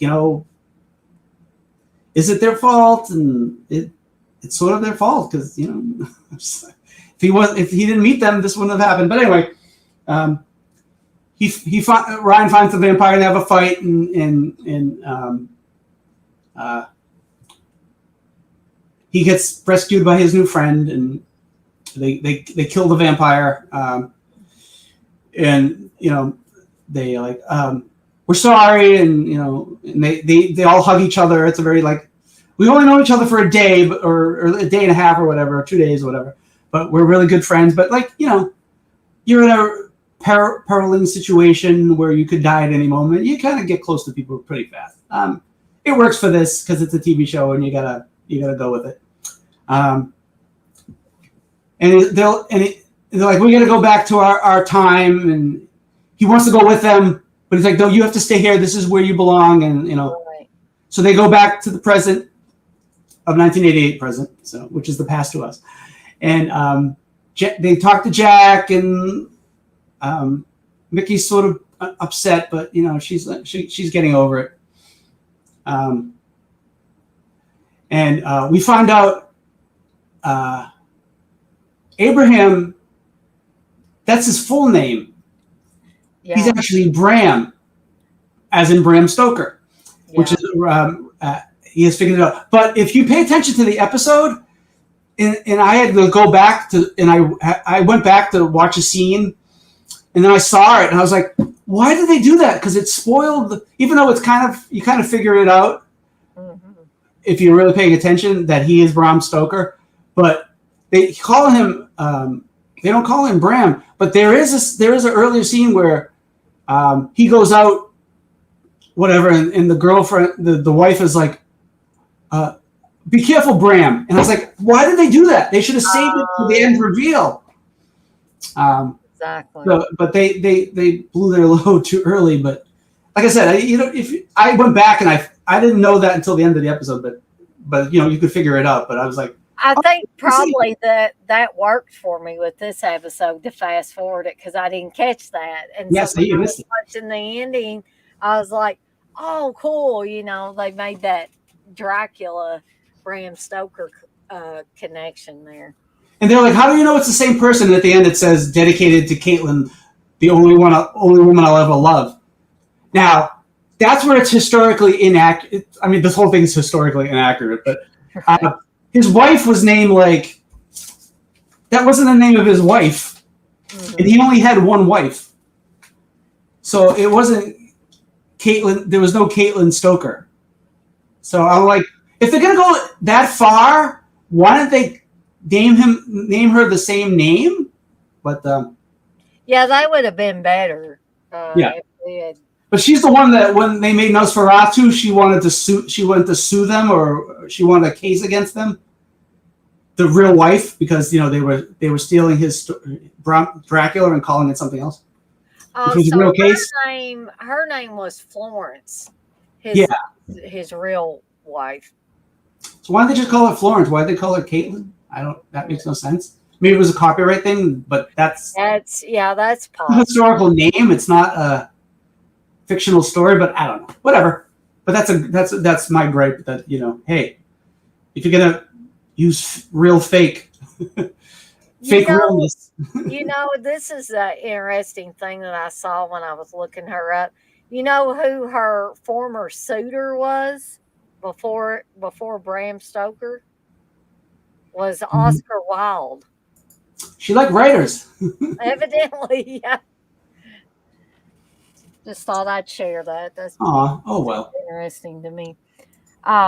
Another good episode, and I'm sorry that I had to fast forward through most of it to get through these, but it is a good vampire episode. Yeah. I liked the fact that they tied in Bram Stoker and Dracula with it. However, I would have to agree with TJ that they shouldn't have had that scene where she calls him Bram. That's just not. Why would you? The more and more I think about, why would you do that? Wouldn't it be better to save it as a reveal towards the end? Yeah, I mean, but maybe they thought people wouldn't pay attention to it. I don't know. The next to last episode, we're almost done, guys and gals. We still got 4 people in here watching. Well, they stayed.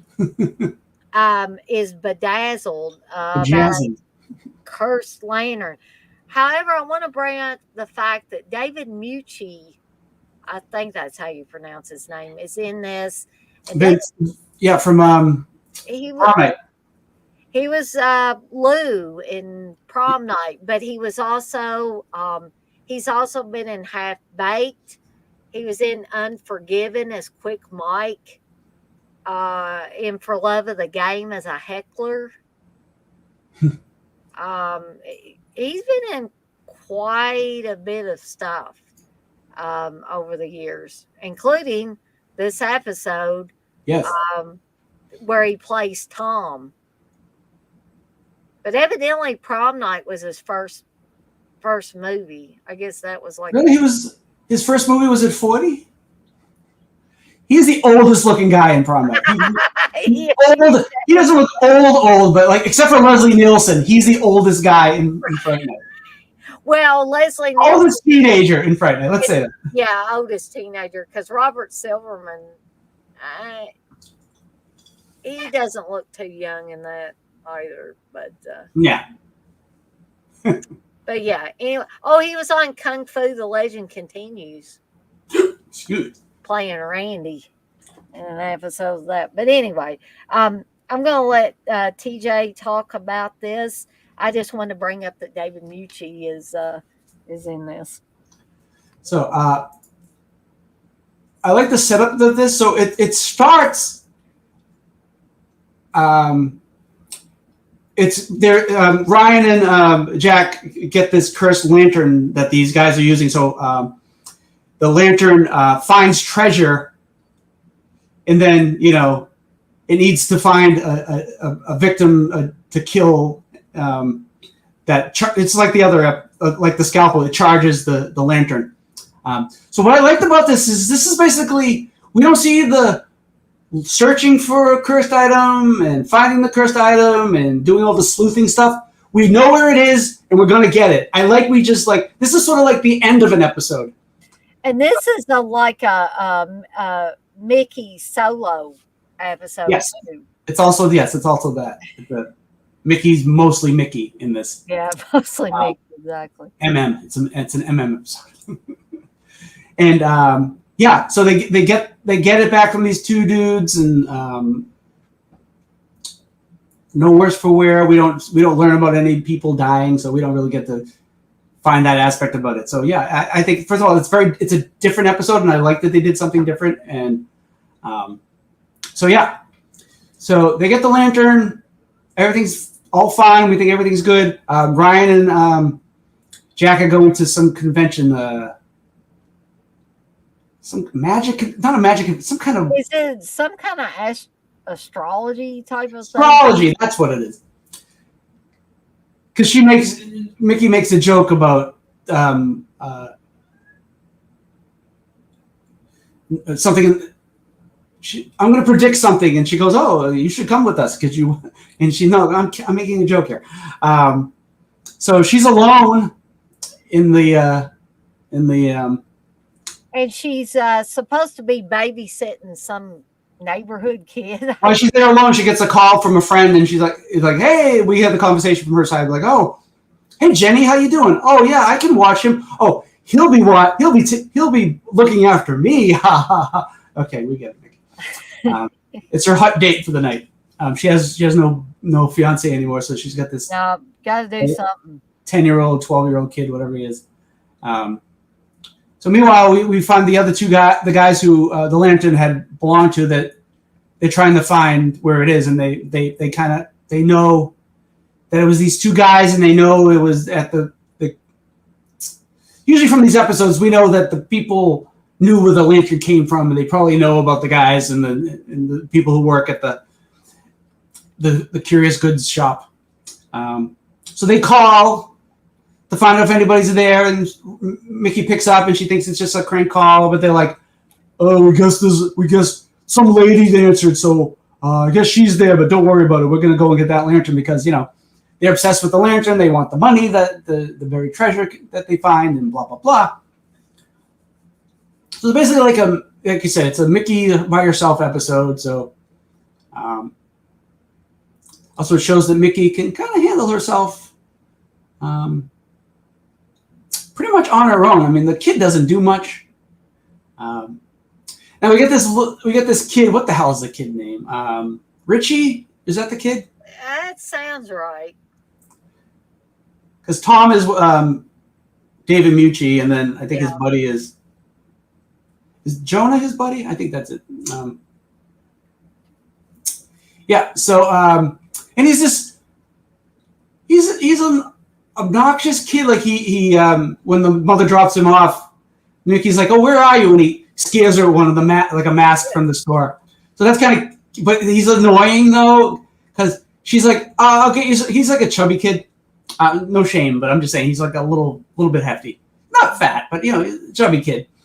And Mickey's like, "Oh, I'll get you some cookies," and she's like, "Oh, the chocolate chip," and he's like, "I don't like chips," and I'm like, "Okay, I hate you, kid. Yeah, you don't like chocolate chips. What kind of kid are you? What do you want? Oatmeal raisin, which nobody wants." That must be a relative of Steve's.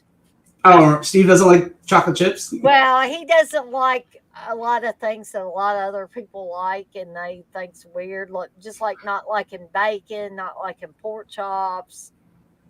People tell me there's something wrong with him. Yeah, there's 3 strikes against you. 3 food strikes. It's okay. So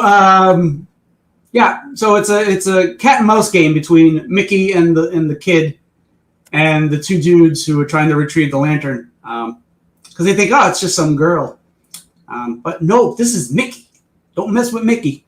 Yeah. Now there's one point where she's looking into this mirror, and which will come back later into the episode, which I love the setup of the item that later helps with the ending of the the movie. I think a lot. How could somebody not like bacon? Exactly, Blissful. I That's don't all. know if you're an Orthodox Jewish person, you don't like bacon, and hey, it's a religious thing. Yeah, but So, Steve's there not. are some people. Yeah, he's not religious Jewish. No, okay, well, He's not religious and he's not Jewish. okay, well, forget it then. I was trying to help him out. that excuse. Yeah, you're trying to help him out, aren't you? Yeah. So, oh, by the way, I forgot to mention that the two dudes, they come across this telephone repairman and they steal his outfit. That's how they pretend that they're. That's how they get into the shop. Is they tell Mickey, "Oh, we're here to fix the telephones because it's a big storm. It's a big stormy night, and a lot of people are losing their phone." When the woman Jenny drops off her kid, she mentions, "Oh, your phone isn't working too." Yeah, that's. She's like, "Oh, I won't be able to. If you call, I won't be able to answer because my phone's down." She's like, "Oh, my phone's down too." Yeah, so that's the big setup. So that's how these guys get in there. And Mickey and the kid are hiding, trying to elude these two dudes, but they're trapped basically. And eventually they get cornered. And Ryan's Mickey's like telling the dude to hide and all that. Ugh. Gotta get comfortable. My butt's hurt. We've been here for a while. 12 unlucky 13 p.m. So yeah, and they basically the guy thinks he's got Mickey cornered. He's going to kill her because that's the whole thing with the curse. He's going to kill her with the lantern, but just as he's aiming it at her and about to shoot her with the lantern light, she gets that handy mirror that she had during the beginning of the episode that saves her life, and she turns it back on him, and he gets all electrocuted and blah blah blah. His buddy ends up getting. Does he get killed? He gets killed, right? The buddy. Seems like it. Yeah, he doesn't get his head chopped off because he already did that in prom night.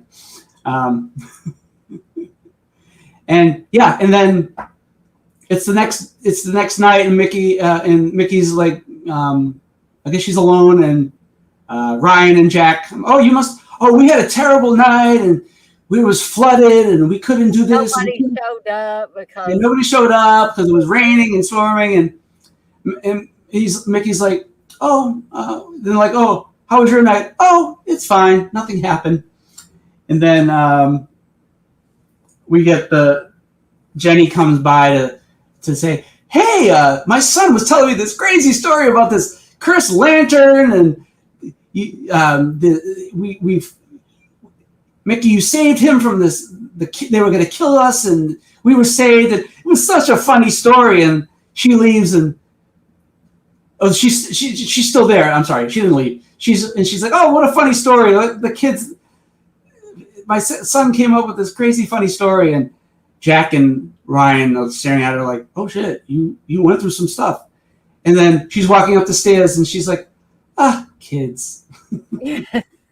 Which I thought was a nice little ending to the. Yeah, it was. I love that it's a different kind of story, and I like it's a Mickey got to do stuff on her own. Why did I say stuffing on? Maybe I'm hungry. She got to do stuff on her own. Yeah, all this talk about food and stuff. She basically, blissful. She basically ran the show. I thought it was a fun episode, and I like the difference of the way they're like, switching things up a little bit. Yeah, I like the episode too. I agree with TJ that even though I was in fast forward mode on these last 3 episodes again, I still got enough of it to realize what a unique episode it was by pretty much letting Mickey take the helm with this one and letting her just run with it. Yeah. There was no Ryan around, no Jack around. I mean, she couldn't even ask for their help if she had wanted to, and only other person she had there was that kind of obnoxious kid, so she was kind of fending for herself. But good episode, great episode in fact, and probably one of my top episodes so far. Put chocolate chips in them and I'll eat them. I won't eat them without chocolate chip. I will eat oatmeal raisin chocolate chip. or oatmeal chocolate chip. So the last episode we're going to talk about for tonight is Vanity's Mirror, which Yes. holy crap. This Not one, Dee Dee Winters. this It's not her mirror, but it's Vanity. right. This one goes pretty dark. This is a very dark one. And A good one too. It's a good one. it is gruesome. And there's one scene, and I know TJ's probably going to bring it up. One of the death scenes in this is pretty damn gruesome.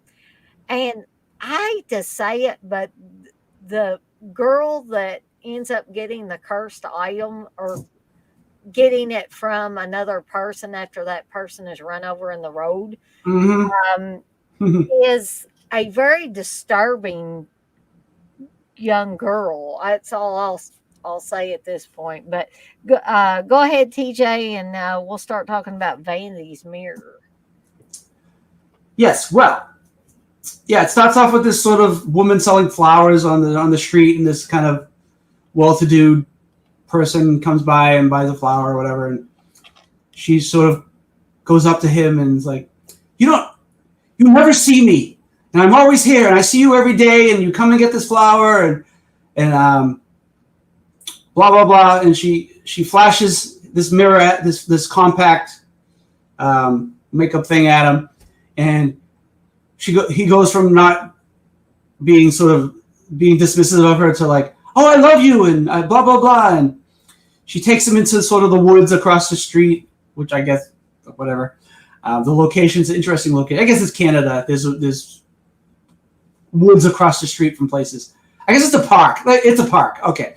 She takes him into the park and she kills him basically with the mirror. And she's sort of like, she's gleeful about it. She sort of runs off. Ha ha! I killed you. Ha! Yeah, she's like, you're looking at her and it's like, this woman's off her rocker. Yeah. So she runs into the street. Yeah. She runs into the street laughing, and whoops, she gets hit by a vehicle because she's not paying attention.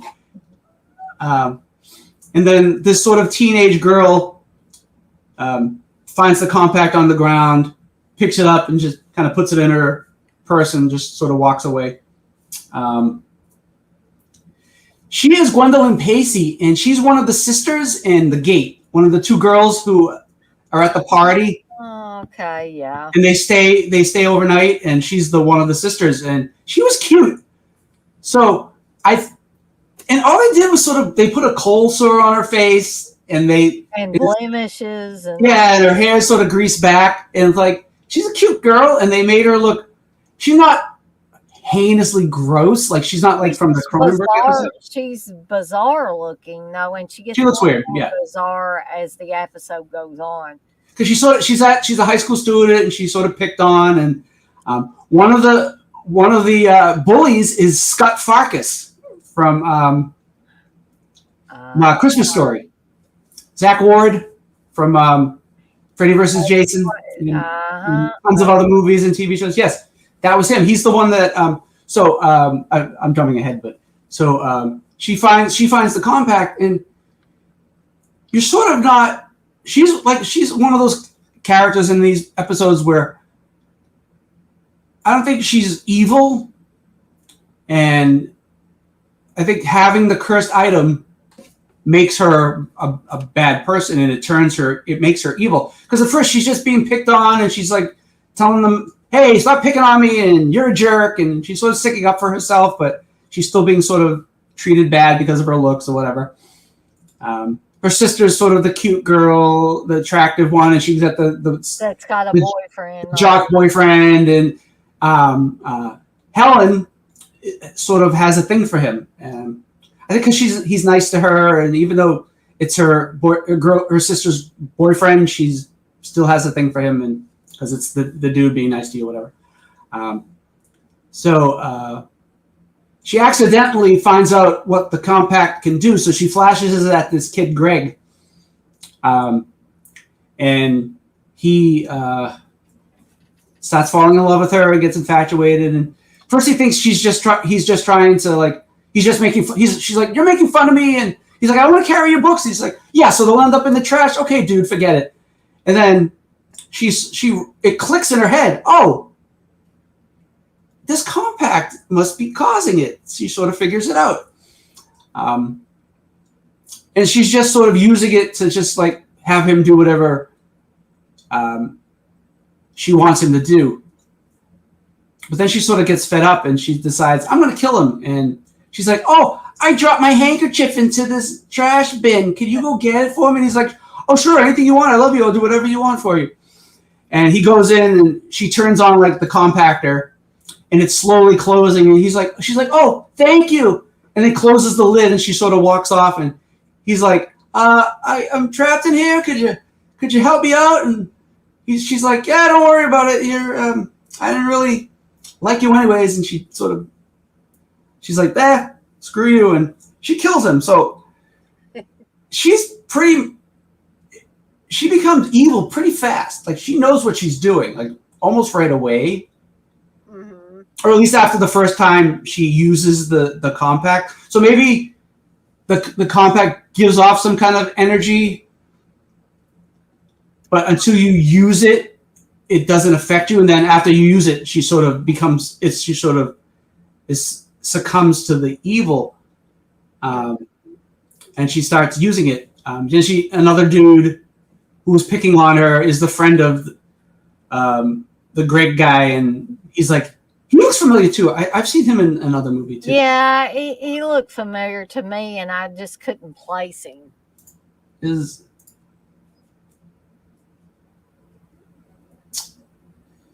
If it's this guy, it's James Loxley. I don't know if that's the right guy or not.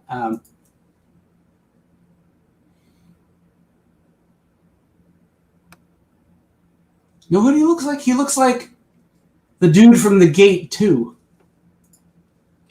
You know, the guy's friend who's the... Yeah. I don't know. I could be wrong. I'm going to look it up. Let's see. No, not the right movie. The Gate 2.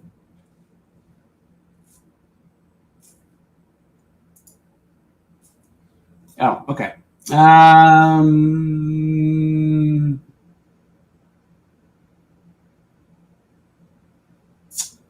guess it's not him. It's not this Simon Reynolds, is it? That's what I'm thinking it was, but I guess it's not. But the kid looks familiar. Yeah, I mean... It is him. Yes, it's him. Okay. Yeah, he plays... Yeah, he's... Yep. Yeah, I knew he looked familiar. Okay, so there are two alumni from the Gates. He was also on Warehouse 13. I wonder if he knew. He's dead. He died. He died in real life, so... which is sad. The young. Well, he's not. He wasn't. He wouldn't be young now, but that's sad. I don't want to. I'm not going to find out what he died of. I don't want to bring myself down right now. So yeah, she's like, you did something to him, and then we don't even see. We just see them go into a room together, and then they come out, and they're both holding each other and smiling, and I'm like, oh, that's a pretty cool. We got right to it. We didn't have to worry about. We weren't trying to make this episode too long, but yeah. So yeah, and then he ends up dead, of course. And then she has her sights set on her sister's boyfriend. And she's talking about, oh yeah, I have. I forget if this is the point, but there's a point in the story where Helen's talking about, oh yeah, I'm with this guy, and the sister's excited. She's like, oh great, you finally started dating. I'm happy, and you can tell that. I think they love each other as sisters, but the whole "you're the pretty sister and I'm the ugly sister" always comes into play, especially in these types of stories and stuff like that. So, but I think the sisters care about each other, but the other sisters at this point is gone, emotionally, and her mind and whatever is gone because of the cursed item. Because there's an early scene after Greg dies, and they're watching. I think they hear about it on the news, and Helen's just stuffing her face with food, and she's like, he was a jerk anyways. And the sister's like, how can you say something like that? He's like, he was. I'm just telling the truth. and that's the point where Mickey comes to the door and is like, I'm looking for this compact and it's gold. And she's like, I don't know what you're talking about. Get out of here. I'm not talking to you. Yeah. So Mickey's like, oh, okay, well, that didn't go well. I have no charm. Which I like that she's used to like meeting somebody and like they're like her charming demeanor kind of like works for her. But in this case, Helen doesn't care. I think it's the whole, you're a pretty girl and I'm a homely, less attractive girl, so I don't care what you say, which I kind of see that. Mickey, because you're pretty, people are nice to you. Yeah, so we get a lot of school drama, like, but it's not goofy. It's just, it's school drama within it's more Degrassi high than 16 Candles. Yeah, exactly. Well, 16 Candles without the possible unapproved sexual situations. But anyway. That was Anthony Michael Hall, but anyway, she was sleeping, but we had sex. No. Anyway, so yeah, she infatuates the boyfriend with the thing, and they go to the prom. So I love her outfit her hair is teased up like to the ceiling. Yeah, that's the most bizarre she looks, Yeah. Her sister, like early on, her sister's like, don't you want some help with your makeup or something to that effect? And she's like, she got thick red lipstick on, and she's wearing one of those 80s weird, frilly dresses, but then she's got like pants underneath, or like, I don't know if she's wearing pants or like, what are those things women wear for leggings? Is that what they call? Yeah, leggings or whatever.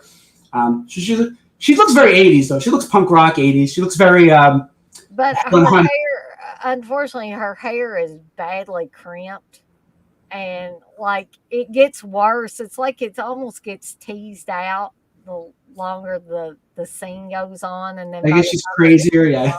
Yeah.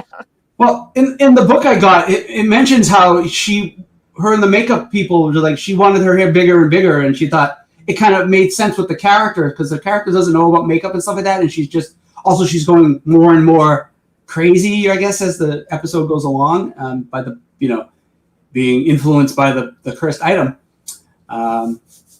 Yeah. So, but yeah, it's crazy, but I think it kind of works.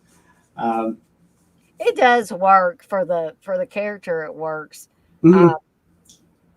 When we get to the end, I'm going to talk about something that did bother me about this episode.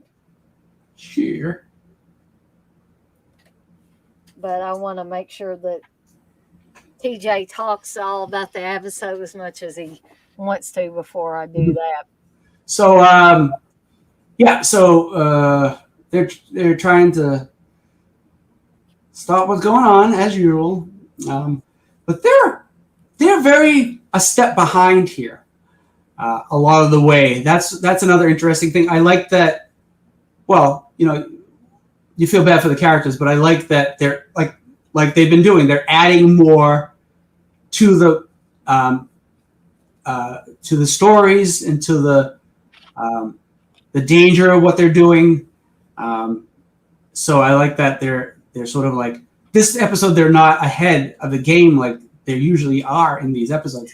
Yeah, they're not. It's like, I don't know, what did you guys take, sleeping pills or cold medicine or something? Because you ain't keeping up this time. Yeah, but I think it's the writers trying to add more, more urgency and more. It's like, and we find out at the end of the episode, it's like not everything's going to have a happy ending, So anyway, so the sister's sort of like, hey, what's going on here? There's something crazy going on. She gets tied up and hung by her neck to the ceiling of the bedroom, and she's barely keeping her feet on this little chair. I think they meant to kill her, but they sort of left her to go to the high school. I don't know if it's a prom or not, but it's a high school dance. I think it's prom because I think her sister mentions prom. But it's very Carrie. I mean, it's a set of Carrie. You know, even though her sister isn't intentionally setting her up with her boyfriend, she's setting her sister. She's like, "Oh, do you want to? You help make up for your?" Because she doesn't know she's taking her at that moment. She doesn't know she's taking her boyfriend to the dance. So yeah, she ends up getting tied up, and she gets saved by Jack. So we're safe there. She gets saved, but Helen and Scott, I think it's Scott.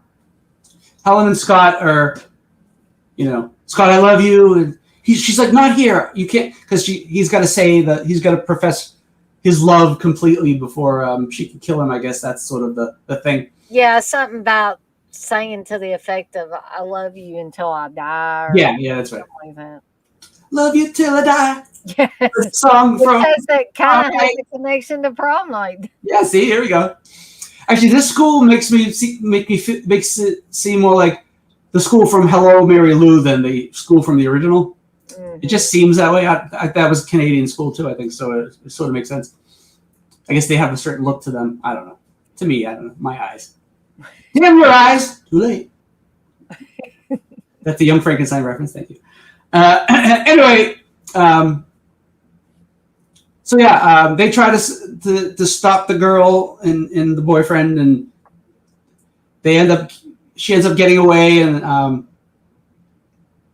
she brings the boyfriend to the roof, and she's sort of like, we find out that she really did. She like I said, there's sort of hints at the beginning of the episode and throughout the episode that she likes the boyfriend, and she's like, I don't want you to die. I love you and I want to be with you, and all that jazz, and you really feel that that's how her feelings are towards him about that, which it's not mushy. I think it really works as far as what's going on in the story.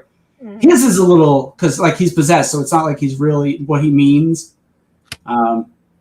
But and then she so they're trying to, they see them on the roof, and they're like, oh no, and they try to get up there, and we go between Mickey and Ryan trying to climb up the stairs, and it's like, I don't know, it's like 80 flights or whatever. It seems like a lot because they're like they're doing one of those things where they're holding onto the railing and they're like type of situation. And she's doing the whole, I really care about you and I love you and I want to be with you and whatever. But she realizes that they can't be together. Also, Jack should be taking the girl to her parents, not to the place where her sister is, who's trying to kill her boyfriend or whatever. Yeah, which doesn't make a whole lot of sense. But I guess she thinks maybe Jack thinks her sister can stop her from doing something. Maybe that's it, but we don't really see that. We just see him dragging her, who just was almost murdered by her ex-boyfriend now. Her boyfriend and her sister tried to kill her. You think she doesn't want to be dragged to the school prom, right? He beats the snot out of her, like, before they hang her up. Yeah. It's like, holy crap, talk about physical abuse. Yeah, it's like you said, it's a very dark episode. Mm. And as they're almost to the top of the stairs, she decides, I won't be able to be with you in life, and I won't get away from this, and we're gonna Romeo and Juliet over the top of the school, and they fall to their death. Now we don't see any splattered bodies, which I think is a good idea because this is sort of a tragic ending, so we don't need that extra. We don't need to see them in their weird falling position that we usually see in movies, where the one leg is to the side, and I mean, I guess technically they said, well, the sister lived, the other sister lived, yes. But still, it's so dark because both the boyfriend and the younger sister fall to their death, and they don't find the cursed item the first time in the series. Yeah, that was the thing that really bugged me about this episode, if there was anything that bothered me about the episode a lot, it was that they didn't get it back. And it bothered Mickey too, because Mickey has the conversation with Jack, I believe, about how, what if somebody else finds this mirror, which we see somebody reaching for the mirror. We don't know who it is or whatever. We just see a hand reaching for the compact mirror. You see a nice pair of high heel pumps, and we see a hand reach for the... I mean, it could be Mickey finding it later, but it also could be somebody else too. We don't know. Yeah, maybe I don't know, in a future episode, see the sisters in the compact make a reappearance. It's possible. I'm not being vague at all, am I? I hope you guys are paying attention to what TJ said, or you're going to be left out in the cold. All four of you that are left here, or three probably, because I'm sure it's counting TJ in that four. Actually, I shut it off, so I'm only on the main. Oh, gotcha. Okay. This thing. Gotcha. So that we ended with a splat. We did. And as long as it's okay with TJ, next Wednesday, barring anything happening, I figure instead of leaving one leftover episode, we would try to cover 11, and that would finish up this first season. Okay. And so that's what we will plan to do next Wednesday, is finish up this first season, and then we'll be moving along to the second season. How many seasons were there again? 3. Just 3. So that's it. Didn't last very long. Yeah, they ended the show prematurely. They were canceled. So they didn't even do a full third season because they got canceled before. In fact, they were filming the last episode of the third season, and then they got the notice. Oh yeah, you're canceled. Yeah, get out of here. It doesn't end with it doesn't end, like we don't find out if everything was found, and it doesn't have a wrap up or whatever. So word of warning, everything's not going to be wrapped up with a bow and all nice and neat and tidy because they canceled them. Yeah. I'm kind of sad that this show didn't go on longer. Blissel said she heard high heels. She perked up her ears when she heard that. So me and TJ can get off of here and get some sleep here because it's almost 1 a.m. We went on for 4 hours and 40 minutes. Yeah. So I want to thank everybody that was in here tonight. I want to thank TJ for being my co-host once again. Thank you. For these episode breakdowns. TJ's never going to want to talk about episodic horror ever again. I was trying to think of other shows we could do after. Were you? Well, I'll take any and all suggestions. Some shows I'm thinking of, I don't even know if they're available to, like, there's watchability about them. There's a show I liked in the mid 90s called VR5, and it only was like 2 seasons, I think. It had Lori, what's her face from Footloose, Lori Singer. From Footloose and Warlock. Right. And it also had from One Flew Over the Cuckoo's Nest, Nurse Ratched. What's her face? Louise Fletcher. Louise Fletcher.